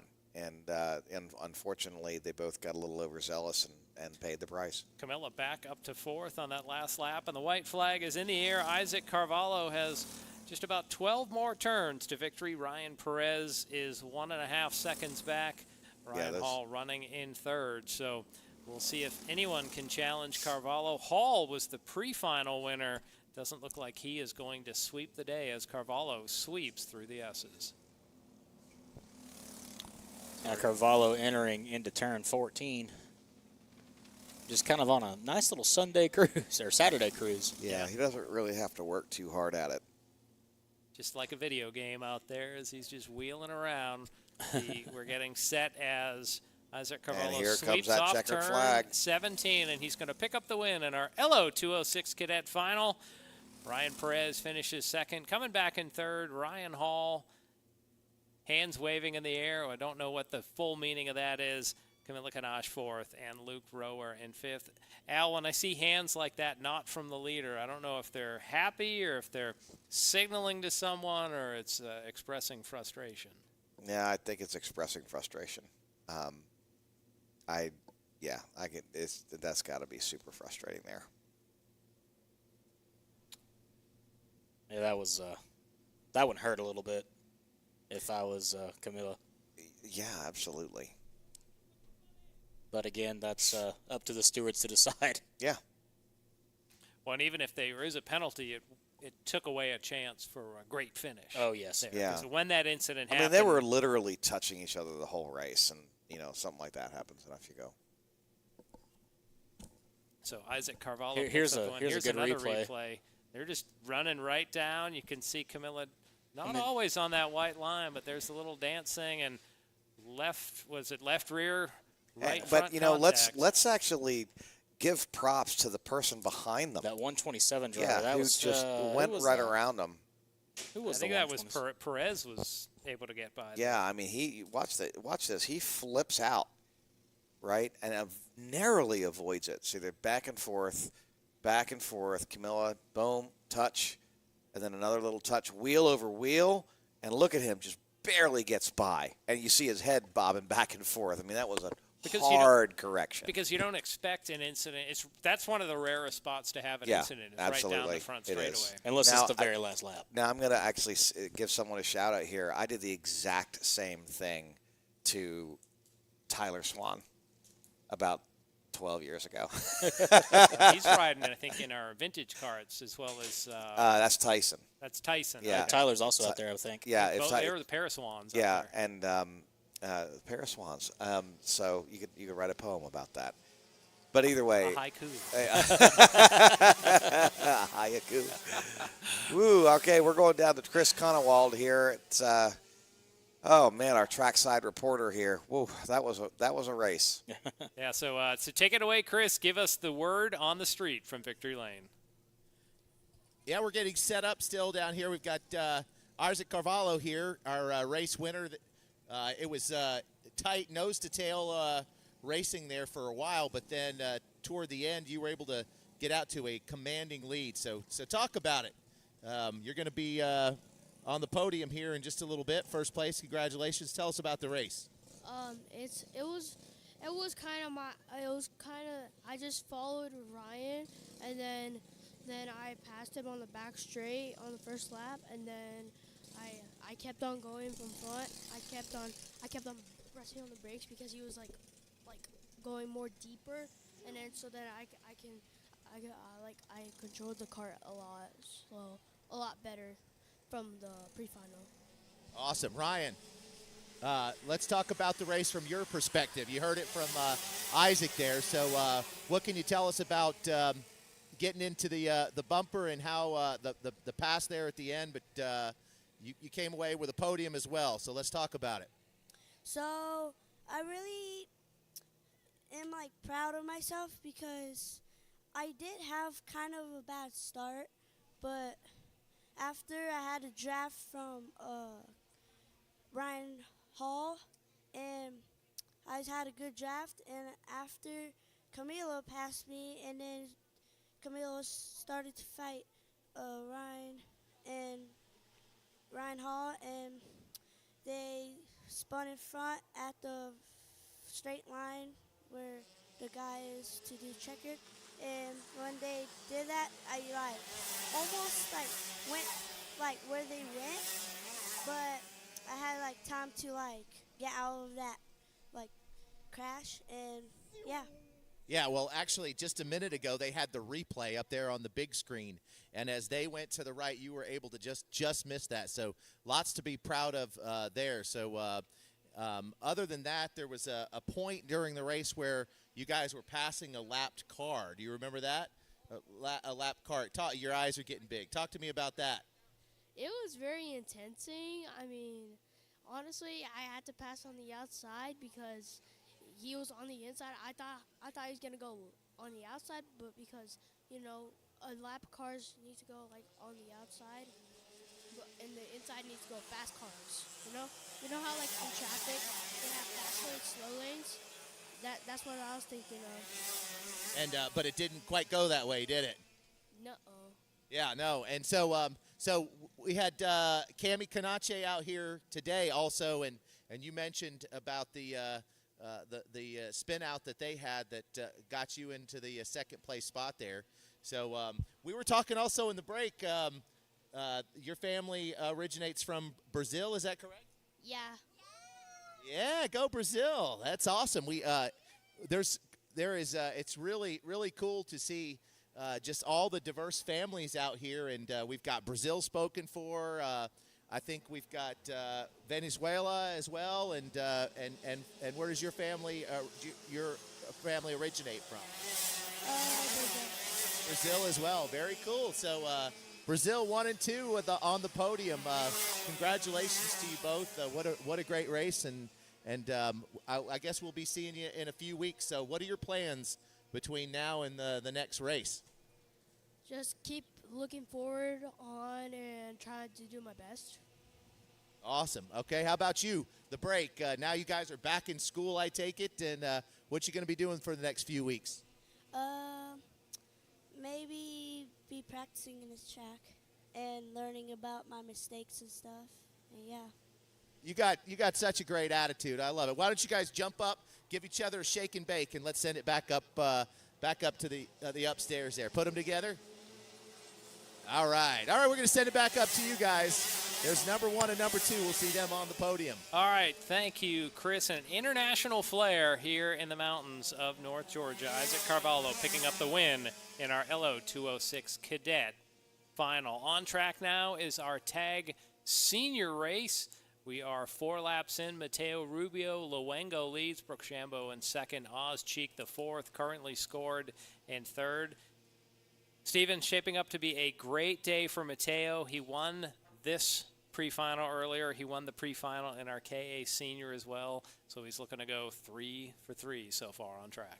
Oh, yeah. The way it's looking, it looks like he's going to hold off Brooke Shambo at this very moment. But Brooke Shambo has been known to be a spoiler here in the past couple races. Yeah, she is. She's a great driver. She's on the Wilbite team, as a matter of fact. She's there with her dad, Todd. And Todd's going to be racing in the Tag Masters. Coming up right after this. Yeah, coming right after this. They've split those two classes. Yeah. Now, Brooks might have her hands full with Ozcheek the fourth, and because it seems like maybe we're going to catch here Mateo, but that's quite a gap right there. And Mateo just laying down quick laps. He is purple in the timing and scoring system. His quick lap in this race, 50.506 seconds. You see him coming by to put lap number 6. A little quicker on that lap, even 50.449 seconds. So Mateo laying down consistently fast laps, 1.1 seconds ahead of Brooke that last time around. Yeah, he's ironically enough just 2/10. He got the fastest lap of the day. Brooke is 2/10 off of him there, and then Ozcheek is about 3/10 off. So really, this is where the race is with the second and third position. That's going to be where the race is. So as we are just about, I think we got, 3 laps to go when they come across the stripe? Yeah, it'll be 3 when they come across So this 3 time. laps to go. Mateo Rubio-Lingo is still out to a decent-sized lead, followed by Brooke Shambo in second, Ozcheek the fourth in third, Luke Kondraski in fourth, Mateus Prates in fifth, Martin Simonov will be coming around to score in the 6th position, and Lucas Donahue in 7th.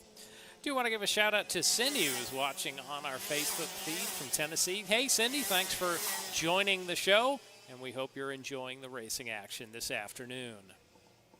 That's something we need to start doing more often, doing these More social media shout-outs. Yep, absolutely. Well, that's why we say put a comment down below of where you are watching from this afternoon. We would love to know. We've had viewers from as far as Ireland watching in past races, so definitely continuing that international flair here, tucked into the North Georgia mountains.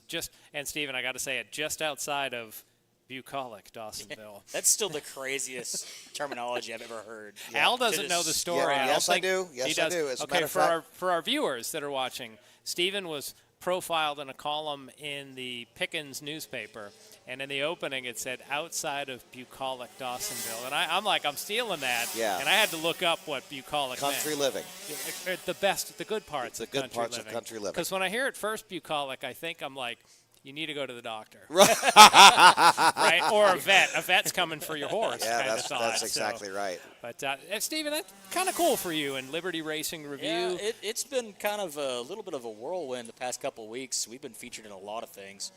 And I've had 2 articles now that have been featured with me in some local. I actually made PRN.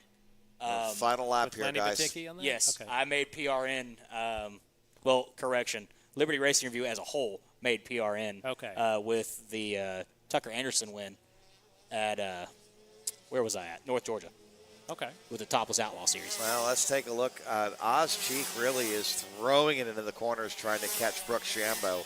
We are on the final lap, and it does not look like, unless Brooke makes a huge mistake here, which she never does, she is an awesome Hold driver. on, now that would be the announcer curse. Yeah, the right? announcer. He's not going to do that. But Never misses a field goal. Clank. But you're right. Brooke Shambo steady in second. About a 6 kart length gap ahead of Ozcheek. But today, neither driver has anyone for that red carded driver. Mateo Rubio-Luengo swerving down the straightaway. He picks up the win in our tag senior final. Brooke Shambo comes home in second. Ozcheek third. Luke Kondraski fourth. And Mateus Prates coming home in fifth. Al, as a sort of cart owner, stable owner, what do you think of Mateo getting kind of funky down the final straightaway? Are you a fan of that? I love the slide weave, but I always say do so at your own risk. Okay. And because if your tires are really hot, and if they happen to bite, you're going into the earth wall. That's gonna hurt. It's also it's the Leon Lett equivalent in racing out there. Or oh gosh, it was Roberto Guerrero. Remember he spun on the pace lap. On the pace lap. That wasn't celebrating. That was just he just overdrove had cold it. Tires, cold tires, and I think that ended his career, if I remember correctly. I know he was the pole sitter, and first pace lap, and he put it on the inside grass and in the wall. Into the wall. I mean, done for the day. I think it's back when they had the V6 Buick engine in that. Yes, thing, the V6 Buick engine that powered the Grand National.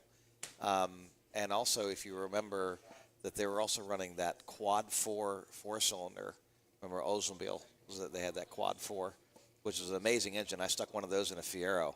And, and that made a Fiero a very fun car instead of that stupid Iron Duke engine that it had.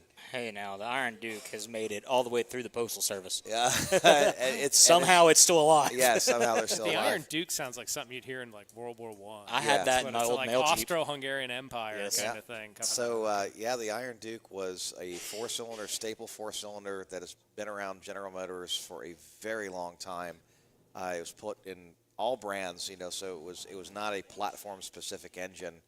Anything from the Chevy Cavalier to the Oldsmobile Cutlass, Sierra, to the Fiero. The thing about the Fiero, though, is that the engine had to sit lower in the mid-engine design, and they had to cut the oil pan and make it smaller, and so they constantly starved themselves for oil. So if you ever did any kind of suspension work on it and got it into a corner for a long time, like at Road Atlanta Turn 1, they just starve of oil. And you have no more engines. So. Sort of like when you talk about high-performance engines, yeah. when you want a dry sump engine so that you have a constant flow of oil. Okay, it becomes a wet sump where there's no pickup at that point. And, that was a comp. They overheated. There was all sorts of things with the Fieros. And now we're going down to Chris Collinwatt. Looks like we're all set up with our top 3 drivers. Yes, indeed. I'm here. I've got Mateo, Brooke, and Oz here. Mateo, a little shake and bake at the end there, gave everybody watching at home a nice little tailspin maneuver there at the end to pick up the win, and you had the room, Brooke, knocking at your door back there. But talk about what this win means to you. I mean, a win is a win. Right now, it's just, honestly, a win makes anybody happy. So we just keep on going for more and just keep on doing what we're doing. Excellent. And Brooke, I can't remember on the pre-final. Are you same spot or were you third at the pre-final? I started on pole and then I finished third. And this race you started where and finished where? I started third, finished second. Excellent, excellent. Yeah, and Oz was knocking at your door there. So talk about the consistency that you show race after race. How do you do it? I think it's just putting in the time and the effort, especially the practice, whether it's here, track house, or any other track, just pounding out laps and just working on consistently being consistent and being in the car constantly. It's what my dad always tells me is C time, C time, C time, and I think that's very crucial, especially if you want to come out here and compete and be at least in the top 3. Yeah, it's your dad races next, is that right? Yes, he does, X30 Masters.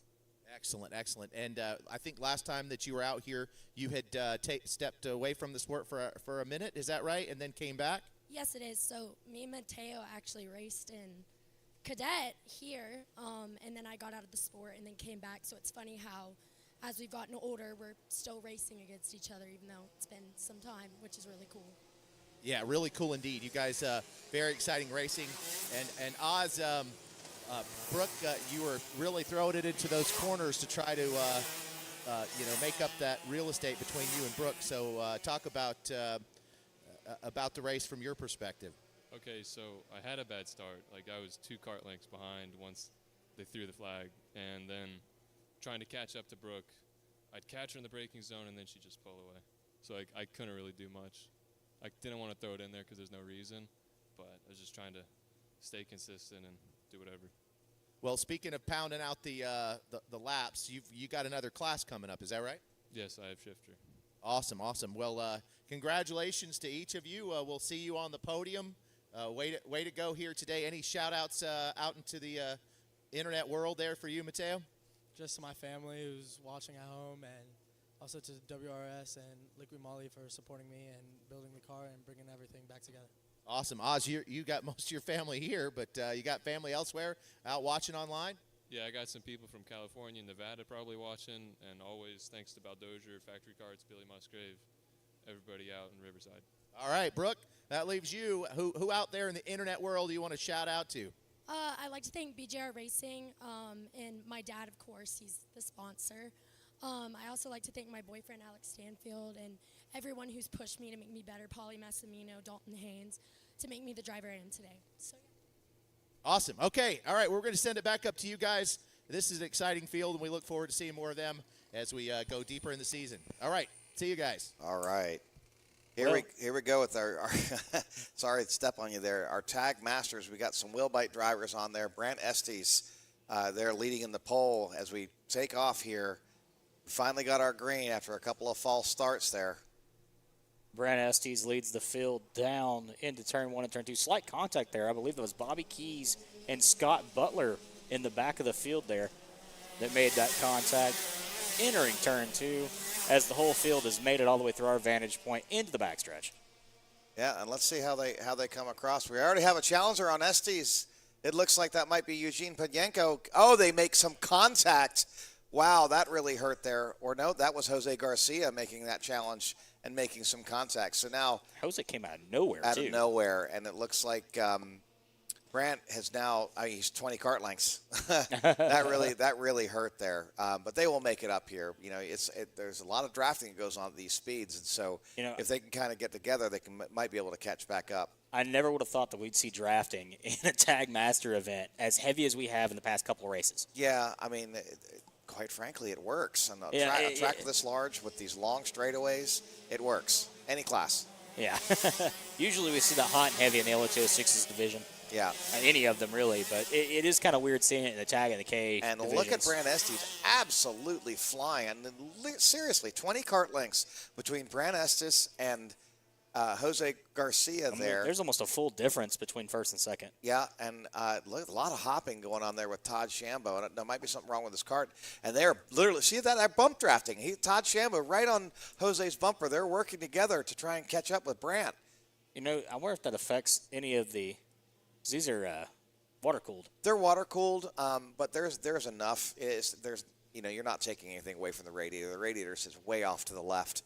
So you're not robbing it of anything. It's not like in automotive where the radiator is up front and you're basically starving it of air. So, wow, it's a 1-2-3 battle. All Willbite drivers here with Brant Estes, Jose Garcia, Todd Shambo that are under the tent today at Willbite Racing, and Kyle Clark there in fourth. Really, the battle here is for second and third, with Jose Garcia.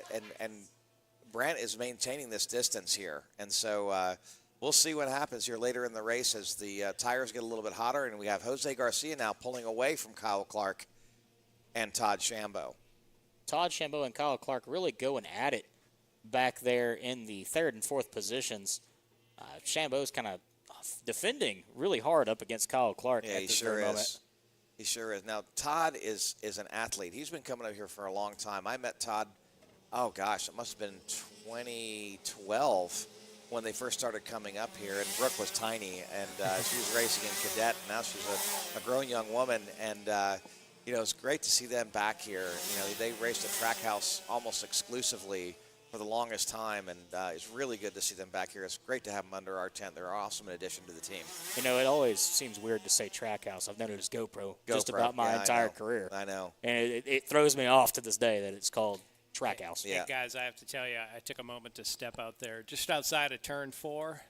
These guys are absolutely ripping when they come by. I mean, just you hear those tires. The tires, like grinding themselves apart on the asphalt, the smell in the air.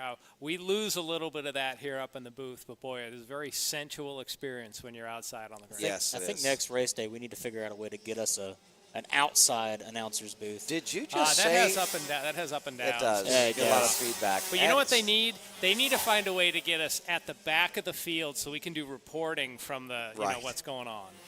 Right. Almost like an ESPN college game day setup. Ironic. We tried it. We tried it at Caffeine and Octane. We tried to have an in-car camera, and it did not work very well. I do remember that. I think it fell off a couple times, and it was a night race. The track was really rough. Well, but hold on. It has to be doable because it is doable. Last week at Sonoy Raceway, Ashton Winger had there's some contact. Todd Shambo's around. Kyle got to the back of Todd Shambo there. And Todd Shambo went around. That's a tough break for Todd Shambo. He's not happy at all. You can tell just you're looking over his shoulder, making sure, angry. Absolutely. That was completely uncalled for.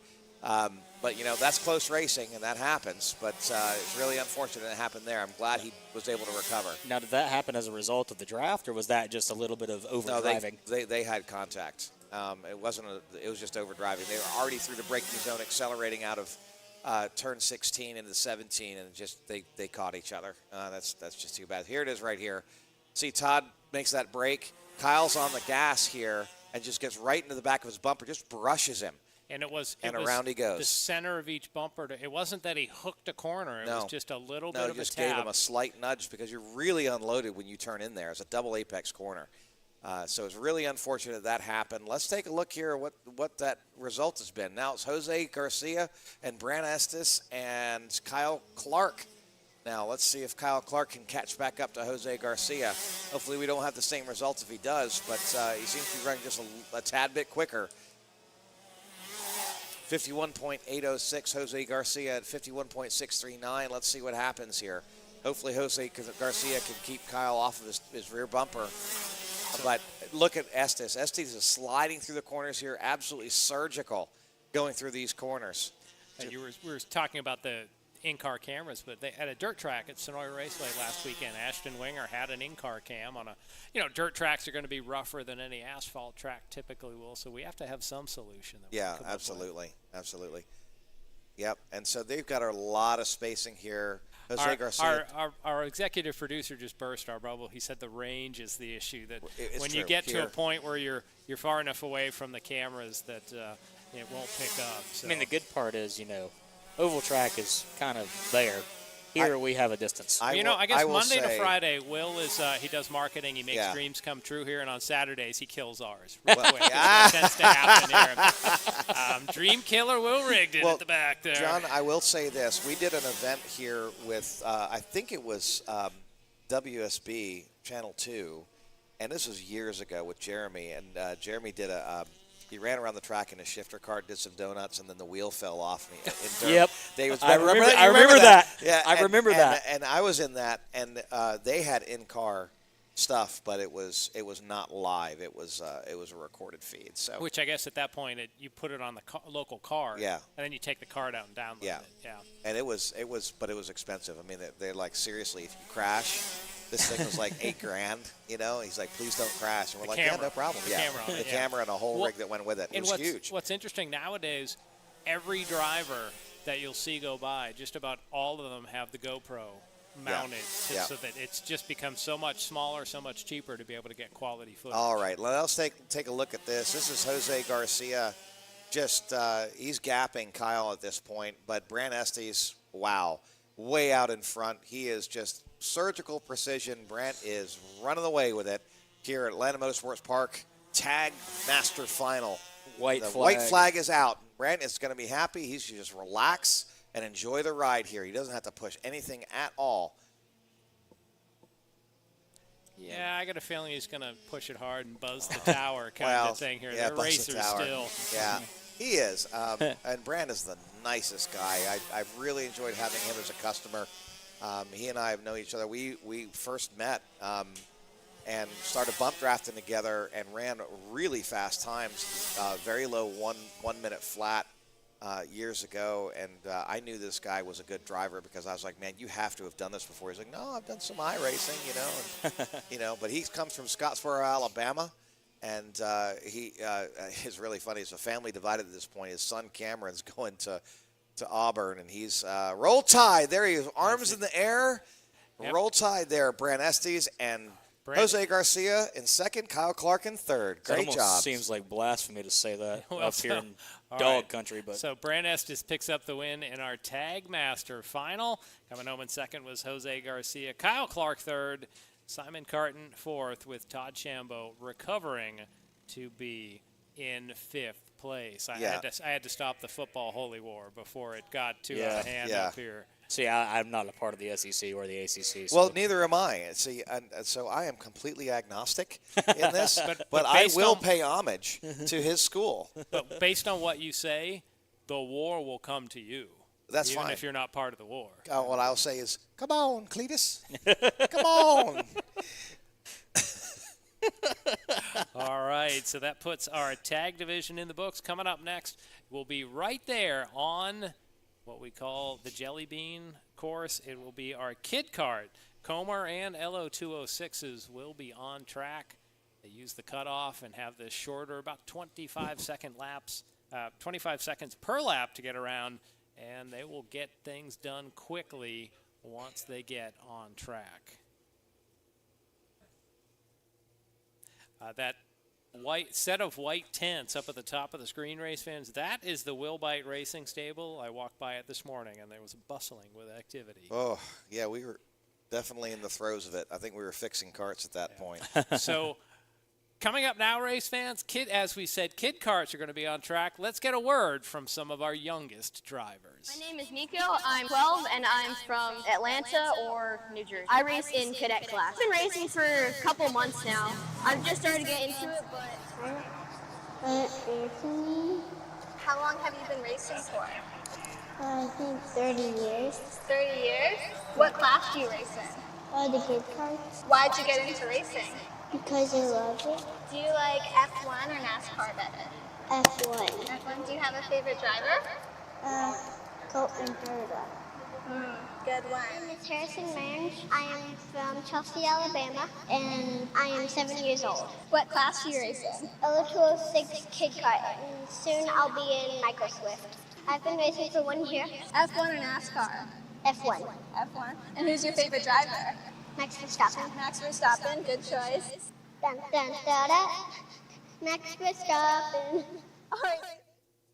All right, just a little bit of video and audio from some of our youngest drivers. They will be set to be on track next. That was Mahida, our intern, who's now back at UGA. Mahida, we had a great time with you this summer here at AMP.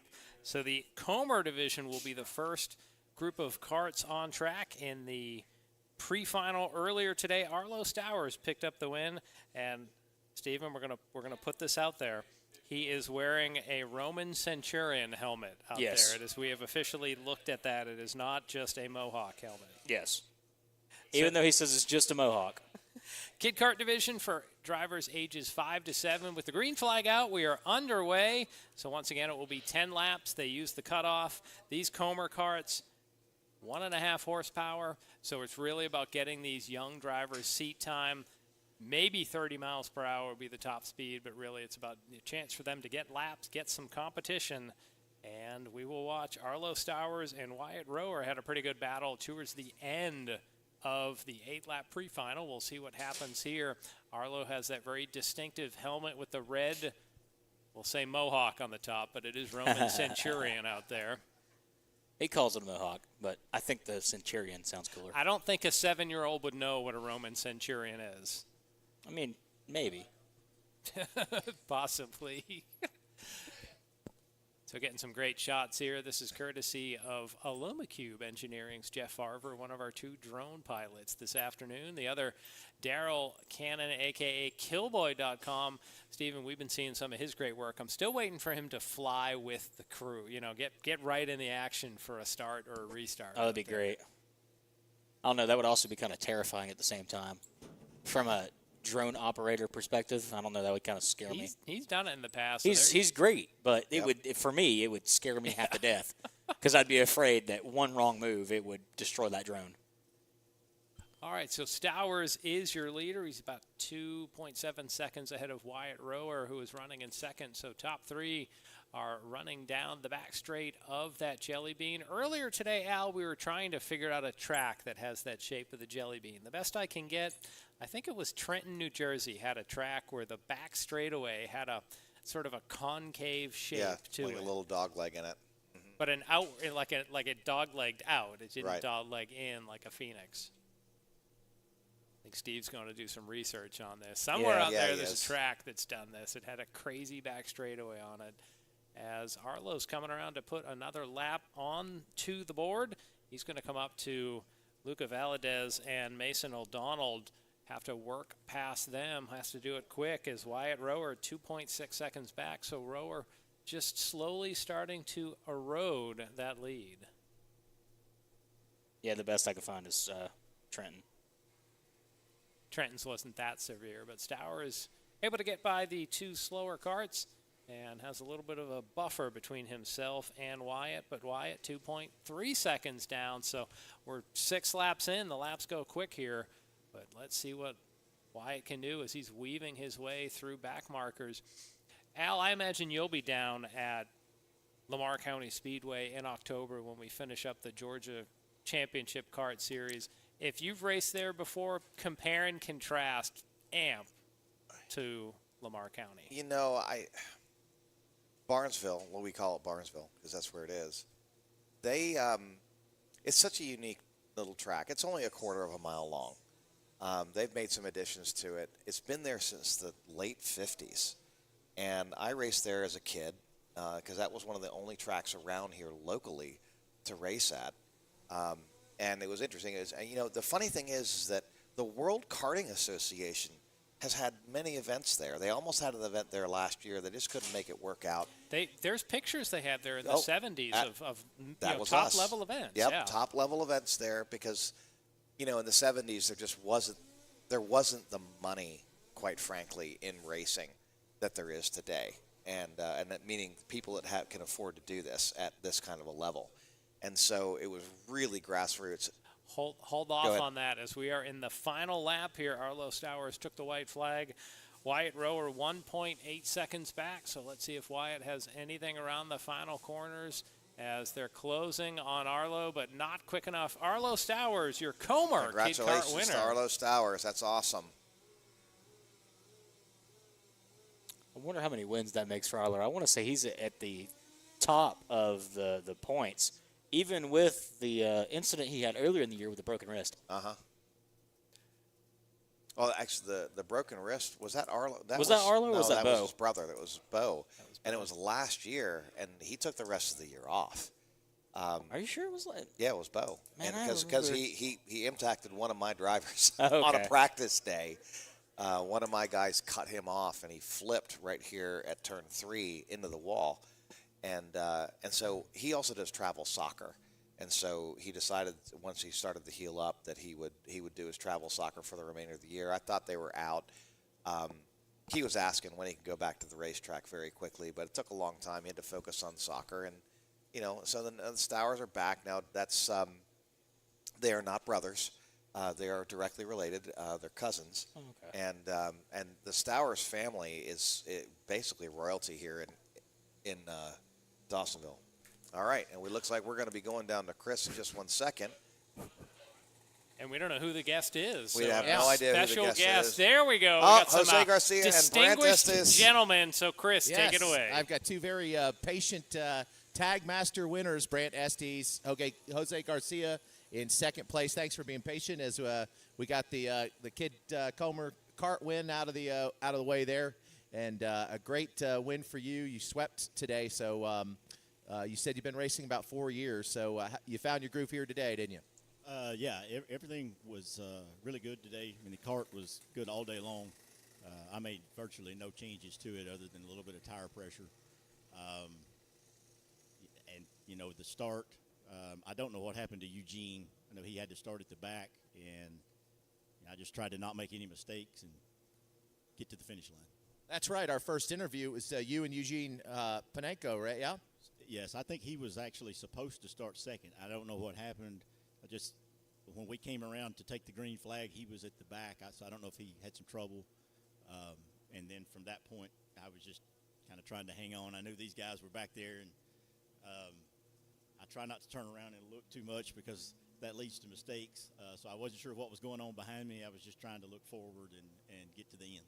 Yeah, speaking of looking back, did you see, Shambo got spun out, I think, in 16 or in 17. Did you see what happened there, or were you already ahead of that?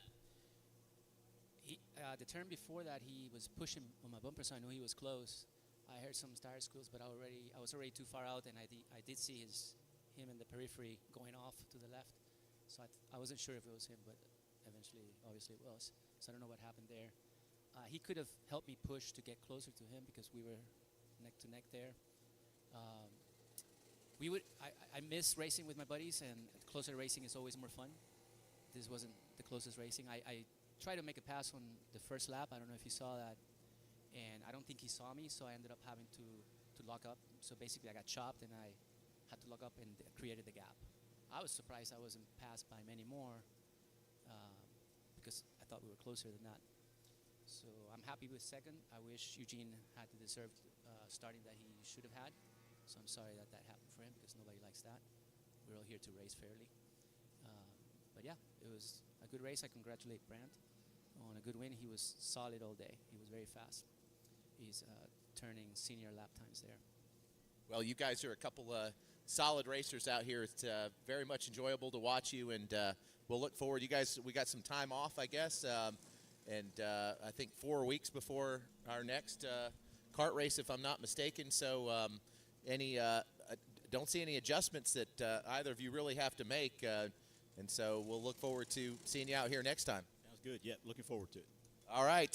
Jose Garcia, thanks for everything. Thank you, guys, and shout out to the LO Masters or Legends. I'm coming next month.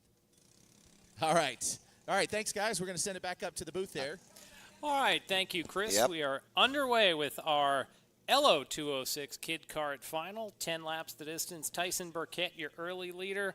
In the earlier pre-final, he was the winner in that, so we'll see if Harrison Marich is able to challenge. Right now, Marich just under a second in arrears.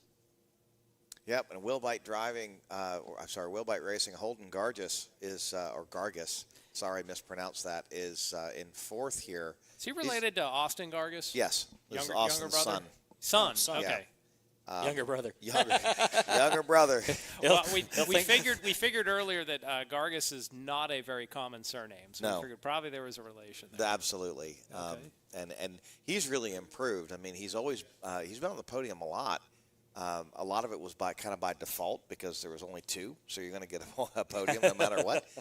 Now that this LO206 Kid Kart class has grown quite a bit, he's got a little more stiff competition. But he's been training with Ryan Fiorentorino and Carson Craig and some other folks, and he's really solidly improving. And so it looks like his dad is kind of stuck racing.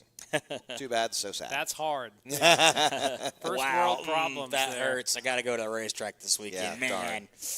totally didn't want to do that. Because remember, Stephen, when we're not racing, I'm racing. We're racing. Yeah. It's not really the emotional side of it. It's the financial side of it. Yeah. It's the money. Yeah, that part. Yeah, that's real costs out there. Yep. Since we're sitting here highlighting some drivers, let's highlight Harrison Marich running in second in the 61 kart. Harrison's been with us now for a little over a year coming up here.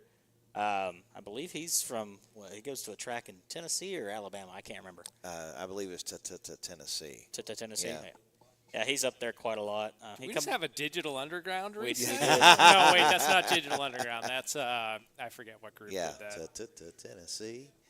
But there's your 90s coming back. There we go. No, totally. We're bringing it back. The vintage guys Two have brought to it go back. here in our LO206 Kid Kart Final. As we said, these laps go off quick. 24 seconds is the quickest lap time Two to go. set by Tyson Burkett. So these laps go quick.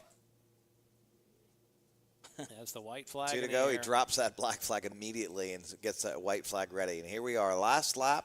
It's Tyson Burkett crossing that line.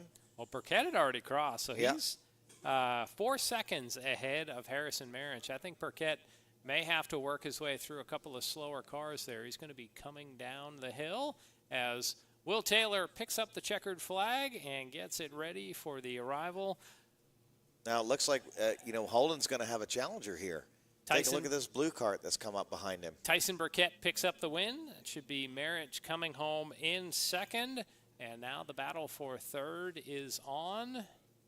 Well, there's no battle for third. He's Okay, kind of on a that's gonna sunny be drive. Perez on third. It's really fourth and fifth. Holden Gargis, Corbin Turley, the battle. And they come to the line. Fourth place goes to Holden Gargis. Corbin Turley comes home in fifth with Anthony DeFeo rounding out the field. Wow, good race. And again, that is the future of racing. Al, what kind of race? What did you say about that race? I said it was a good race. Good. Yeah. All right, get out your scorecards. Good. We're going to keep up with GOOD as we've got our winners from the last series. We've got Arlo, we've got Alex, and we've got Wyatt. He's got the helmet. And the helmet's there, Chris. He's got the helmet with him. The helmet is definitely GOOD. And Arlo, the thing that we're having trouble with figuring out is just how many wins you've had out here. Man, legends are born here. So do you know how many wins you've had so far? Not really.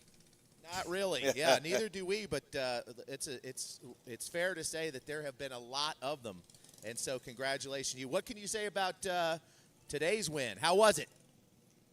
It was good. Yeah, it was good. Alex, what about you, man? And don't worry, Arlo, I'm going to come back because there's more on that in just a minute. What do you think about the race? How did it go for you? Good. Yeah. All right, Wyatt, here we go. So let's see if we can get a trifecta. So how was your kart running today? Good. Yeah. All right, everybody, let's give these guys a round of applause. That was awesome. Seriously, Wyatt, second place. You got a podium, right? Yeah. Yeah. And how old are you? 6. 6 years old. And how many wins do you have out here at 6 years old? 2. 2 wins. Do you guys know something? You know, every great race car driver out there, men and women, they were all your age once, and so one day you guys might get to be famous race car drivers. Arlo, I'm going to start with you. Who's your favorite driver? Who's your favorite race car driver? Is it Bo Stowers or who is it?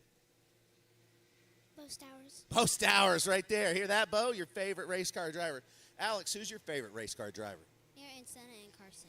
Yeah? Yeah? How about you, Wyatt? You have a favorite race car driver? Is it your dad? It's my brother. It's your brother. And who's your brother? He's right there. Okay, all right. He's right over there. Come on into the frame here. You got what's your brother's name? Luke. Luke. Okay, all right. All right, on 3, I want everybody to look at that camera and say good. On 1, 2, 3. Good. We're going to send it back up to you guys. What a good interview that was. That was G-O-O-D. He got hit good for the cycle. There, kind of thoughts did. down. He got good out of all of them. Since we're sitting here tallying up, since Chris probably wants to know, in total there was 13 goods in those interviews, including yourself, Chris. Chris will send down a thesaurus for later during the broadcast. Getting ready on track for our next race, our KA100 Junior Final. Earlier in the afternoon, the pre-final, it was Gabriel Lopez Velarde picking up the win, so he'll start on the pole and be looking to double up. They've really slowed them down here. I think they've had a couple of false starts. So you can see Oliver Nabert is in that bright red driving suit and kart. He's on the outside with these Samson-like blonde locks. We'll see what happens. This doesn't. Oh, they're going to give him the green. Green. Wow. That didn't look like an even start. That was that should have been waved off, but that's not our call at nope, this point. Besides the point. not our sink, not our dishes on that one, as it looked like Oliver Nabert charges to the lead, puts his flowing blonde locks into the wind at this point, and lets the rest of the field settle in behind. Everyone single file through the kink. Proud to have VRD Racing on board, sponsoring our KA100 Junior program. Oh, we already have a challenger here. Oh, up underneath, gets underneath. Nabert had 4 in the air for a second. He there. sure did. That really hurt right there. So he's going to keep his foot in it. And something's wrong with that something wrong with his cart. Yep. One other Probably cart bent an axle. One other cart was off in the backwash, so carnage coming up after turn number 9. We'll see who's leading. That is a tough break. Look at this underneath here. Nybert gets a little bit inside, pinches him down, and that was 4 off. He's probably bent an axle. And the other cart spun, might be able to resume. So after one lap, Harry Cunningham, your leader, Talon Laney second, and Adam Wine running in the third. No, actually, I think he's still out there, second to last. But I think he's struggling. That was a hard hit. So Talon Laney here in second place behind Harry Cunningham, and they are right on top of each other. And there was a local caution out there. One cart looked like it was up on the hill. Yep. And a couple of carts, Finn Cook, Gabriel Lopez Velarde, are at the back. So it could have been Lopez Velarde that was involved, and he was the pole sitter. So he might have been the cart that spun in the backwash of that incident with Oliver Nabert. Yeah, let's take a look and see if, Oliver's still going. He's made lap 2, so let's see what he can do with it. If the axle is slightly bent, what's a driver feeling? Does it it'll start vibrating? Vibrate your teeth out, yeah. So I step away for 1 second and I miss. Oh, you missed a good one. Carnage? Yeah, you missed a good. It wasn't carnage, really. It was just a good hard hit with 4 wheels in the air. And we have a challenger here. Talon Laney going on the inside there of Harry Cunningham. He manages to stick it. So now Talon Laney's out in front. Good job, Talon. That was a great pass under braking there. So top oh, two there's a nose little to bump tail. draft there from Harry Cunningham. Hey, I'm still here. Are they teamed? Are they teams because those carts look like a similar paint job? You know, I don't know. Talon races with AMP, and he's underneath here in the tunnel, and so I don't know about Harry Cunningham. Well, now that I look at those carts a little more, there are some color differences. Yeah, and then Some look like the team third carts. place there, Adam Wine, he's with the Oz Racing Team, so Team Oz. So Gabriel Lopez Velarde entered the race on the pole. He was the pre-final winner. It looks like he's out of zero the laps race. scored. He's somewhere up in the berm Yep. at the back end of that camera shot. So a wild one, Stephen. You missed it when you step away from a second there. You can see one cart in the background. That is Lopez Velarde's machine. Yeah, that's way up there. Yeah. They pulled it out there, but one cart spun around when Neighbor had 4 in the air. He was able to get it righted into the striped area off of turn number 10. Man, I had to go to the restroom at a very inconvenient time, didn't I? Yeah. Well, we didn't know why you needed Thanks to go. for sharing, Thank though. you Appreciate for sharing that. Yeah. Top 3 charges down into turn number 2, the signature turn here at Atlanta Motorsports Park. And just a little bit of breathing room for each of the drivers. Talon Laney, a comfortable lead for the Yeah, moment. he's starting to pull away a little bit here. But we'll see if Harry Cunningham's going to get him under late braking. But not really. I mean, they're maintaining their distances here, and Talon Laney starts pulling away. Is it just me, or is Harry kind of bouncing a little bit more than they're everybody bouncing. else? Yeah, he's bouncing quite a bit. And you saw he was braking really late and bouncing, but he's right back up at the top. Oh, he's going on the inside of Talon Laney, but nope, thinks better of it.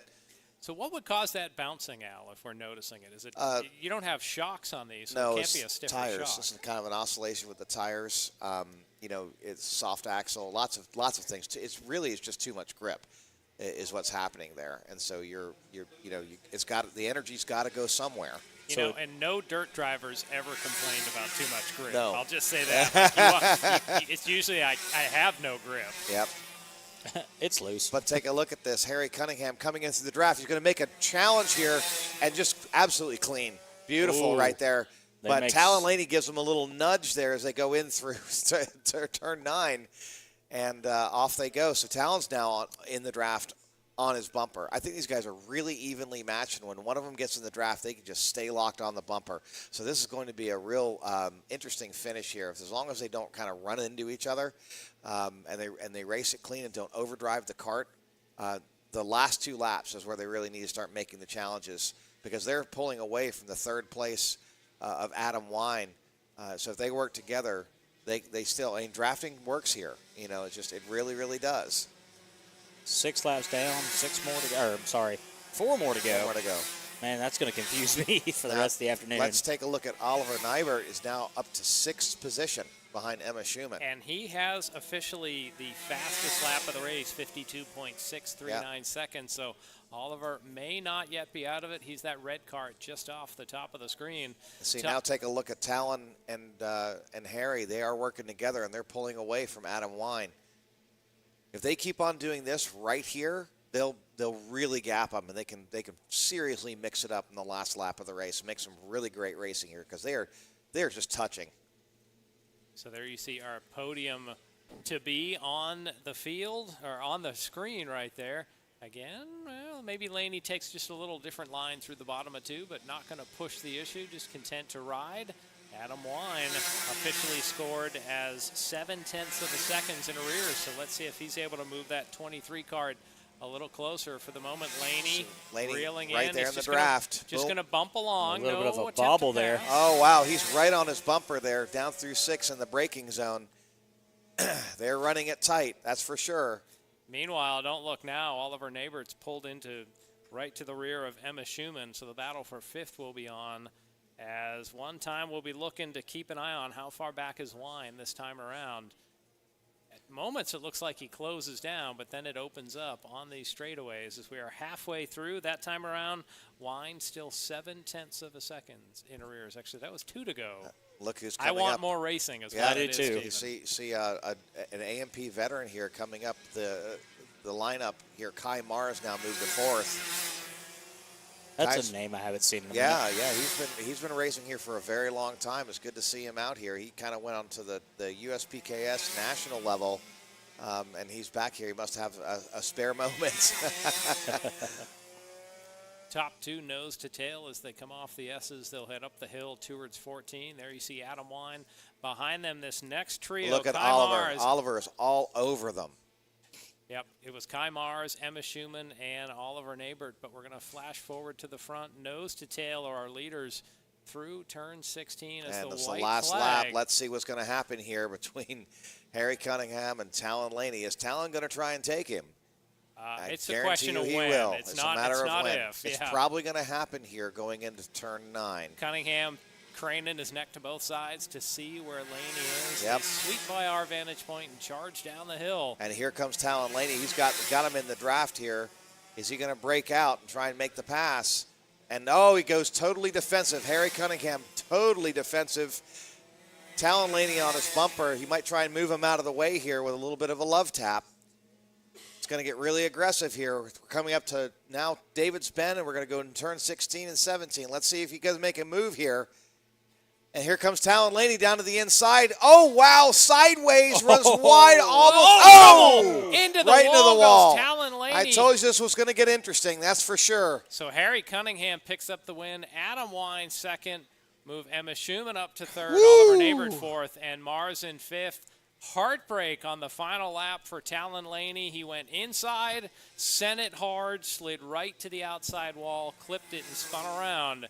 And that literally is a checkers to wreckers moment. I did there. not see that one coming. Well, you know what? I mean, come on. Look at the way that Cunningham was right in the middle of the track, right? And he tried to dive up underneath him with some speed, and he just caught that wall.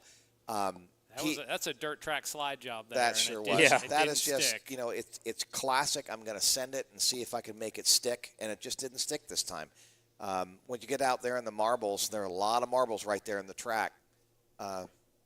Really, really, really tough break there for Talon. Whew. Well, we are going to send it down to victory lane after that great finish with our Chris Conowald. I believe he will have Tyson Burkett and others. So take it away, Chris. That's right. These guys have been so patient and waiting, and now we're going to talk to them. This is our LO206 Kid Kart series. We've got our GKA winner here, Tyson Burkett.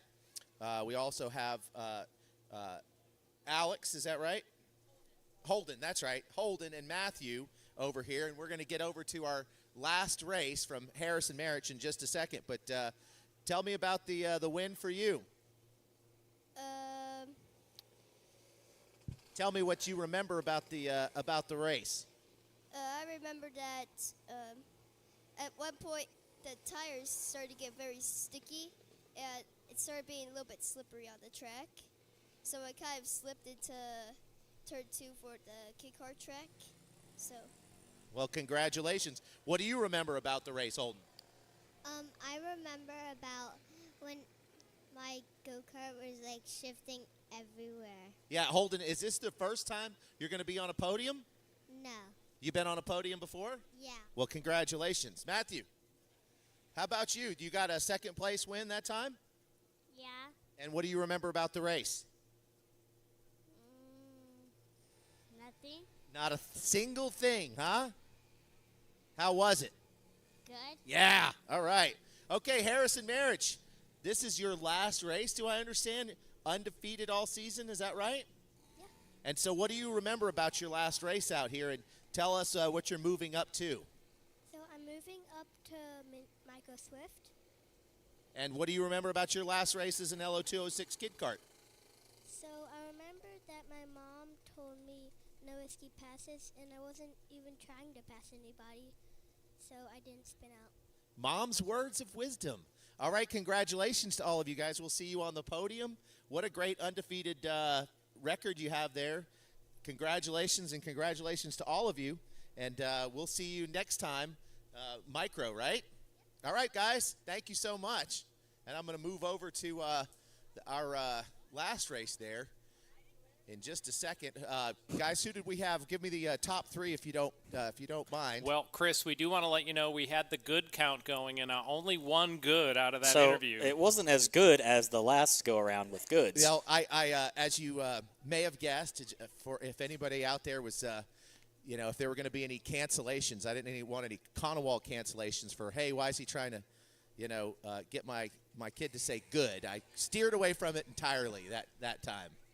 Okay. Well, That's good. Chris, the That's good. The Thanks. top three that you'll be looking for would be Harry Cunningham, Adam Wine, and Emma Schumann in our KA Junior final. Okay, and I'll gather those. And then we had Talon Laney there at the end with a disappointing finish. Is that right? Maybe we can get a word. He went into the Harry into Cunningham. the wall. Oh, okay. Thank you, guys. That's right. Yeah. I've got Harry Cunningham here. You want to grab a headset?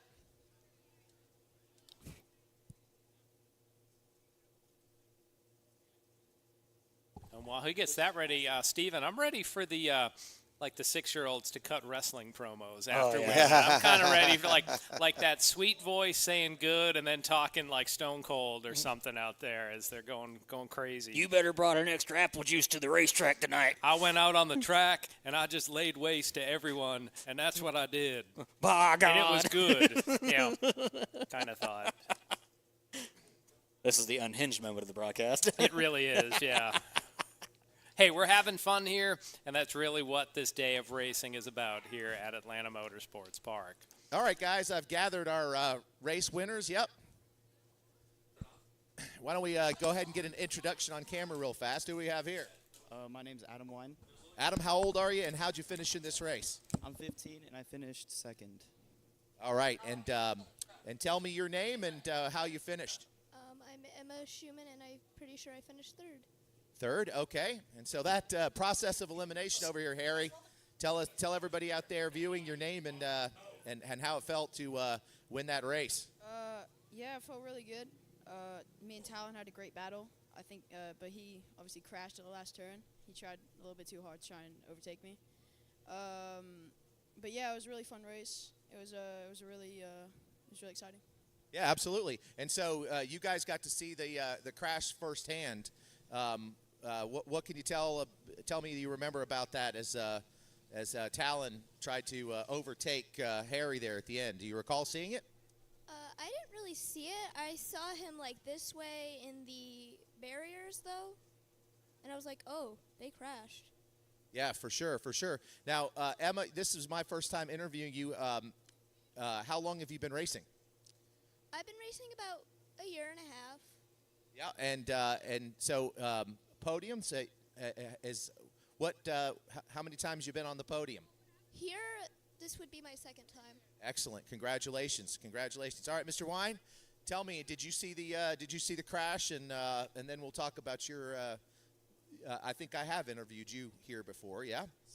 So actually, I saw multiple crashes that race, but the one we're talking about in the last corner, I was in third. And Harry went down to defend, and I think, it's the last lap. Everyone's going to get aggressive, and I think Talon went in a little deep and overshot the braking. So, yeah, I just kept my eyes out, stayed alert, and got around it. So, well, congratulations. And Oliver, you were knocking on the door back there in sixth, yeah? Yeah, this start, I had a really good start, but I defended, and don't know what happened behind me, and I got no room. So then I saw the ground, I was straight up, and I was like, oh no. Oh no is right. All right, you guys, congratulations. We'll see you guys at the podium here in a little bit. It's been a long day, and it all paid off. So congratulations once again. All right, I'm going to send it back up to you guys. All right, thank you, Chris. Coming up next will be our LO206 Masters and Legends final. That means we get to mention our good friends at Willbite Racing, the sponsors for at least the Masters division. And, Stephen, as you know, Willbite translates into Al Edwards in our announcing talk. So Al, Bite, maybe Al still. Actually, Edwards. Al will bite. Oh yes, Al will bite. And Yes. my bark is worse than my bite, but my bite is definitely worse than my bark. And Steven, I sent you the Goose Fraba clip. Yes, I see that. Yeah, from Anger Management. Yes, thank not sure you, if you watched Chris. it. Of course, yeah. Hey, Al, I'm in that generation. I remember Adam Sandler and the Goose Blah Blah. You understand that actually that whole Goose Blah Blah thing, Adam Sandler did a voiceover. The actor that was losing his mind actually couldn't say the words about dunking the ball. Uh-huh. He was like, like that. And so Adam's like, I'll just voice it over. So if you listen very carefully, you can tell it's Adam Sandler's voice. Goose Blah Blah. That's awesome. No, it's Goose Fraba. And it looks like we have our LO206 Masters. And we've split out the Masters and the Legends, so we're going to be. It's great that the Legends has grown to 10. Frank Ball has worked really hard with me to get this series expanded. Well, and Alex, great to see it. It's our oldest drivers, yet our newest division. Yeah, An odd dichotomy here that at is Dawsonville. odd dichotomy, and our most seasoned racers for sure. Got the likes of Frank Ball Dozier and David Fusco, and Jeff Griffin has joined us today. But much like in a couple years ago, we would have raced seniors and masters together. And Correct. masters always kind of had that, they're out there somewhere. Yeah. And the start was always jumbled because the seniors started and you just had to go. We saw the same with the Legends starting. So it's really great that the Legends will have their own race, their own start, sort of the spotlight on them as well. But it really gives them the best chance for a fair, straight-up start. Yeah, and just walked in here to kind of sit next to me. One of my best guys, it's Lincoln Massey sitting here with his ice cream. I told you he was going to have ice cream. Moment, yeah. I told you he was going to have it no matter what. And that's just the way it is. So we're getting gridded up here. It does not look like we're going to get a start this time around. We got a lot of stragglers here in the back. So let's see what happens. A lot of stragglers in the back, a lot of oddities in the timing and scoring. So I guess missing data has once again appeared into the race as the field swings by. Once again, this is the Masters division for drivers 35 and up.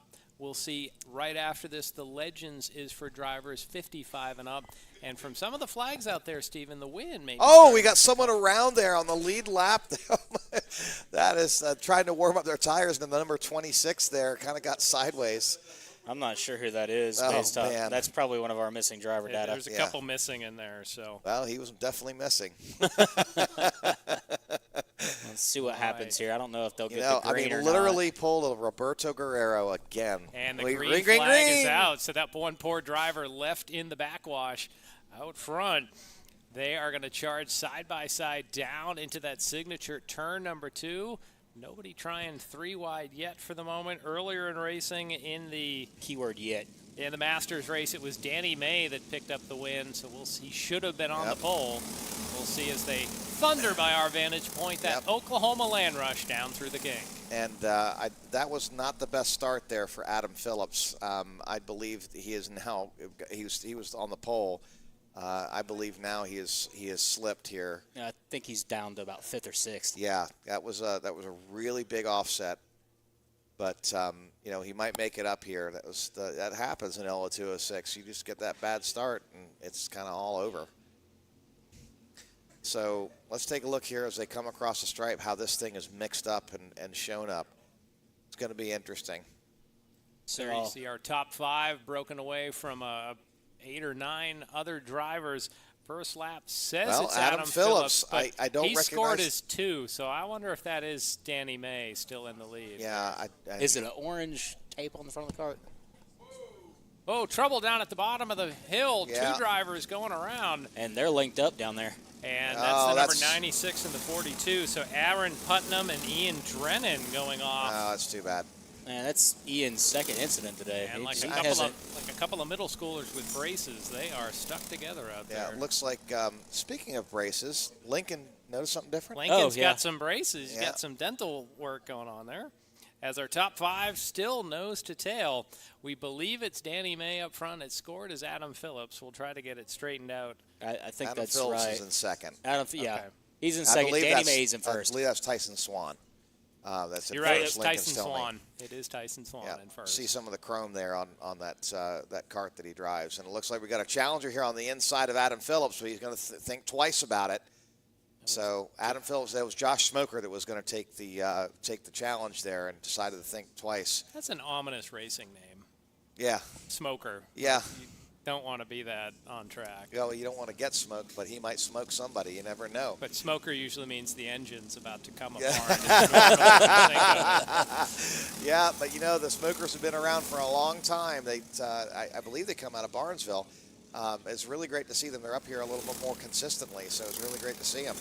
And it looks like Adam Phillips and Tyson Swan might start breaking away just a little bit here, but these guys still, the first 5, nose to tail with the Will Bite Racing LO206 Masters Division. Well, let's not forget about Matt Lasseter back there in the 5th position, who's kind of been a little He's bit been of a struggling sleeper today. this season. Well, he's been a sleeper this season, but he's been struggling today, that's for sure. He's struggled with some setup. I think he is a little worn out after his league win of this past Thursday. So, you know, maybe he overdid it there. But he is in that second pack, leading that second pack in 6th position. Adam Phillips, fastest lap of the race that time around, but he is remaining in second place. You see a cart getting pushed back up the safety way there. Oh, Adam Phillips, wow. He might be getting pushed here, right here. Yep, he's going to get moved out to at least 3rd. Yep, he's going to keep his foot in it down there through the kink. He's just been moved to 3rd position. It looks like Josh Smoker got by him. As we were saying, you know, we start talking about these drivers, and all of a sudden the move gets made. But Adam Phillips is right back on his tail here. So just a bit of daylight for Swan. We'll see Swan again later in our vintage class. Right now he has a couple of Oh, cart we now lengths. have a challenger. Adam Phillips to the inside, and he's going to stick it. So Adam Phillips is taking it back away from Josh Smoker. You know, I keep seeing this, but I could be wrong. I don't think that's Tyson Swan up front. That looks like Danny May's cart because there's Blazers Hot Wings as a sponsor. You can get a number Yeah, on that it. is Danny May. All right, so the international man of mystery is leading the race at this point. We'll figure it out eventually. If it's the 9, yep, that's Danny May, That is 999. Danny May. Hey, guess Okay. what? His transponder isn't working because he's not on the lists at all. So it doesn't look like his transponder is working. Danny May is registered at 18th currently. Yeah. We don't even Well, know what's going on. He's on the lead lap. Yeah, but it doesn't matter at this point. If he's out front, he's out front. The transponder is just one thing after another, you know. Remember the days when drivers would race under pseudonyms to try to avoid things? Danny may be doing that, but you're right. He's got that Blazers Hot Wings cart up front. And that's Tyson there now in 3rd position.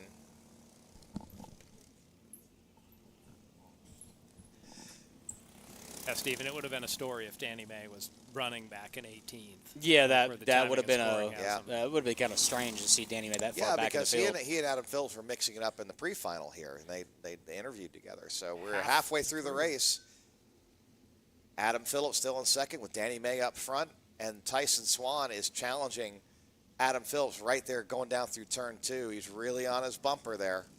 And it looks like Josh Smoker is now in 5th position. So Smoker's in that sort of the bright red car.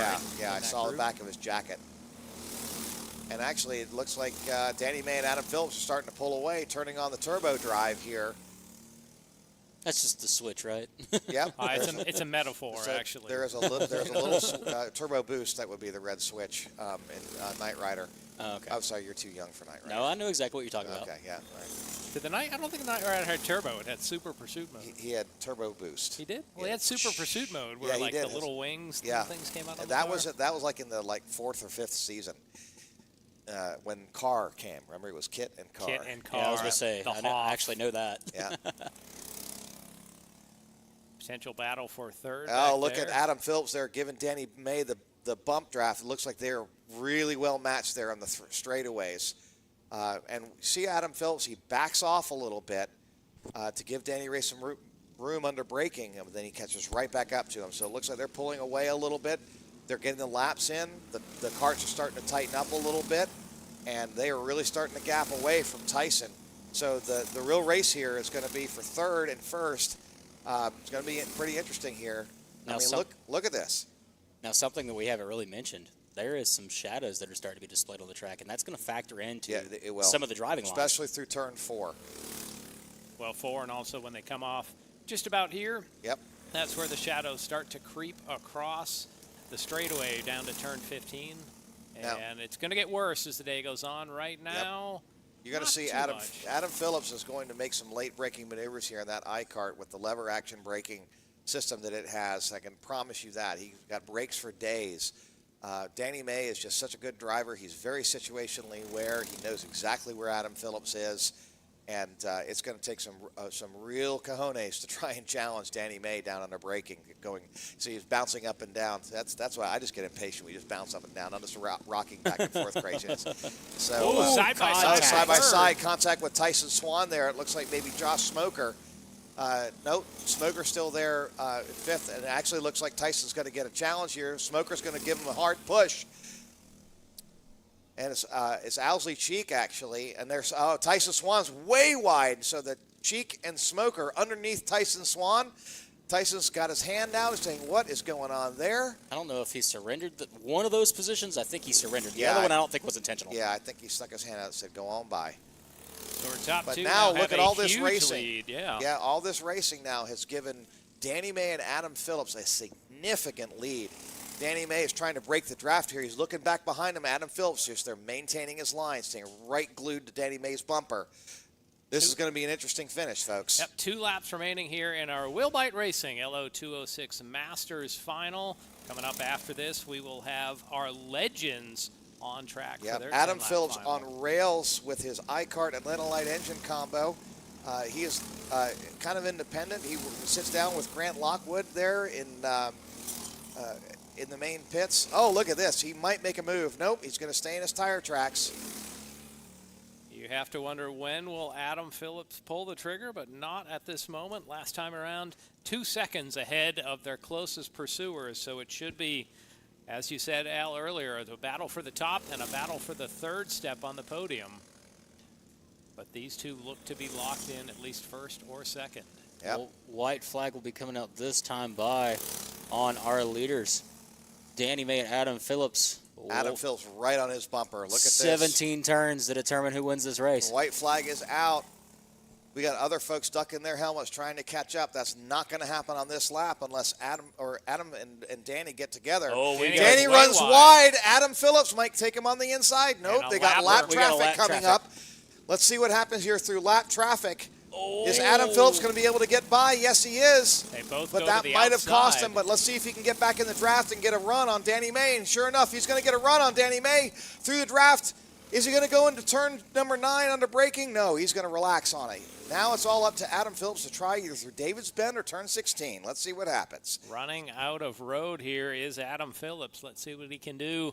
Just a couple of passing spots. Danny May covers the inside. Over, under. Here comes Adam Phillips up the inside, and David's Bend is going to squeeze him a little bit. He makes the pass clean. What's going to happen with Danny here? Is Danny going to actually make the pass? He's on the inside. 2 laps, or 2 corners to decide it. That is a negative. It's going to be a drag race to the finish, possibly with Danny May might break it out. Adam Phillips for the win. Adam Phillips, Danny May, Joshua Smoker, Oz Cheek, Matt Lasser, Tyson Swan, Paul McKillary, Grant Lockwood, Austin Gargis, and Leon Robertson III to round out your top 10. And now I have to wonder, Al, you seemed a little extra excited. Is it a chance that Adam Phillips is part of the Wilbite Racing stable? Well, he is. He actually doesn't tent with us, but I've known Adam Phillips for a long time. He drives an iCart that I support him on with an Atlanta Light engine, LO206 prepped engine. Way to go, Adam Phillips. Adam's famous line here, he's been here for years, is winning is stressful. That had to be stressful. Well, he didn't have to stress too long. He only led for the last few corners. You know, he made the move up through 13 and made the pass in 14. Adam's one of the dirt conversion guys. Adam was racing dirt for a long, long time, and he decided to come to asphalt, and that was 10 years ago.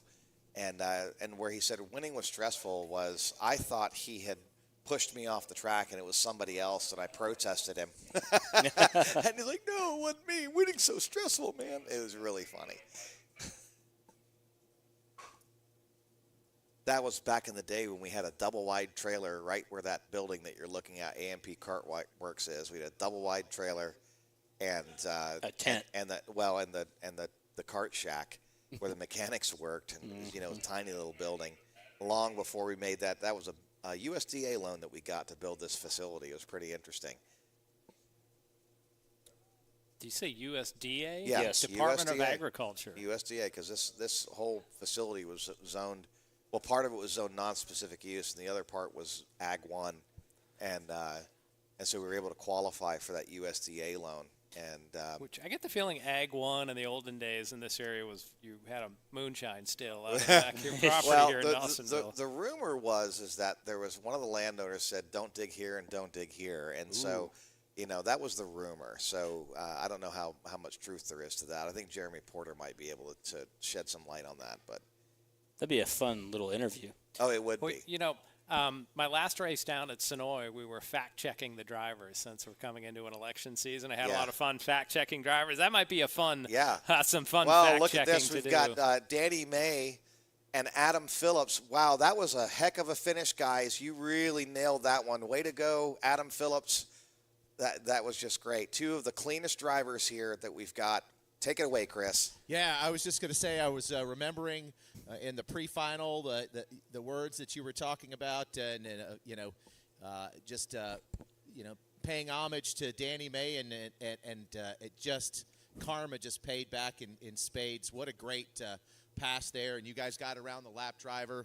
Danny, I hope you know what it must feel like, and I'm going to pass the mic here. To win a race like that with Danny May, right? Yeah, that was big, and I know I want to do it just like I always want to do. I want to do it clean and to watch Danny and see where he was going, and I felt my kart coming in, and just from experience, I was watching Danny, I was like, he's fading just so slightly, and I'm like, that's all I need. Yeah, well, let's talk about that the lap traffic there. Danny, you first. Did that had an impact? Yeah. Yeah, well, it did a little bit. I was going to try to over-under them, but we were like, we just got to go outside. So I don't think it killed our momentum too much. It probably would have ended about the same way. I knew he was stronger through 6 and coming through the S's, and I didn't really have the gear to do any kind of crossover or come back at him. So well played. That the strategy was perfect. Adam was patient all day, and it really paid off. Yeah, well, speaking of patience, are we going to get to see, we've been patiently awaiting Danny May and Shifter Kart. Do you get it fixed up? You're going to be in that race? Man, that thing's been a hot mess.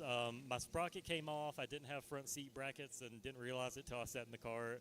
I'm going to do my best.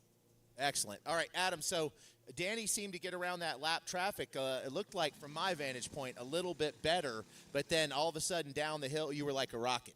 Oh, yeah. Once I got around the lap traffic, I was like, okay, I've got to catch Danny. And I just made a beeline for his bumper to catch back up because I had an idea in mind the move that I wanted to make. But, yeah, that lap traffic made things a little tense. So. Yeah, because winning is what? Winning is stressful. There you go. That's for Al. Danny, there toward the end, as I was watching here, I thought that you might go for the shootout there, but you just stayed right on the bumper there. Good, such a gentleman you are. What a great race from you. So I'm going to let you talk about the sponsorship that you do out here, and then I'm going to send it back up to the booth, and we'll watch you in the shifter cart. So big thank you to Blazers, yeah? Yeah, thanks to Blazers. Thanks Kinetic Competition for the fresh motors. We're going to see what we got in LO Senior with them, see if we can come from 9th, and excited about the progress we're making this year. These are the fastest times we've turned this year, and we're making big gains here. So kudos to all of us pushing each other to be faster. Yeah, absolutely, and so that would make it truly a magical afternoon for all of us. You went out in this series, and Danny, you come out in shifter, and yeah, it's $1,000, by the way, $1,000. So, all right, Adam, last words to you. Who would you like to say a shout out to? It all paid off here today. So, what do you have to say? Well, I got some work friends that I don't know if they're watching. I hope they are. It's from a committee called ACPN for Automotive Content Professionals Network. I hope they're watching because they've been kind of my lucky charm lately. So I got to say a shout out to them, and got to give a big thanks to Al himself. Awesome power. He helped me scale this iCart out. We really have it finally tuned in. He's told me what to do and given me advice on the tire pressures, which is what I've been playing around with. So don't want to let too many cats out the bag, but a lot of thanks to Al. All right, Al, you heard it. Real quick question, guys. What happened on the start? It looked like our start was really offset there. That with that second pack, it looks like you guys really got the jump on it. I don't remember back that far, Alice. Oh well, okay. I fell asleep at the wheel. Oh, there you go. Okay, well, good that you admitted it. All right, so we'll see you both on the podium. Congratulations to you both, gentlemen. It's an honor to watch you guys race. Congratulations, Al. We're going to send it back up to you. Danny, thanks. Thanks. Adam, thanks. All right, thank you, Chris. Down in Victory Lane. Coming up next will be our LO206 Legends Division. And Al, I wonder if you want to pass the headset over to Lincoln. We need to get our. Lincoln give some talking he's here. been able to digest his ice cream, and we have to at least find out what it was and how his afternoon was. So. And by the way, Willbite Racing sponsors us as well because they used to be together. Okay. So we're going to continue to mention Willbite Racing, but welcome to the broadcast. One of our LO206 Junior drivers. It is Lincoln Massey. Although Lincoln, are you in LO206 or are you running KA? Which class are you running? Yeah, I'm in LO206 Junior. And walk us through your day because I know it started on a really sour note. Yeah, so I ran, pretty good in practice. I mean, all right in qualifying. I qualified, I think, like 6th. I mean, not the greatest. Just my car wasn't handling great. And coming down into turn 2, Aiden Courtney locked it up. I think he was just a little bit under pressure by Talon Laney. And he locked it up thinking Talon was going to hit him. And just spin sideways, and I just kind of hit him. And that's where all the chaos started. And it bent my chassis, the front of my chassis. I'm not sure how it bent it, but I was running pretty good the start of the race on the final, but it just, got worse over time. Now, I know you made a lot of repairs. How did your final go in comparison? Obviously, there wasn't a big pile-up in turn 2, but take us sort of through a general overview of those 10 laps. Yeah, so, the first couple of laps, I was doing pretty good. I mean, I ran a 101.9 in a draft. I was, doing all right, but then just over the laps, I just, it just started going downhill. It just slower and slower and slower laps. Well, we just as a word, we do have Lincoln Massey joining us on the broadcast. It is our LO206 Legends Division final lining up. Let's see if they will send them this time around. They're in the tram lines and no-go, so we're going to go around again, Lincoln. So, all right, continue. So you were drafting. When you were drafting, you were running good times. And where did you end up? I think you were 4th at the end of the race? No, I was 6th. You were 6th, okay. And we have noticed that you have some new hardware of a different sort. You have some braces that you've gotten since. Yeah, I got them on Tuesday last week or this week. But, they've been sore for a couple of days, but they'll light up. Green, green, green. Yep, green flag is out, so we are underway with our wide. Willbite Racing. 3 LO206 wide. Oh, Legends. massive pile up. And one spinning in the backwash here. Action early on in our Legends division. Stephen, early on, our Legends seem to have a very quiet, not spicy start, and they've made up for lost time. That was David Fusto, Chris Collette, and I want to say the cart that got involved there at the end was Frank Baldozer. Well, but Fusco was the winner earlier, so he should have been on the pole. Yeah, he we'll was. See. He's still up front. Yeah, Frank Baldoza, I think, moved back to 5th after that little incident right there. I'm not too sure what that blue card is back there, but tried to go 3 wide to the first turn, and it just didn't work out. So this is a 26 cart. Our Legends division, 55 and up. So, Stephen, I think they literally have to have an AARP card to be able to step into the seat for action. But really great to see these guys have their own race, their own start, breaking off from the Masters. Whoa, one going way wide off 17. Was that Fusco that was way wide? Kicking up some dirt. They're playing Fusco. a little, a lot of interesting right now. A wicked game out there. I don't know what's going on, but these guys are getting rough and rowdy. He just missed the missed the exit of the corner. Yeah, may have braked a little bit too late right there and turned in too early and just shot him out wide. Now, remember in their pre-final, Chris Kellett was 4th until late in the action. Then there was some chaos. He moved up to 2nd. Well, now he's able to take advantage of Fusco putting some wheels in the dirt. So Chris Kellett, your new leader here as we work through our 2nd lap. I believe that's Thomas Neeson 2nd, directly behind him, who is definitely putting some pressure on Chris Collette. Yeah, Kellett was, I think, running in fourth most of the pre-final. Didn't seem like he had the kart to win, but here he is. As we just found out, winning is stressful, so we'll watch the blood pressure rates climb of our front drivers. Maybe not. You might be right at this point. And you got a challenge. Let's see, Kellett's leading, scored in second. He's going to go for it. Ooh. Oh, well. Not able to make up. Here comes some karts coming up Fusco on the just outside. wide open. Whoa, cutting that 10 a little bit sharp right there. That was... These guys are shaking it up. That was a 92 of Tracy Pearson that jumped the apex down in turn 2. Yeah, got blinding the whales of the hot dog. So the older drivers have thrown caution to the wind here in this Wilbite Racing final. So, Lincoln, I imagine school has started. What grade are you in this year? I'm in 8th. And where are you at for school this year? I know a lot of drivers, some are in public schools, some are doing like a homeschooling. What's your setup for this year? Yeah, so I'm actually doing online school. So that's a program that sort of gives you a lot of flexibility to be at races? Yes, absolutely. I've noticed a lot of young drivers are partnering with, Speed U. Seth Christensen is a spokesperson for them. And number 35 kart that runs the Southern Super Series races. Lincoln, do you know who the program is that you're doing school through? Yeah, I'm doing Connections Academy is I think what it's called. It's just like their like office, I guess you can call it, is near Atlanta, about an hour from where we live. So now I imagine you get some schooling during the day, but it sounds like this will be your lab on the weekend, right?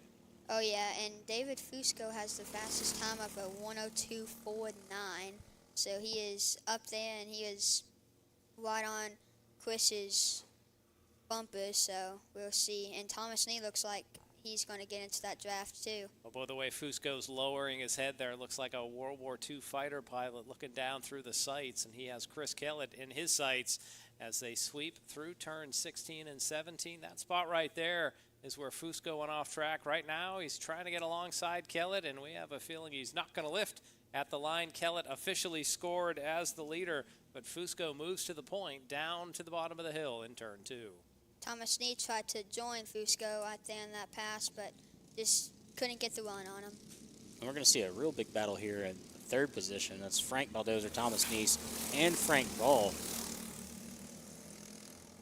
As this is allowing Fusco to open up a safe advantage for the moment. The field charges down the back straightaway, 4 laps in. Once again, 10 laps the distance, waiting in the wings. It is our Tag Cadet rookie final, so we're enjoying Wilbite Racing's LO206 Legends final.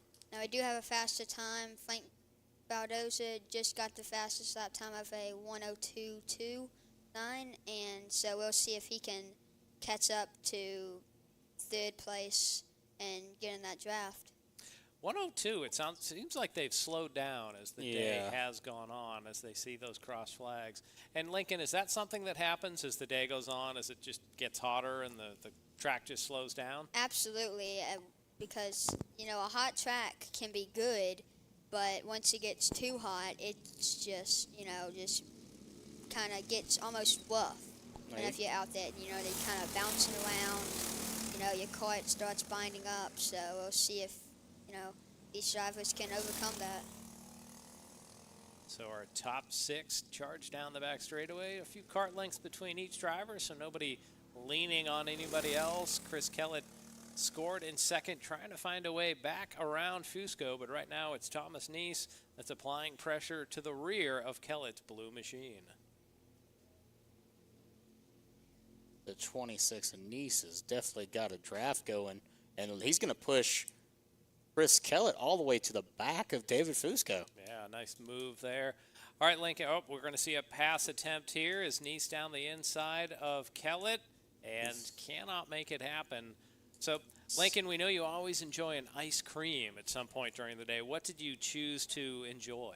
I chose the usual Twix ice cream bar.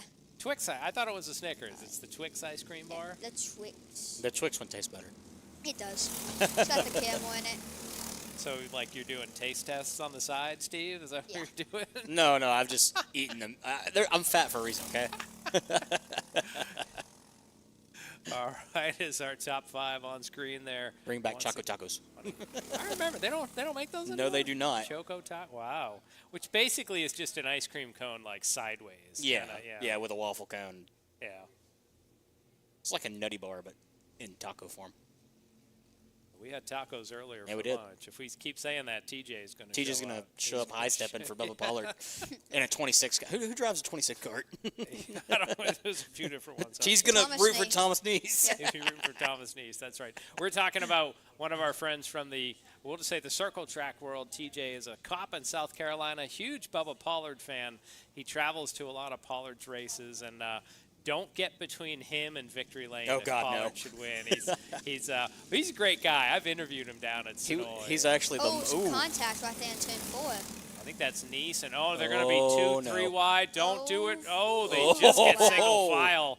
And That's I don't where know their who that problem. was, but Remember, that's where the problem was in the pre-final. Baldozier got into it, I believe, with Neese and ended up losing spots. Was that the 26? Was that That Neese? was Frank Baldoza and Frank Ball, I think, who that was, that are now in front of Neese. Who fell all the way to the rear? Was that Neese? Yeah, that was Neese. Oh, wow. Yep. That was, because- 4 or 5 positions just drop. Let's see.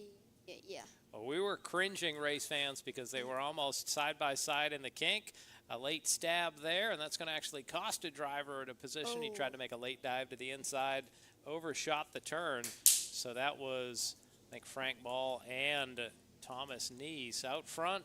David Fusco still your leader at 0.33 seconds ahead, but there you see Chris Kellett in that day blue, powder blue cart in second place. Yep, as these drivers have been battling, Fusco has just been able to get a little bit of a lead, but it looks like they've all maybe calmed down and maybe are going to try to catch back up.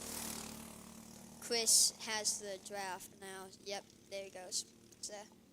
So we're getting into the waning laps here. Shadows growing long at Atlanta Motorsports Park. You're enjoying round number 7 of our championship karting series. I'm John Matthews, joined by Steve Newbold. Right now, Lincoln Massey joining us up in the booth. So, Lincoln, if you were in one of these karts, what would you be doing out here right now? If I was first place, I would be trying to, just defend right now. But if I was second, I'd be trying to, keep up, try to get in that draft. And right now it looks like David Fusco has a little bit more of a, I think we got a back marker. Well, we are, and we're on the final lap here, so that is our top 6 on I screen. mean, these guys are neck and neck. The whole field is right on top of each other. Yep, Baldozier gets by Kellett, so Kellett drops back a spot there, 2 wide again. Ooh. Oh, they pushed it. They kind of made it work through the kink. These old hands showing the youngins how to drive through the I kink. thought you were going somewhere else with that for a second. As meanwhile, David Fusco is driven off the front. Unless something special happens, he is on his way to victory. Behind him, Baldozier and Kellett battling for second. Baldozier right down the middle of the track. Defensive lines in place. Let's see if Kellett does anything into turn number 16. An error earlier in the race. Fusco fought his way back up. David Fusco in the 102 Legend is your winner. Followed by Frank Baldozier in the 110, Chris Kellett in the 22, Thomas Neese in the 26, Tracy Pearson in the 92, 969 of Frank Ball in 6th, Jeff Griffin in 7th, and Tim Clark going to round out our field in 8th. All right, thank you, Lincoln. He has already headed off. So, Stephen, where did you think I was going with that comment about? Well, you started with one thing, and I was like, he's not going to use that, and he moved to a different word. They showed him how it's done there, but normally going 2 wide down through that kink is not a good result. And we saw them able to make it through, but it was David Fusco. Despite having a bobble on the opening lap, he recovered and was able to cover the field for the win. I just figured something out. Al Edwards is the TJ at Atlanta Motorsports Park. He might be. Because just seeing him jump up and down right then for Fusco winning was golden. Yep, so the driver is just going to roll across the scale. About 380 pounds is the required weight here, and it looks like so far they are all good. There goes the rest of the field. But race fans, we got a race coming up next in our, trying to see which class it is, our Tag Cadet Rookie. Here's a package letting you know what's going to happen. My name is Arthur Nahapedian Anushavan. The class I race in is Tag Cadet. My favorite F1 driver is Charles Leclerc. You do an impersonation of me calling your name on the podium. Arthur Nahapedian! You butchered just everything.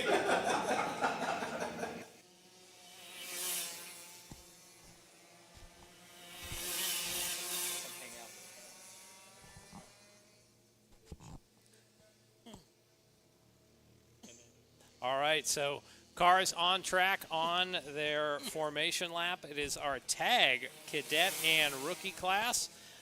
This is sponsored by Tag Cadets, sponsored by Liquid Moly, and our Rookies sponsored by Autolube. They're getting formed up already on the back straightaway, getting side by side here, and we will be set for 10 laps of racing. So, Steven, you got the pronunciation thing there. Will Rigdon coming in, our executive producer. Will, you were asking the questions in that video, and I believe one of them is how you would pronounce Arthur's last name. So him imitating you. That was actually pretty good. Yeah, that was pretty good. And it's Nahapedian, correct?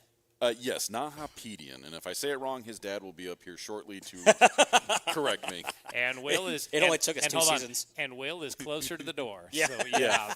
No, he literally would just stick his head and just give me the I'm staring at you every time I'd mispronounce it. Why would he poke his head in? Because he'd be on the balcony. The door's glass is what I'm saying. He doesn't need to open He's going to go through the door. All right, looks like we're doing a split start here for our field as the cadets get the green flag. Behind them, the rookies getting going. So race within a race here is something we will watch. In the earlier race this afternoon, Kellen Berghofer was the winner. Arthur right there at the back of that pack that we just saw in the interview. He was in that red cart leading up that or following up that pack of 5 right now. Kellen Berghofer was the winner in Tag Cadet. Bo Stowers picked up the win in Rookie. And, Stephen, if I recall correctly, Berghofer put a beating on the field, and it looks like he's going right back to doing that. He's already at like a 10 to 20 cart gap already. Yeah, as they rolled that thing cross tech. Yeah. Well, Will, we noticed earlier that it's something I've never seen before, that there was a drug dog down in the tech area. Oh, jeez. Is this Weber? Yeah, we brought in the Dopinator. Yeah, Dopinator Junior down there. I've heard of some ways to tech racing, but I've never seen him bringing out a dog to sniff things before. Hey, make sure you get the right tire compound. We don't send off tires. We have Dopinator Junior tested. Yeah, just smoking too much in the paddock. Now, unless you have the $100 cheater package. Yeah, if you paid your cheater fee. And racing, you got to have the yellow sticker. And we're talking about the infamous/mythical 2/8 of a mile speedway somewhere in Tennessee that is home to it's the home of the Bang Bangers. Yes, as Gage well Martinez. Yeah, Gage Martinez, a multi-time allegedly champion. What's the track promoter's name? Something Yoder. Jeb Yoder, who's an Amish man. It's they're an internet sensation. And they actually went viral the other day with there was one picture that people thought was actually real. Oh yeah. Are you talking about the baby race? Yeah. No. It was the weld class with the pregnant lady. Yes. And this speedway is not real. It's sort of an internet meme. Pokes a lot of fun at the racing community. I'm pretty sure I know who runs the page, but I'm not going to expose him. Mikey Lane. Yes, if you want a good laugh, go follow Weber Valley Speedway on Facebook. Well, it's sort of, in my mind, neck and neck with the Infield Tractor Tire. Oh, God, which is another meme account. That's another dirt racing account where they just poke fun at or things short track memes. Yeah, things and people out there. So Callan Berghofer is the car, already swept through the S's, and last time around 2.3 seconds ahead. It's Kyan Air, Roland Smith, Ryan Perez, and Arthur Nahapedian in that rest of that field. The race within a race, Bo Stowers leads our Tag Rookie race. Once again, Tag Cadet sponsored by Liquid Moly, and Tag Rookies sponsored this year by Autolube. And it looks like times are now starting to tick off the board there. Yeah, it didn't show up that first couple of laps by, but these drivers are settling in right now. Tires are getting some heat in them. and they are starting to turn some fast times. A 56.434 for Callan Berghofer that last time. Kyan Air almost a full second behind him on the lap time. So that explains that gap that's building there, John.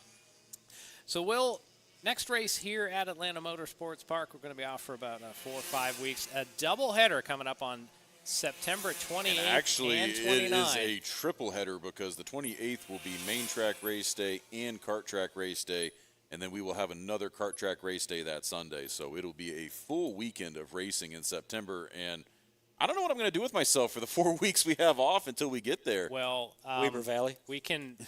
I'm sure your Well, boss will tell you what needs to be done. I know over those few weeks. me and Steve will be at Caffeine and Octane Lanier, or no, at Caffeine and Octane the Mall show on September 1st, and then we will actually be at Caffeine and Octane Lanier for the AXS Autocross Series coming up. I believe that's on the 15th of September. I just know that the weekend of the 9th, I've got to take off. That's my wife's birthday. I told her I would take off. Hey, you are all good because I will be in Indianapolis that weekend. We got World Figure 8 action going on. Oh, that's right. Well, as we got a battle going on here for second, trying to settle things out. The rest of my schedule coming up, I'll be at Dixie Speedway next week. They're having the Bang Bangers out back there, the SCDRA. After I get through Labor Day, I'll be at Sonoy Raceway on September 7th. Back there on the 14th, the World of Outlaws coming in. And on the 21st, back at Dixie for Monster Trucks. And I've never been to a Monster Truck show. So at Dixie's great. That sounds awesome. Before coming back here on the 28th and the 29th. You know, and here I was thinking Steve was the dirtiest announcer we had up here, but you cover more dirt racing than Steve does. I potentially do. Well, maybe. Maybe. You cover a lot of asphalt too, Steve. I do cover a lot of asphalt. Mostly asphalt. And then we'll close out our championship series on Saturday, October 12th. But I want to put you on the spot here.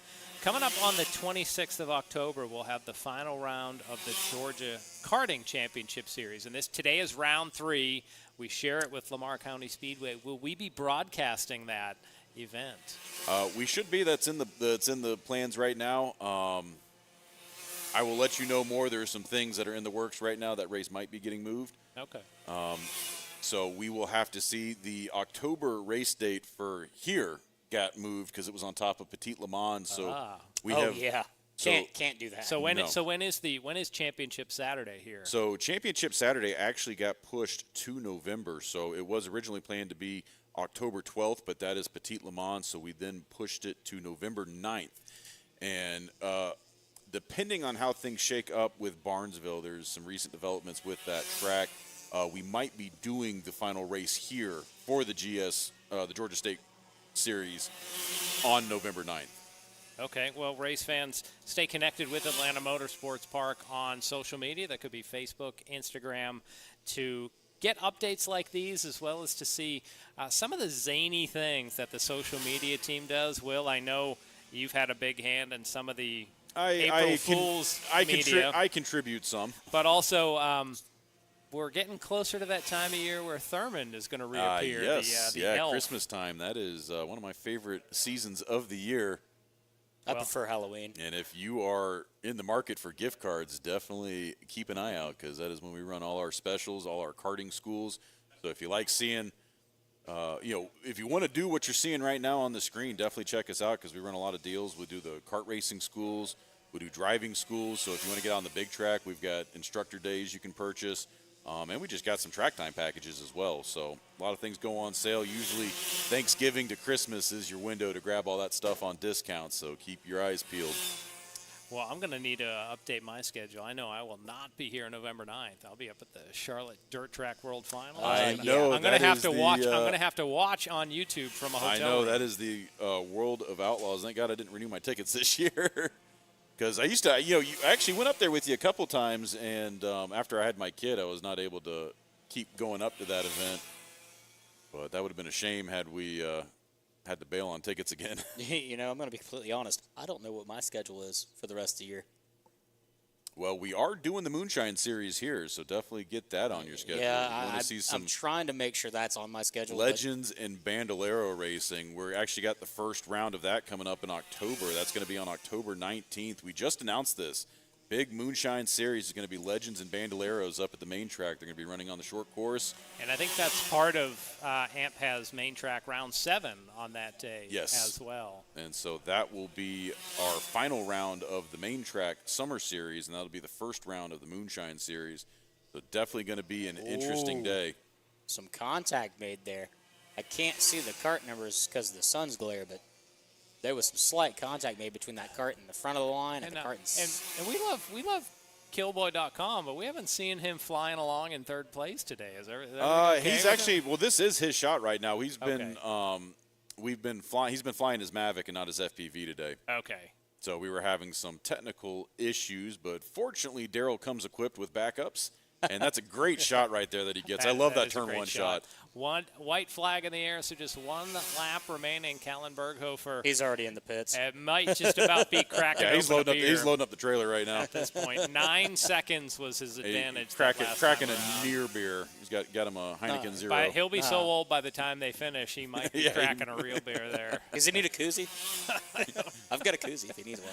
And good battle going on here. Second, third, and fourth between Kyaner, Roland Smith, and Ryan Perez. They're going to settle out the podium as Callan Berghofer probably about to cross the finish line right now. Once again, 9 seconds in arrears. So second through fourth charges up the hill. Let's see if we have any takers as Berghofer just sweeps by the start-finish line to win our Liquid Molly Tag Cadet Final. And coming to the line, this trio looks like Kyaner is going to hold on for second. He does. Roland Smith second, and Ryan Perez. And I thought we were going to have some more action in that mid-pack, but these guys were pretty content to just stay single file. Yeah. And the race for Tag Rookie last time around, Bo Stowers, if timing and scoring is right, he was about 6 seconds ahead of Nazar Martinenko. And there comes some of our rookies coming around. And there go your rookies across the stripe. Bo Stowers will take the victory for the tag rookie class. Nazar Martinenko in second place. And looks like Isaiah Williams took third and Ryan Dahoney in fifth. And this was a split class, so we had 5 tag cadets and 4 tag rookies. And pretty much your top 5 for Tag Cadet was the starting order. Yeah, it hasn't changed. I honestly think they went 1, 2, 3, 4, 5 in order. And they kept it pretty clean, too, which I know we're running up here towards the end of this race day, so I know a lot of folks here breathe a sigh of relief that no didn't have any cards, no damage cards, no extended delays.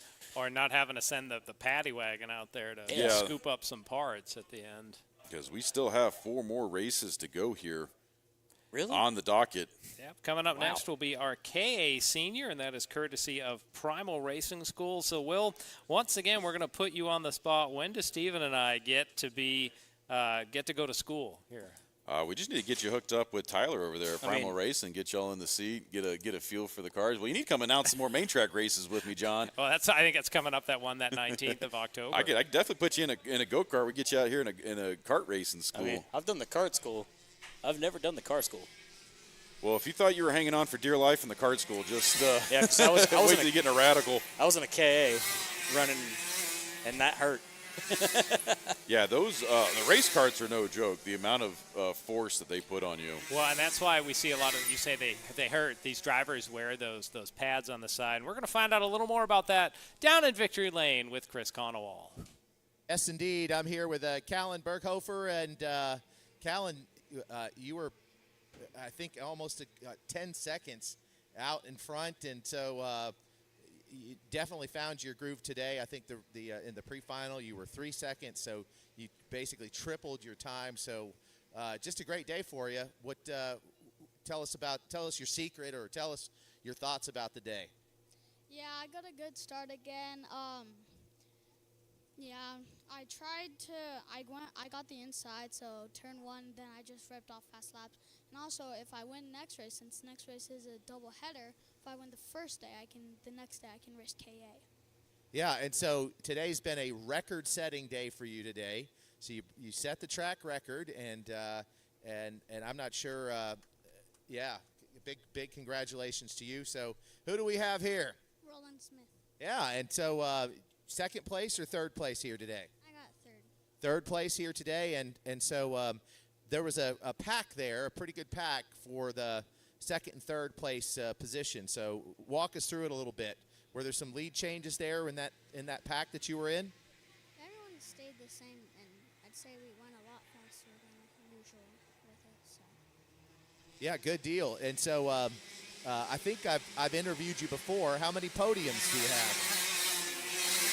Second podium. So congratulations to you. So moving over here. So let's talk about the battle for second and third, right? You guys were tight while Callan was off to the races there. So tell us about the battle back there. Yeah, we just wanted to work together to get better lap times, but Callan was just way out of our times, and so. Well, listen, you guys are on a podium. You got any shout-outs real fast before we move to our next class? Shout out to Eugene Pinenko and my family for helping me, and yeah. Excellent. How about you? Shout-outs? Porter, Colby, and my family. Awesome. All right, Callan, you get the last word for the shout-outs. Congratulations to you. Your mama's still watching at home, so maybe a shout-out. Shout out to my family, AKT, Zanella, and Eugene, and all my sponsors. Excellent. Tell us how we get our hands on one of those cool hats you got. Just going with AKT to races. That's how I got mine. It's a nice-looking hat. All right, let's get the next group of racers up here. You guys can hand off the headphones here. All right. All right. Well, we're halfway through this race, so we're going to go ahead and go back to calling this one. All right. Sorry. Oh, we got we got a red flag. So never mind. We Back to don't have interviews. racing action. Once again, though, congratulations to Callan Berghofer dominating in the KA100. Excuse me, in the Tag Cadet. Looks like we have the Tag rookies. So, Chris. Yeah, take it away, Chris. Sorry about that. Hope that doesn't count as like the announcer's curse there.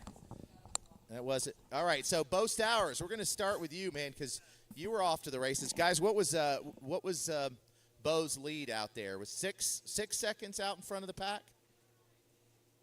Bo, you don't know. You were just out there driving, right? Yep.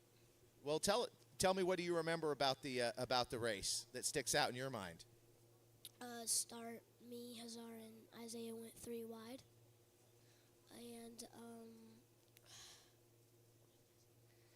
I almost spun out and hit the wall driving right here. Was it pretty scary, I imagine? Not what I've been through. It wasn't gonna be that bad. Oh yeah, that's right. You've had a nastier spill before, huh? Yeah.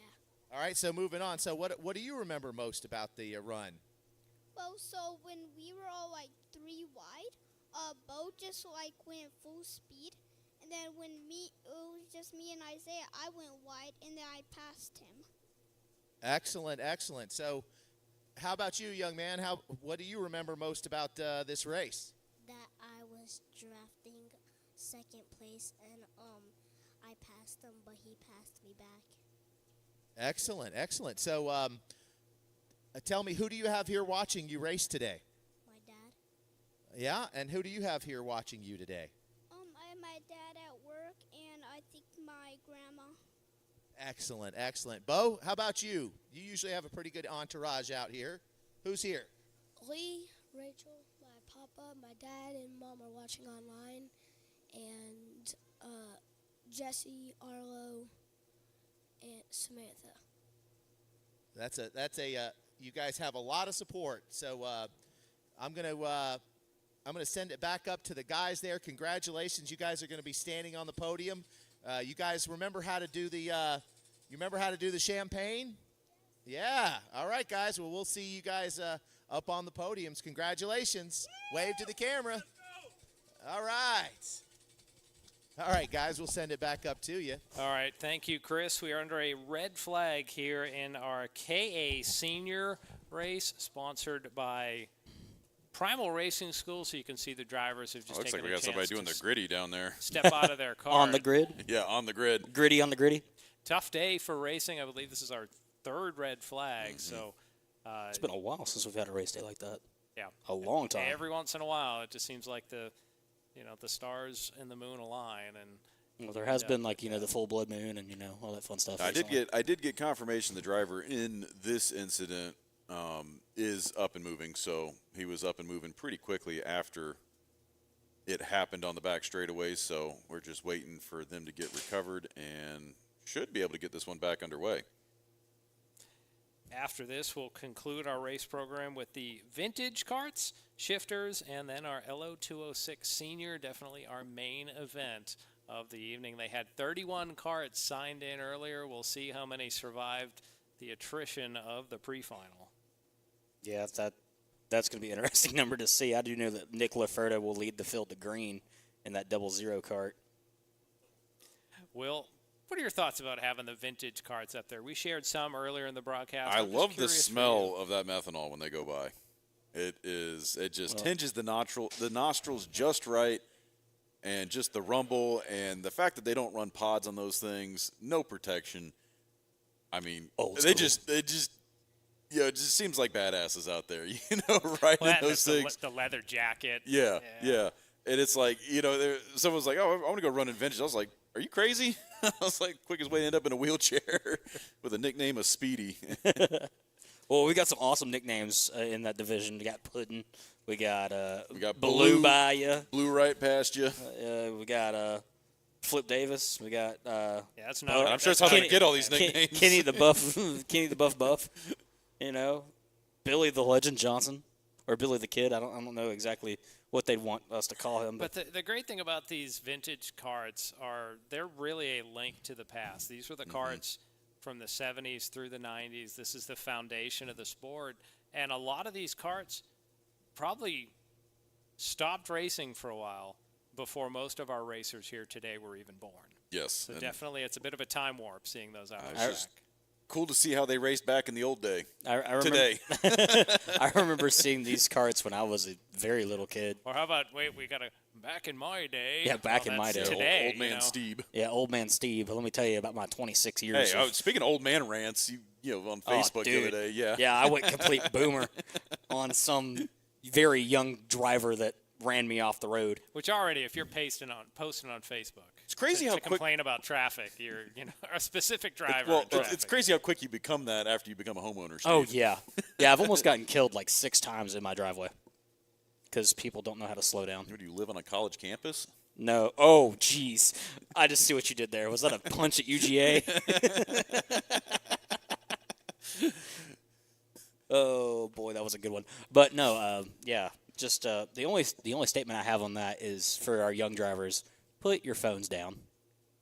Do not text and drive. Do not be on your phones. I've seen way too many young drivers end up in really serious situations because they can't put their phone down. But that's all I'm going to say on that matter. You did give me an idea for an autocross competition, though. Texting and driving? Texting and driving. Or how about this? Have to do apply a Snapchat filter while driving. Yeah. There you go. Duck face the entire time. You could work it into the teen school. Yeah. And make them do the paddock course while on the slick hill. Yeah, that'd be fun. Yeah, there you go. Hey, that's actually not a bad idea. I don't think they'd ever text and drive again. Because we haven't mentioned that. We've mentioned that we have the main track that we take the paddocks over at the main track and set up autocross. Just some cones, but they also have the ice hill, and then at the bottom of the ice hill, which really there are opportunities for teens to learn defensive driving here. It doesn't even matter if you're a teen. It is one of the best tools, hands down, to learn how to drive. And we're one of the only places in the state that you can do that. Aside from where they train the state troopers, there's no other facility like this in the state of Georgia. Which I'm assuming those are not publicly accessible. No, and it's not. It's not even the same size. They don't have the hill like we do. It's the skid pad area here is one of the best training tools you can have. And not that I'm encouraging the behavior, but if it's ever raining here, just go drive your car over there, do a couple spins on it. It is crazy. What's real crazy to me is when you go from an older car to a newer car and seeing how they react. And to be honest, your generation, John, I don't know how y'all are alive, because cars from your day, the way modern cars can catch and correct spins and stop it is crazy. compared to older cars that don't have ABS and don't have the same technologies. Well, it's like what I see for going faster on this track on the wall here for some of the school. It says roll gas and brakes on and off, sponges under your feet and in your hands. And you had to drive like that when you were on ice. I grew up in New England, and you just had to you had to have a heavy feel on the wheel, but you had to have a light movement to make small corrections. Speaking about being on ice, we are back underway here. Single file restart on that one, so not going to be a lot of passing action going into turn 2. No, I kind of like this single file start. But Mateo Rubio Luingo will take the field back under green. Only 2 laps counted right now, so we have got 8 laps of racing to go. And look at that. They are almost gapped out like qualifying right now. And a little bit of action happening back there. That looks like the battle for 6th and 7th. Not exactly sure who that is. We'll have to see when they pass the line. That was either Mason Groves, Vincent Capetillo, or Martin Simonoff. Looks like the 998 and the 214. So we'll need to see when they come by. These KAs definitely pick up the pace from our LO206 diet, where these guys will be running 53-second laps. These are the second fastest karts on grid, but I would say this is probably the most competitive field because, we do have the shifter karts, but with the reduced numbers in that field, this is... Well, the tags are faster, but than these KAs. Now, granted, we can also say KAs 16,000 RPMs charging at you. And this is, the thing with the KA class, this is your entry point to two-stroke racing. This is one of the I don't want to say cheaper classes, but it is definitely cheaper than tag to get into, and definitely affordable if you're on a budget. Because once you get into the liquid-cooled classes, you've got higher maintenance intervals, and you've got a lot more money that has to go into the cart over the course of a season. These being liquid-cooled, or being air-cooled, you still get the 2-stroke power band. You still get a lot of power, but you don't have the same maintenance that you do with the liquid-cooled. Calling it halfway through here, so... Oh, they're only going to run 4 laps. Well, might run 8 laps. Don't know what the lap 8 laps, count says. Yeah. So Andrew for second. Andrew Hamill and Danny Perez are going back and forth. If I'm not mistaken, those two are teammates. And they were swapping positions in the pre-final. And Danny Perez not being out front, that's something different, too. Yeah. Will, what you were saying about the maintenance, we see that in the shifter races, that they have a very high attrition, not from accidents, but karts that just pull over. Yeah. Between they can just burn through their consumables so much quicker, and Well, that's all driver skill. You have a water pump, which means you have the belt that has to drive it. You have a transmission. You have, a very high performance and the engine. belts on those water drive systems are about the size rubber band. of the rubber bands on a stack of bills. His braces. On braces. On Lincoln Massey. Because it is it's easy to slip one of those things. And then you're out an engine if the pump stops running. And then it gets expensive. Where there's, it's a class that has front and rear brakes, so you have to have some sort of balance between them. Do the KAs have front and rear brakes, or are they just Nope. solid rear? The shifters are the only class that have the front brakes. Ooh, we just almost had a major incident in the kink, a crossover that you usually wouldn't see with that line of 3 in the rear of the field. And here's what's crazy. They are starting to pull together here. Mateo Rubio Luingo doing the best he can to hang on, but he's got Danny Perez and Andrew Hamill hot on his tail right now. And it looks like we are following the tail end of this field right now. That looks like 1, 2, 3, 4, 5. That's about 7th, 8th, and 9th there. Should be Mason Groves, Cameron Estes, and Evan Strauser, sorry. Yeah, and look at Danny Perez there. He looks like he's sitting in a recliner. He's so far back. Look at that. We can guarantee you. The lazy boy there. It's not a, No, it's not he's a recliner out there. The seat is laid back. But we were saying earlier, these seats are unforgiving. That's why a lot of the drivers have, looks like a flak jacket on them because it's like a carbon fiber seat, unforgiving. And if you drove. He's got the bankhead lean going on right now. If you drove without those braces on the side of you, your ribs would really be unhappy tomorrow. But you should be relaxed like that when you drive. Because you don't need to be flinching. You don't need to be trying to constantly fight yourself because that's how you get fatigued when you're in one of these karts. And look at this, already on his bumper. Let's see if they get the 2 to go. No, 1 to go. So last time by, Mateo actually kind of locked it up entering turn 9. And that got Danny Perez right up on his rear bumper. And Danny, I think he's going to sit back and make the move in 16. Let's see. He's smelling blood in the water. We've seen him do it before, too. He can pass at any point on this track. He's your current points leader. And I would say out of all the drivers here, he is probably the most likely to go on to the next level out of all 160-plus drivers here today. As there's a pass for third. Looks like Foster getting to the inside of Hamill. Crossover coming from Hamill. Can't make it work, but put Christian Foster onto the podium. And look at Mateo Rubio Luengo getting a little bit of a run here. Might not be enough real estate for Danny Perez to get around. Let's see. I don't think so. It'd be a crazy Into the deep shadows they dive. go. And they're going to come off turn 17. Mateo Rubio Luengo picks up our Primal Racing School KA 100 Senior Final. Daniel Perez has to settle for second. Christian Foster Now, this could third. be a matter of new equipment, too, because weren't they part of the crew that had the trailer? Are they part of DCR? I believe so. I don't remember. Maybe Chris Conwell down in Victory Lane could. Because they were absent last month because their entire setup got stolen. Yes. It was a big deal. It was on the local news. For Mateo? No. DCR Karting. For Danny Perez, you're saying? And I am, before I speak any further, I'm just going to confirm that. And there, Stephen, we can see those longer shadows, the entrance to turn 16 now totally shaded up. Compare that to when we had our early season races here. By this point of the day, the entire front straightaway. Well, yeah, it was and dark. The other it would just about would have been dark by this point. You know, we could always turn on them lights. They're fancy. Now, you're right. We do have lighting. Fancy, pretty lights. Well, once again, we appreciate those of you joining us on the stream, whether it's on Facebook or YouTube. You are enjoying round 7 of the Championship Karting Series here from Atlanta Motorsports Park, 3 miles west of, we'll say it again, bucolic Dawsonville, Georgia. Really one of those hubs of racing, as we talked about earlier, the Elliots, the Flocks, the Sosbys that have called this area home. Speaking of hubs, I think a good bully burger right now would be awesome. Ooh, yeah.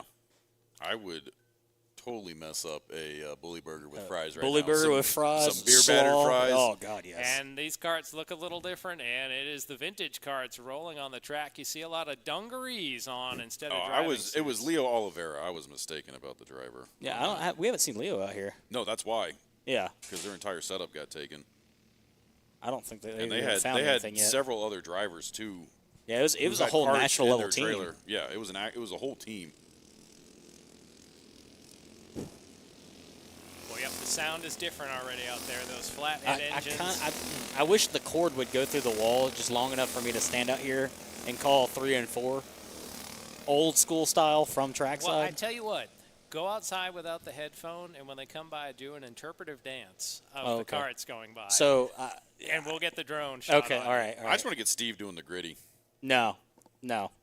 Or some other Fortnite dance. I don't care. I don't know what Fortnite is. Okay, Boomer.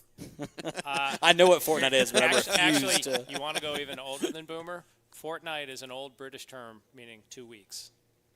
And we will be back in 2 fortnights, I guess. I think it's actually 5 weeks that we'll be back. Close enough. I can't math. I've used 2 that and a term, half though. fortnights. I'll say a fortnight ago, just meaning 2 weeks ago. So these legends are vintage drivers. We're gonna see some non-pod-on-pod racing. Yeah, yes. The carts are vintage. They That could literally doesn't just mean the reach their drivers feet are out vintage. and kick the driver in front of them. I wouldn't advise that either. As they're coming to the green flags out. We're underway with our some guy pulls up vintage next to you, final. starts tickling you with his toes. Tyler Swan with the early jump in that 75 cart, leading the way down. Yeah, Billy look at Johnson this. Jr. was in second. I believe he just got shuffled down to 4th. 2 by 2. And they are starting to spread out a little bit as they make their way up the hill into turns 3 and 4. And that looks like Tyler Swan getting off to an early lead right now. Making their way past the kink cam, one of my favorite shots. You need a new that name our producer for that. doesn't No, use enough. Hold on, Will. You need a new name for that camera. I'm just going to put that out there. As Hey, the field gets single file down the back straightaway. When we run out of material, we get kinkies. Whoa. Oh, goodness. Whoa. Whoa. Whoa. We're trying to rein in our boss. This here, is why I'm not on the air. Earlier winner today, it was Tyler Swan picking up the pre-final win. We'll see. Tyson Swan is also in this final as they're side by side through 16. They get a little close there. He just didn't have the right line coming through there. Almost clipped second place. Let's see as they pass by. So that was Tyler Swan, Tyson Swan, and that was Billy Johnson Jr. almost making contact with Tyson Swan. And that is your 1, 2, 3 as they make their way down the bottom of turn 2. And Kenneth Buff running in fourth right now as well. So a pair follows a pair here at Atlanta Motorsports Park. And right now looks like they are getting into drafting position as you got two groups of two heading their way down the back straightaway. This is the fastest part on track, so got to make sure you are in line with the guy in front of you, because if he breaks a little early coming into that braking zone, that's going to hurt. Both of you are going to be going around in circles. And Will, I believe you've said this to me before. That is one of the longest straightaways in kart tracking in North America. And you can get up to some incredible speeds going down that straightaway. I know the shifters flirt with 90. Yes, and that is how our rental karts are able to get up to 55+ miles an hour, is that huge 43 feet of elevation change and that incredibly long back straightaway. Now, if I remember, Daryl Cannon a couple weeks ago posted a video of our new fleet, and it actually got a little bit faster than 55 miles an hour. He almost hit 60. I would not say that publicly on air. Insurance says that we go 55 plus. Well, then it goes 55 plus miles an hour. I did not know that. Just use the metric value. And then yes. But we have taken those go-karts out on the main track and gotten them over 60, so they definitely move. But that being said, with the size of the track, yes, you are going to be very hard-pressed to get up over 55. Now, you can do it. I've seen some guys get 54, 55 pretty easily, but you've got to be a seasoned driver, know how to hit your turns. Also about weight, too. But also, like you're saying, most other kart tracks where you could do a arrive and drive, or even actual professional courses, they don't have a long straightaway like that. They don't have the long straightaway. They also don't have the karts. We're in a completely different class of insurance here. And so most go-kart tracks are limited to about 25, 30 miles an hour before they enter into that higher insurance bracket. I know at Orlando Kart Center, the base kart, they say 35. And I think there's a faster set that still is slower than a 55. And anything above that, you're talking a racing kart. Yeah. And now that's a pancake flat track. You're talking Central Florida, so there's absolutely Well, that's no hills. most tracks, period. We're one of the only few go-kart tracks in the world that have this kind of elevation change. You see a lot of road racing circuits that have elevation change like this, but you do not see go-kart tracks with this kind of, change in elevation. And that's really what makes this track difficult. It's what makes it fun. From a racer standpoint, what you know from flat track racing, throw it out the door when you come here. Well, and you were saying among road courses that the road course has even more elevation change. Yes, I believe it it's does. 90 plus feet over there. Yeah, you take a walk up turn 12. No. Take a walk down turn 12 Yes. there. Make My it a knees little can't easier. handle that. It feels like climbing Stone Mountain. So the Swans pulling away here in our vintage final. 4 laps goes onto the board. Tyler leads Tyson. Then it is Billy Johnson and Kenneth Buff running in 3rd and 4th. But the gap between 2nd and 3rd is about 1.6 Now, I gave seconds. Chris special instructions because all these guys blew right past him. See, Ken blew right past him. Right past. Oh, I see what you did there. During the pre-finals, because they're actually doing all their tech at the Roberts trailer over there in the back paddock. So I told them to basically block their path like a hall monitor and drag a couple of them over there to the tent for interviews when they get finished. Hey, reporters got to do what they got to do. That's right. Yep.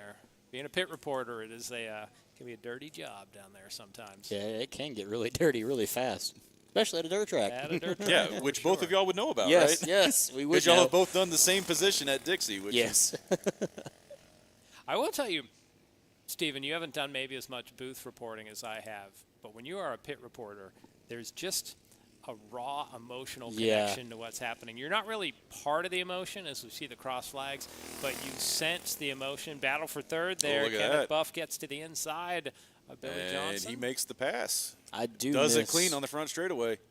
I do miss being down in the pits, talking to these guys And- every race day. And when you're down there, there really just becomes, you sense the emotions. You see the drivers upset with what happened. But at the same moment, you see the moms that are crying tears of joy when one of their kids wins, or tears of relief when there's been an accident and their son is able to walk out and be okay. So you see a lot more of that definitely in the raw when you're down in the pits of a racing facility. And it's something you're not going to see much from up here. I mean, we could talk about these being kids and stuff, but they all got helmets on. They all look like racers from here. But when you go into the pits and you see that these are actual kids, like 8, 9, 10-year-olds, well, and they're not still even playing with cars and toys. Or and they're riding on a bike that has like 11-inch tires on it, Yeah. And it's just it's wild to think that these kids are out here going the speeds they do, making it look as easy as they do.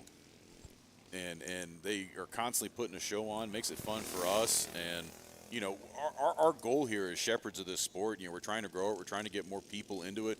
I don't want to see auto racing die in my lifetime. And the efforts we put in here to try and broadcast, to bring this to you guys, while motorsport, is inherently dangerous, it's also plenty safe, too. There's been a lot of advancements that have been made, maybe not in the vintage class, because these guys are the opposite of what safety has been. You picked the wrong race to talk about safety, we'll say. Shifters would probably have been a better class to talk about that. But, the whole point is we want to get new racers. We want to get people out here. This is not scary. It's not hard to get into this sport. Everybody's friendly here. The big thing with racing over, I think, any other sport is just the communal nature of it, because we all understand where it's going. The fact that without everybody's support, it will go away. And you don't get that from other sports, from baseball, from football, from any other sport where it's always team on team. Each race we're watching, this is 10 guys. They're all running an individual race. And while they're on the track, they are fighting against each other. But the second they're off track, they are all back to being best friends. And that's one of the great things about racing. Racing overall is a family sport. And even in the broadcast team, I mean, we cut up outside of work. I text John all the time, asking him questions. It's still racing related, but we all cut up together. And I mean, crap, even we go get food with some of the racers sometimes. Top two reeling in, looks like one slower kart on track. That could be Jessica Epting. So that is the 96. Yep, that's Epting. Let's see if she'll just pull to the side, let the Swans go by. Stephen, in the pre-final, we saw pretty much this same pattern play out until the end. So we have to wonder, will Tyson make a move? Tyler had his way in the pre-final. Will we finally see Tyson put his nose into the wind and make a challenge? Yeah, I think we will. With 2 laps remaining, it's the Swan Party. What's a group of swans called? Well, you'd say Swan Lake, but a group of swans it's not a school. It's not a gaggle of swans. A clutch? I don't know. We just heard a flock. A flock. I want to say flock of seagulls, but that's an 80s band there, which might have been playing when last time these carts were were on track. racing. And I actually just got a text from Miss Stacy Roberts, who they're doing the tech for this class, and she unfortunately fell a little ill. Her daughter fell ill, so they had to stay back and weren't able to make it out here today. And big shout out to them, to the Roberts, everything they do for Barnesville. They're a big part of why we got the GSKA and why we've got the Georgia Karting Championship going on right now.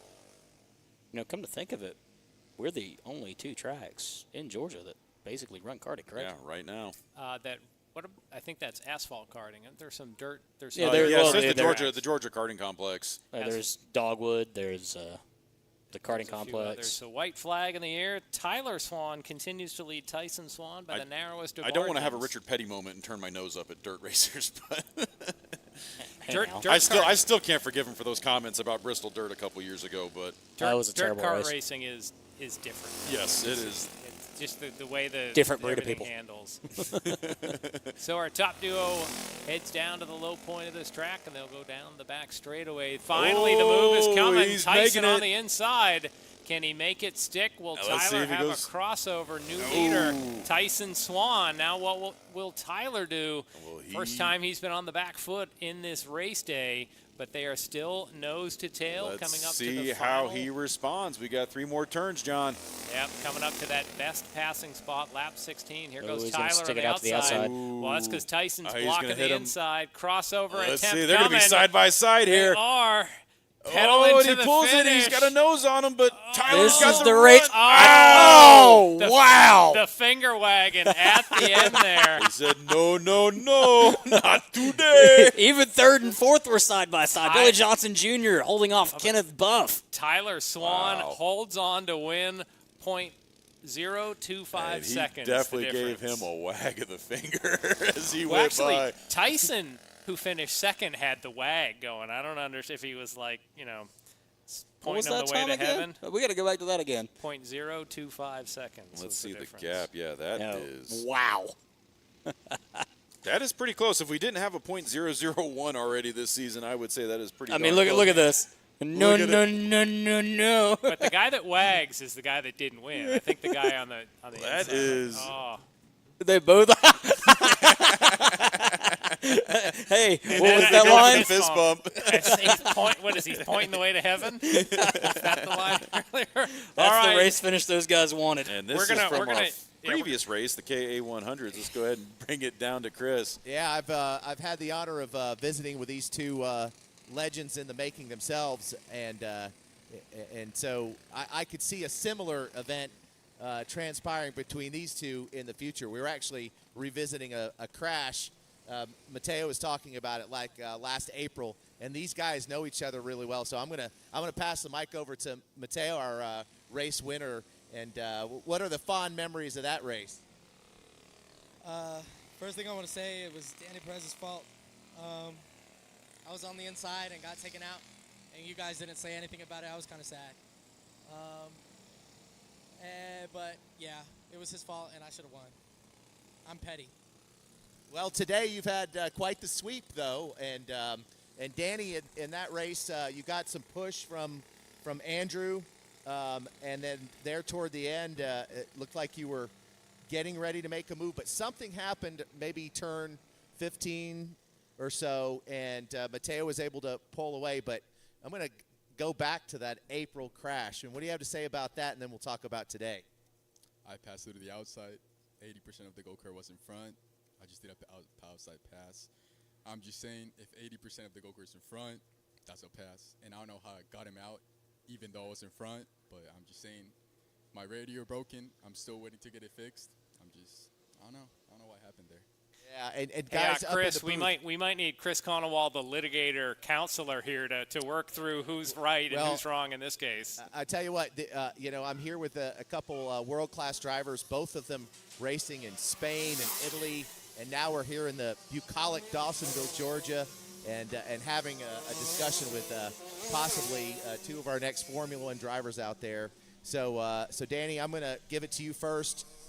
Let you talk about your sponsorship and talk about your experience, and then I'll pass to you, and we'll wrap up for today. But both of you on the podium, once again, no surprise. To be completely honest, I don't like being second, not at all. I wanted to win, but I understand that I made a mistake in the start. I thought we were waiting for the acceleration cones to start accelerating, so it was my mistake not accelerating sooner. Today was a good day. I got a lot of competition with Mateo, which is what I love. This is my house. This is where I practice. So being able to have such a good rival here just makes it 10 times better. And I just want to give a big shout out to DPC, Liquid Molly, Body Symmetry, Nibro for always having my back and being with me in this journey. Excellent. All right, Mateo.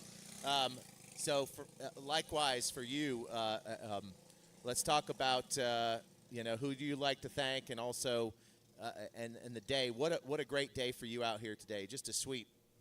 Yeah, I mean, obviously, I need to thank my family because without their motivation and support, I wouldn't be here today. And I would also like to thank Liquid Molly, WRS for the cart and the chassis, just putting everything together. And honestly, today was a phenomenal day. Being able to sweep all categories just feels great, and just hoping for more. Yes, indeed. Hoping for more. We'd like to, of course, thank Primal Racing School for sponsoring your race, and we're going to send it back up to the booth. And honored to be with you two. Way to go. Good racing. All right, thank you, Yeah, Chris. good timing. Yeah, shifter carts underway for their 10-lap final, courtesy of OZ Tech. The apex predators of the karting world just unleashed from a standing start.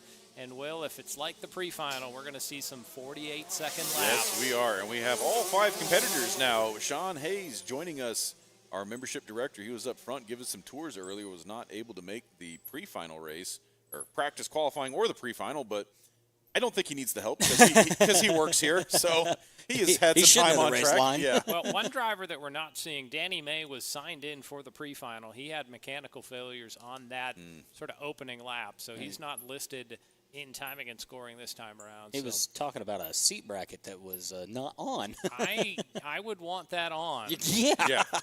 This is the division. You need that. Jake Fetter leads. He was the winner in our pre-final earlier today. Ozcheek second, Sam Rafrutsky third, Ozcheek the fourth, running in fourth with Sean Hayes running in fifth. Now, Will, this is a class that your boss or your boss's boss has run before. Yeah, they actually both ran it earlier this year. That was, and he jumped the start too. that was such a fun race to call. I remember when Jeremy, I think, did one maybe last year, and he came off the cart, just showing how intense these are. Yeah.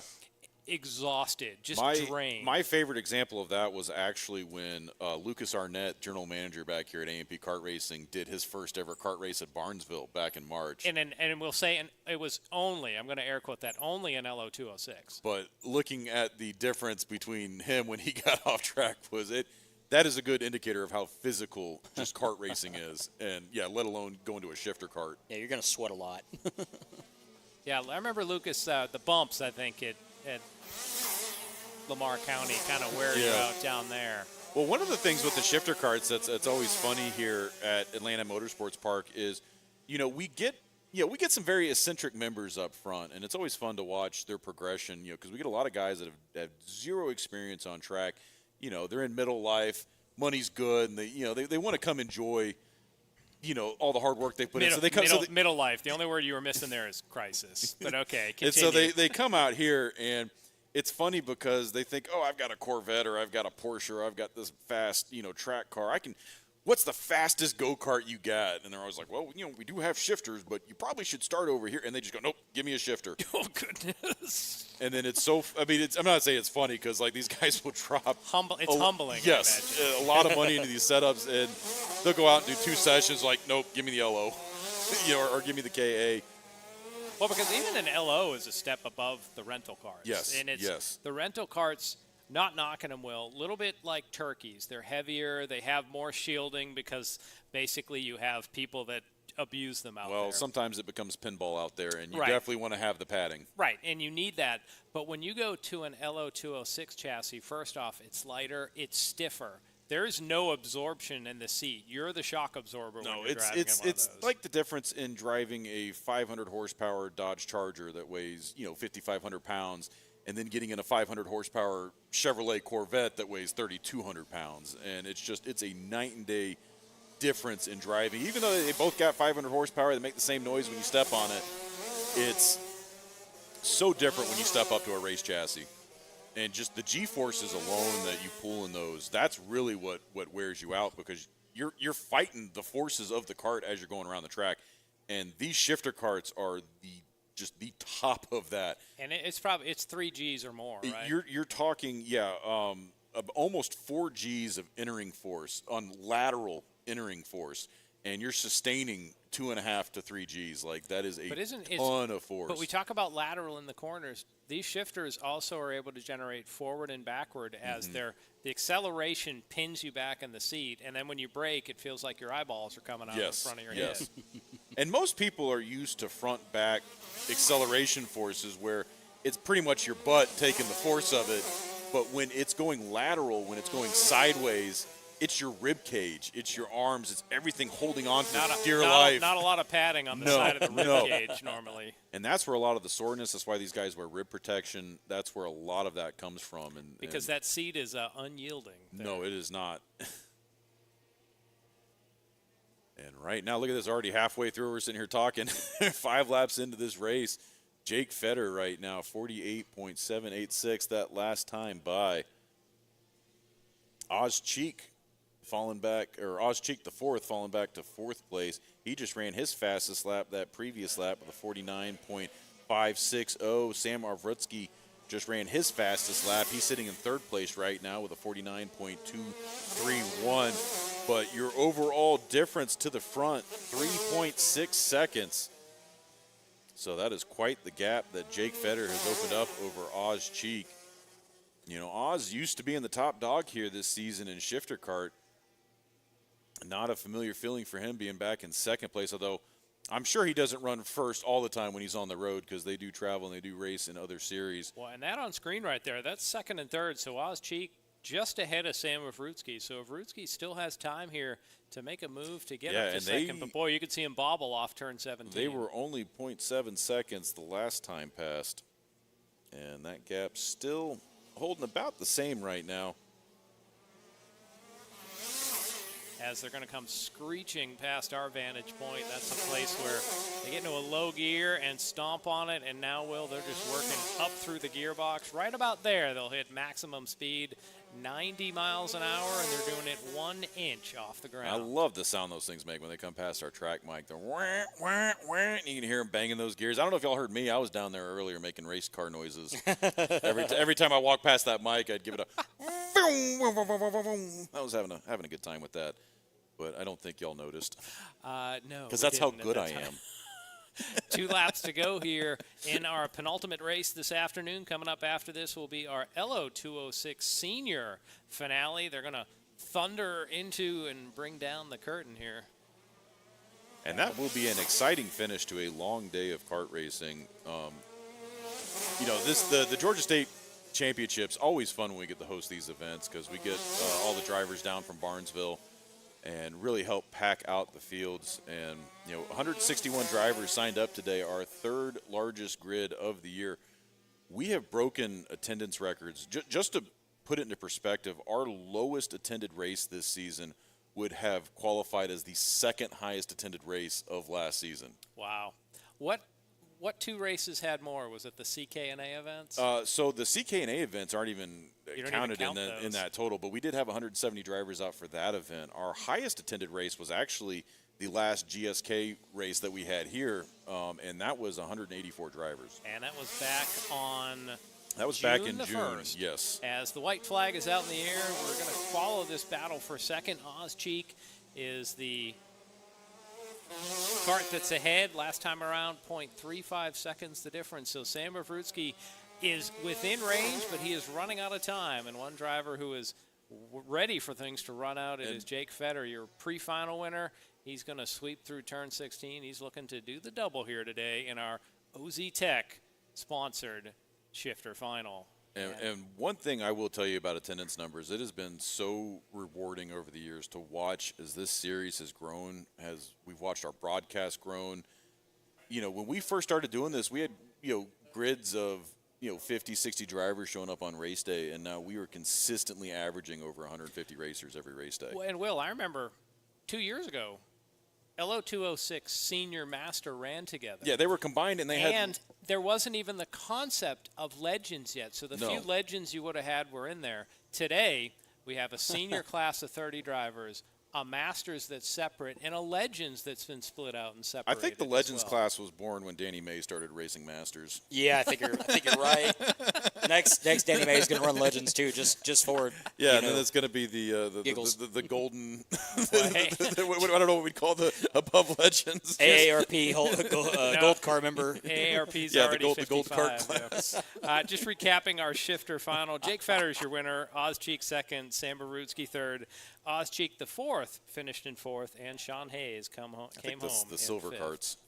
I don't know. The Hearst division. So as you can see, the shadows growing long. Still a good number of patrons out on the upper deck here. You beat me to it. I can imagine. I am happy we have not run enjoyed. you off with our commentary today. So, but giveaway, if you guys are live right now, Facebook, YouTube, you're on camera, on the balcony, say hi. And that is the crowd getting ready to watch the LO Senior race, our biggest division. Now, Will, the only thing I miss when we were a smaller event is when they staged the vehicles in this building, and then you'd get 30 LOs start up and the building shook. What I missed was we used to do the arrive and drive class on race day. Could you imagine doing that in this program? Wait, how did that work? It was just crazy. It was just rental carts. The dads would sign up, go out there and race. I did one of those. At the end of the day, they're like, But we had an official scored class through the season of rental carts that you could show up and do I on knew race day. It was one of the drivers that, a couple years dominated ago, in that series. A couple years ago, it was like, hey, at the end of the day, we're having for $10, we're having a dad's race. And I know what they meant was the dads of the drivers. And I look around and I'm hey, like, you're a dad. I'm a dad, right? So I hop in and it was humbling. it was a learning opportunity to be in the kart and to feel the up and down hills. And I had a wreck on the first lap off turn 10. So I was like 30 seconds behind everybody else by the time I got straightened out. But still, like, how am I going to go flat out through 14, which these drivers do every single lap. Yeah. And in a rental kart, it took me till the last lap to have the confidence to say, you know what, just keep it on the floor. Lick that stamp and send it. And they do it in turn 1, which turn 1 we don't talk about a lot. Off camber, it's a left-hand corner, but it feels like the kart wants to just leave to the right. That's one of the more rewarding feelings when you get used to pedal down going through turn 1. There's a handful of corners you can do that too, where it gets blind, especially coming through 14, David's Bend. A lot of fun in the rental car, though. And that's you're like, I don't know what's ahead of me. What do I do here? And it's real easy to just blip that throttle a little bit. And if you blip, that's time on the clock. Yep. Or if you stop and get a snack on the way, that's time too, because they're very susceptible to the weight of the driver. We did the full track. I know if you come for a Rive and Drive, they use the cutoff, and you don't get to do 16, 17, now, and 1. if you come for our enduros, we do the full track for enduros. And I think that's just because you've had more experienced drivers usually sign up for enduros. And turn 16 is the problem because at one point you're staring straight at a wall. Yes, and that is the one turn that there is not a huge runoff. And so in terms of our rental karting business, that is where people were smacking the wall and losing the most. Or basically, if you lost your damage deposit here, that's where it happened. Yeah. Either there or the bottom of turn 2 where we're looking right now. Yep. Now, I know when we did main track, that was always the one you're guaranteed. You were sitting over at main track. And you see them, the rental carts come storming out of the building that you see on screen, head down the hill. They've been on the throttle flat out for probably 30 seconds. They get to turn 9, and you'd be lucky if one of them got through without ending up spinning around off that the or grass. my personal favorite, the one that just kept going. Oh, yeah, almost during race to day. The fence. He was almost to the fence. Wow. And we actually caught it, and we were calling a play-by-play of the concession cart going from. One of my favorite calls this season was when we did the Le Mans start back here during the main track race day, because they were doing the endurance karting group and they do that Le Mans start. I would love to see a class here doing a Le Mans. LO Seniors Le Mans start would be absolute chaos. I got a bad feeling about this. Hey, you think Mayhem's going to be released? That's what I'll say, yeah. LO206 is a mayhem. That'd be the... You'd be talking pulled hamstrings, too, potentially, out there. So, as you can see, a lot of karts on track. This is our final race of the day, brought to you by Swan Mechanical. Yeah, I think the mic's skipping. I just hear that. It's just nonstop as they're going by.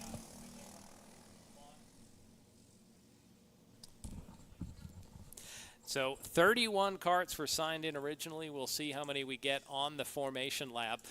Stephen, last time there were so many karts, they had to take a second lap around. They couldn't all sort of get 2 by 2. We'll see if they... Yeah, I think that's going to be the same situation this go around, too. There's, we're running with 30 karts. Yeah, like it's you want to say there's some guys. stragglers, but they're all, it's just a big field out there. It's amazing. When they're stacked up, they're still going to be almost the entire length from turn 16 into turn 14. Yep, you can see the yellow flag out there, so we're probably going to get another go-round, but these drivers have to be ready to go as they are stacked up. It's a full Saturday night feature size class here, 31 karts ready for action. We do want to give a shout-out to Zoe Porter out there in her first race day. She is the boss's daughter, finished 21st on race number 1, so good job for her, and the green flag is out. So we are underway, our final race of round 7 of the championship series here at Atlanta Motorsports Park, and a thundering herd of wildebeest go down look into at that. turn We 2. are still some 2-wide action coming up the hill. They're even trying for 3-wide further back. And something's going to give, because as they make their way through 3 and 4, they're going to hit the kink real fast. And that's where the boys become men as they got to separate themselves out. Other girls become ladies. There is women in this race. I was about to make a joke, but it's... Awkward pause yeah. there, yeah. In our pre-final earlier today, it was Nick Laferdo who picked up the win. So he would Look at start that on 4 the wide pole. back in the back of And the that's pack. Alyssa Vasquez right there on our screen in that pink cart as she is stuck in the mid-pack trying to fight her way through traffic. Shadows are really going to play a factor into this race. When the drivers come through turn 1, the sun's going to be right in their eyes, right about here. A lot of sun coming in, especially as they turn that corner and then head down into turn number 2. Lap number 1 in the books, Peyton Bridges, your leader, Nick Laferdo second. So they charge back up the hill. Sam Avrutsky, Carson Craig in there. So Avrutsky, double duty. He was 3rd place in the shifter cart. Like Superman, had to jump out. Whoa, one cart getting way wide coming by our vantage point. Let's see if they're able to get narrowed down, and they do just in time to avoid misadventure through the kink. As our top 5 starting to draw away from the field. Alyssa Vasquez in 6th, so she will hopefully form up a second echelon of drivers. And that's part of the strategy when you're running LO206 is you need to not fight so much at the start because the leaders will get in a pack and they'll start pulling away. And if you're sitting there fighting for scraps there in the mid pack, you're going to be out. You're going to be left to dry, and you're not going to have a chance at even getting up close to that podium. Or basically, if you're fighting for scraps, you'll be left with scraps yes. at that point. As they're still battling further back, looks like Vasquez slipped to 7th. Kyle Trammell able to get by up front. It's still Bridges, Laferdo, Avrutsky, Craig, and Wesley Bacon running in 5th. Stephen, we had a chance to talk with Carson between races, so it's good to see him out there in 4th. That's where he started this race. Let's see if he's able to move up. Looks like they're going to get a little squirrely here. Almost. Oh, nope, they got right back in line. I thought it was going to be 3 wide through the kink and 5th. That's why we put the camera there. 5th through 8th. It looked like it was going to go 3 wide, but they did not. That becomes the splash zone real quick. Top 3 breaking away, and Alyssa Vasquez back up into 6th as they're 2 wide further back in the pack. So Alyssa Vasquez may be looking back saying, hey, guys, let's get some help here. Oh, no. Looky there. That looked like Danny May right behind Alyssa Vasquez. And that looked like Ryan Curtin in the back, too. He's usually up front. Yeah, Ryan had that incident earlier on in the Ryan, the one that has the shirt that the has Cat Power. Cat Power shirt. Okay. The Kitty Attack Chris, I think is the name of the cat. The might of 1,000 felines. As you see, finally a second group is formed. Looks like it's 4 drivers: Vasquez, May, Justin Sherbert, and Caden Jarvis right now. And one driver we're going to keep an eye on. It was young Miss Porter. Zoe currently scored in 29th on track. And it looks like she might have had some misfortune there on the start of this race because she did pretty good to finish where she did in race number 1, but right now she is towards the back. So hopefully things will shape up for her as the race goes on. Well, it's pretty vicious out there in LO206 Senior. I mean, Alyssa was a champion at LO206 Junior. This year she steps up to champion. I know, or senior. I know she has a new card, but the competition level just gets intense when you go from junior to senior. That was our intrepid track photographer, Connor Cochran, out there. You saw briefly on your screen there. There we go. There's Connor. It's Connor Cam. Candid Connor shots. Look at this. Top 3 definitely have broken away from 4th and 5th place. So Carson Craig and Wesley Bacon fading into the shadows. 6 through about 12 is just stacked up back there. So that's Danny May leading that pack. Alyssa Vasquez behind him. May get the charge. I don't know. We're going to have to see. Because we are almost at the halfway point. They should be getting the cross flags next time past the stripe. I know we're having shorter laps, but this class should have extra laps. Yeah, it should. Onto it. It really should. They just need to run this like demolition derby rules just until the last car is running. Enduro style, yeah. With Le Mans starts. Blindfolded. No, actual chain race. Get the brakes to the rear cart. Barbed wire out there. What's next at this point? I'll see a chain race next week at Dixie, by the way. Yep. Cross flags in the air. I'm going for the SCDRA, though. The chain race is just an additive. If you've not watched this race, man, not seen one, a chain race, you put 2 or 3 cars, chain the bumpers together. And, Will, I think you said only the rear car has brakes and only the front car accelerates. You could do that with a super shifter and a shifter. And a super shifter and an LO206. Oh, yeah. Well, I don't know if I'd want the LO206 in the back for the brakes. Man, what is going on here? Oh, it's a 2-wide action in turn 4. A little bit of bobbling. Thought better of it right then to try to stick out the nose there and go around those 2 drivers. Not sure which cart numbers they are with the sun's reflection. I can't. Oh, we got a big spin. Ooh. Looks like maybe unassisted getting on the brakes there. So we'll try to get a number. Action aplenty. This is what happens when you have a field of 30 some odd drivers. Things happen all over the track. We don't see them The all. 78, I think, is the number. So who is that? That would be, I don't know. The 176. Sorry, I misread that. So the 176 is, I still don't know. That is Brandon Mobes. Yep. He's moving down the leaderboard there. So that was quite a bit back in the pack up front. Peyton Bridges leads Nick Laferdo. And I expect to see this to start cutting up here around lap 8. I think they're going to keep it clean. And then gloves are off. And then gloves are off because they got to be careful. Carson Craig is getting thirsty. He is right there, and so is Sam Arvrutsky. Well, let's not count out Wesley Bacon. So the three of them might have a chance at the podium. I wonder if this is our lead duo, as if they pulled away from Sam Avrutsky here. That's what it looks like. So Avrutsky's kind of stuck in the middle between Carson Craig and Wesley Bacon. So we're So Bacon and Craig are working together.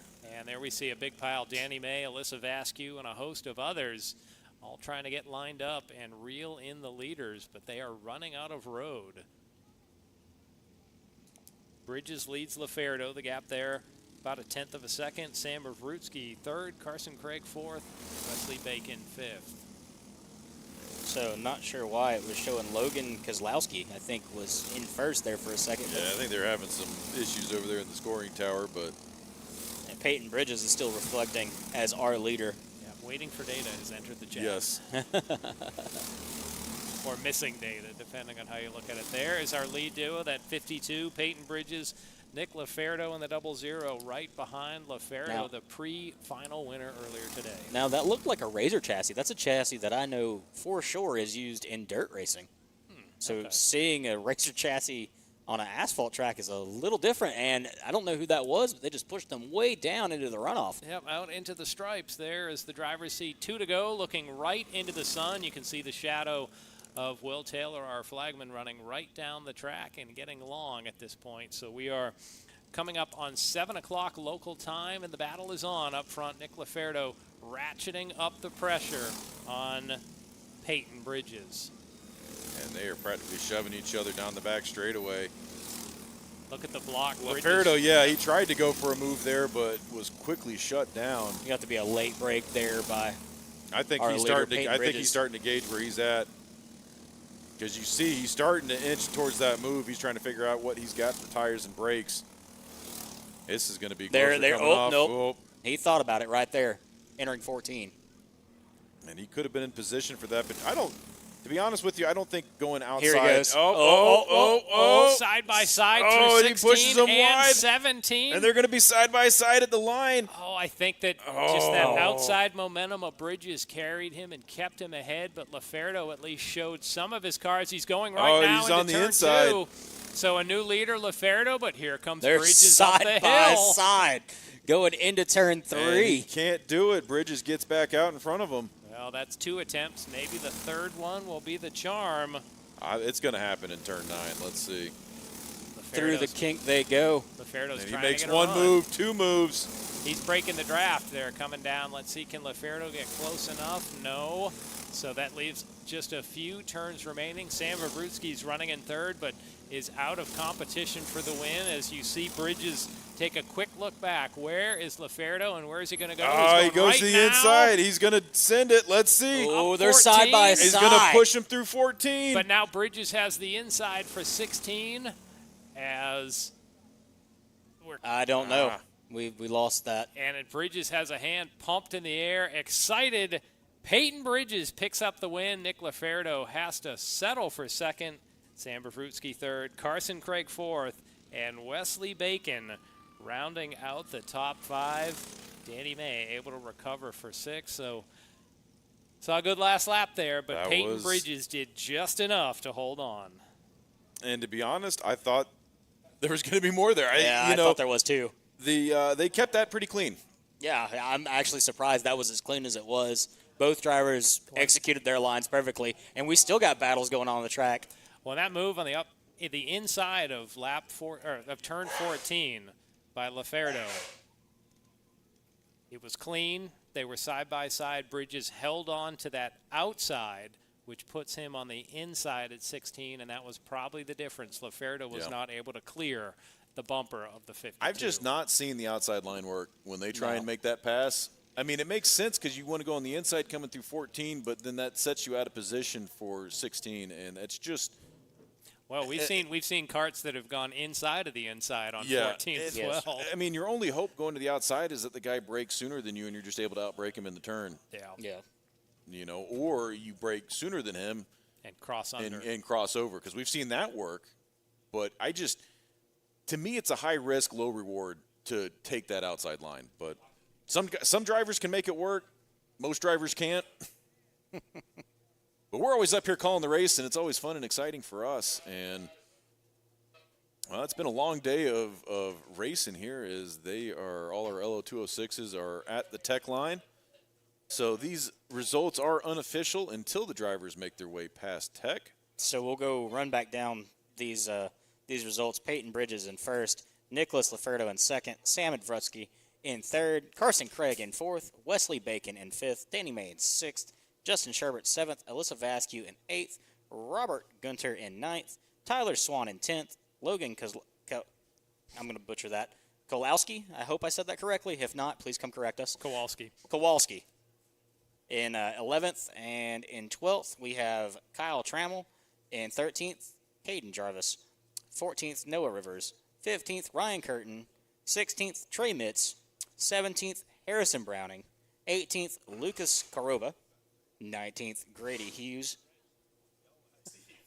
And with that, we're going to send it down to hear from our top two names. So for the final time today, Chris Conowald, take it down to victory lane. Yeah, Nick Laferdo and Peyton Bridges. I won't forget your name after that race. That was some of the finest racing we've seen out here today. I'm going to start with you, Nick.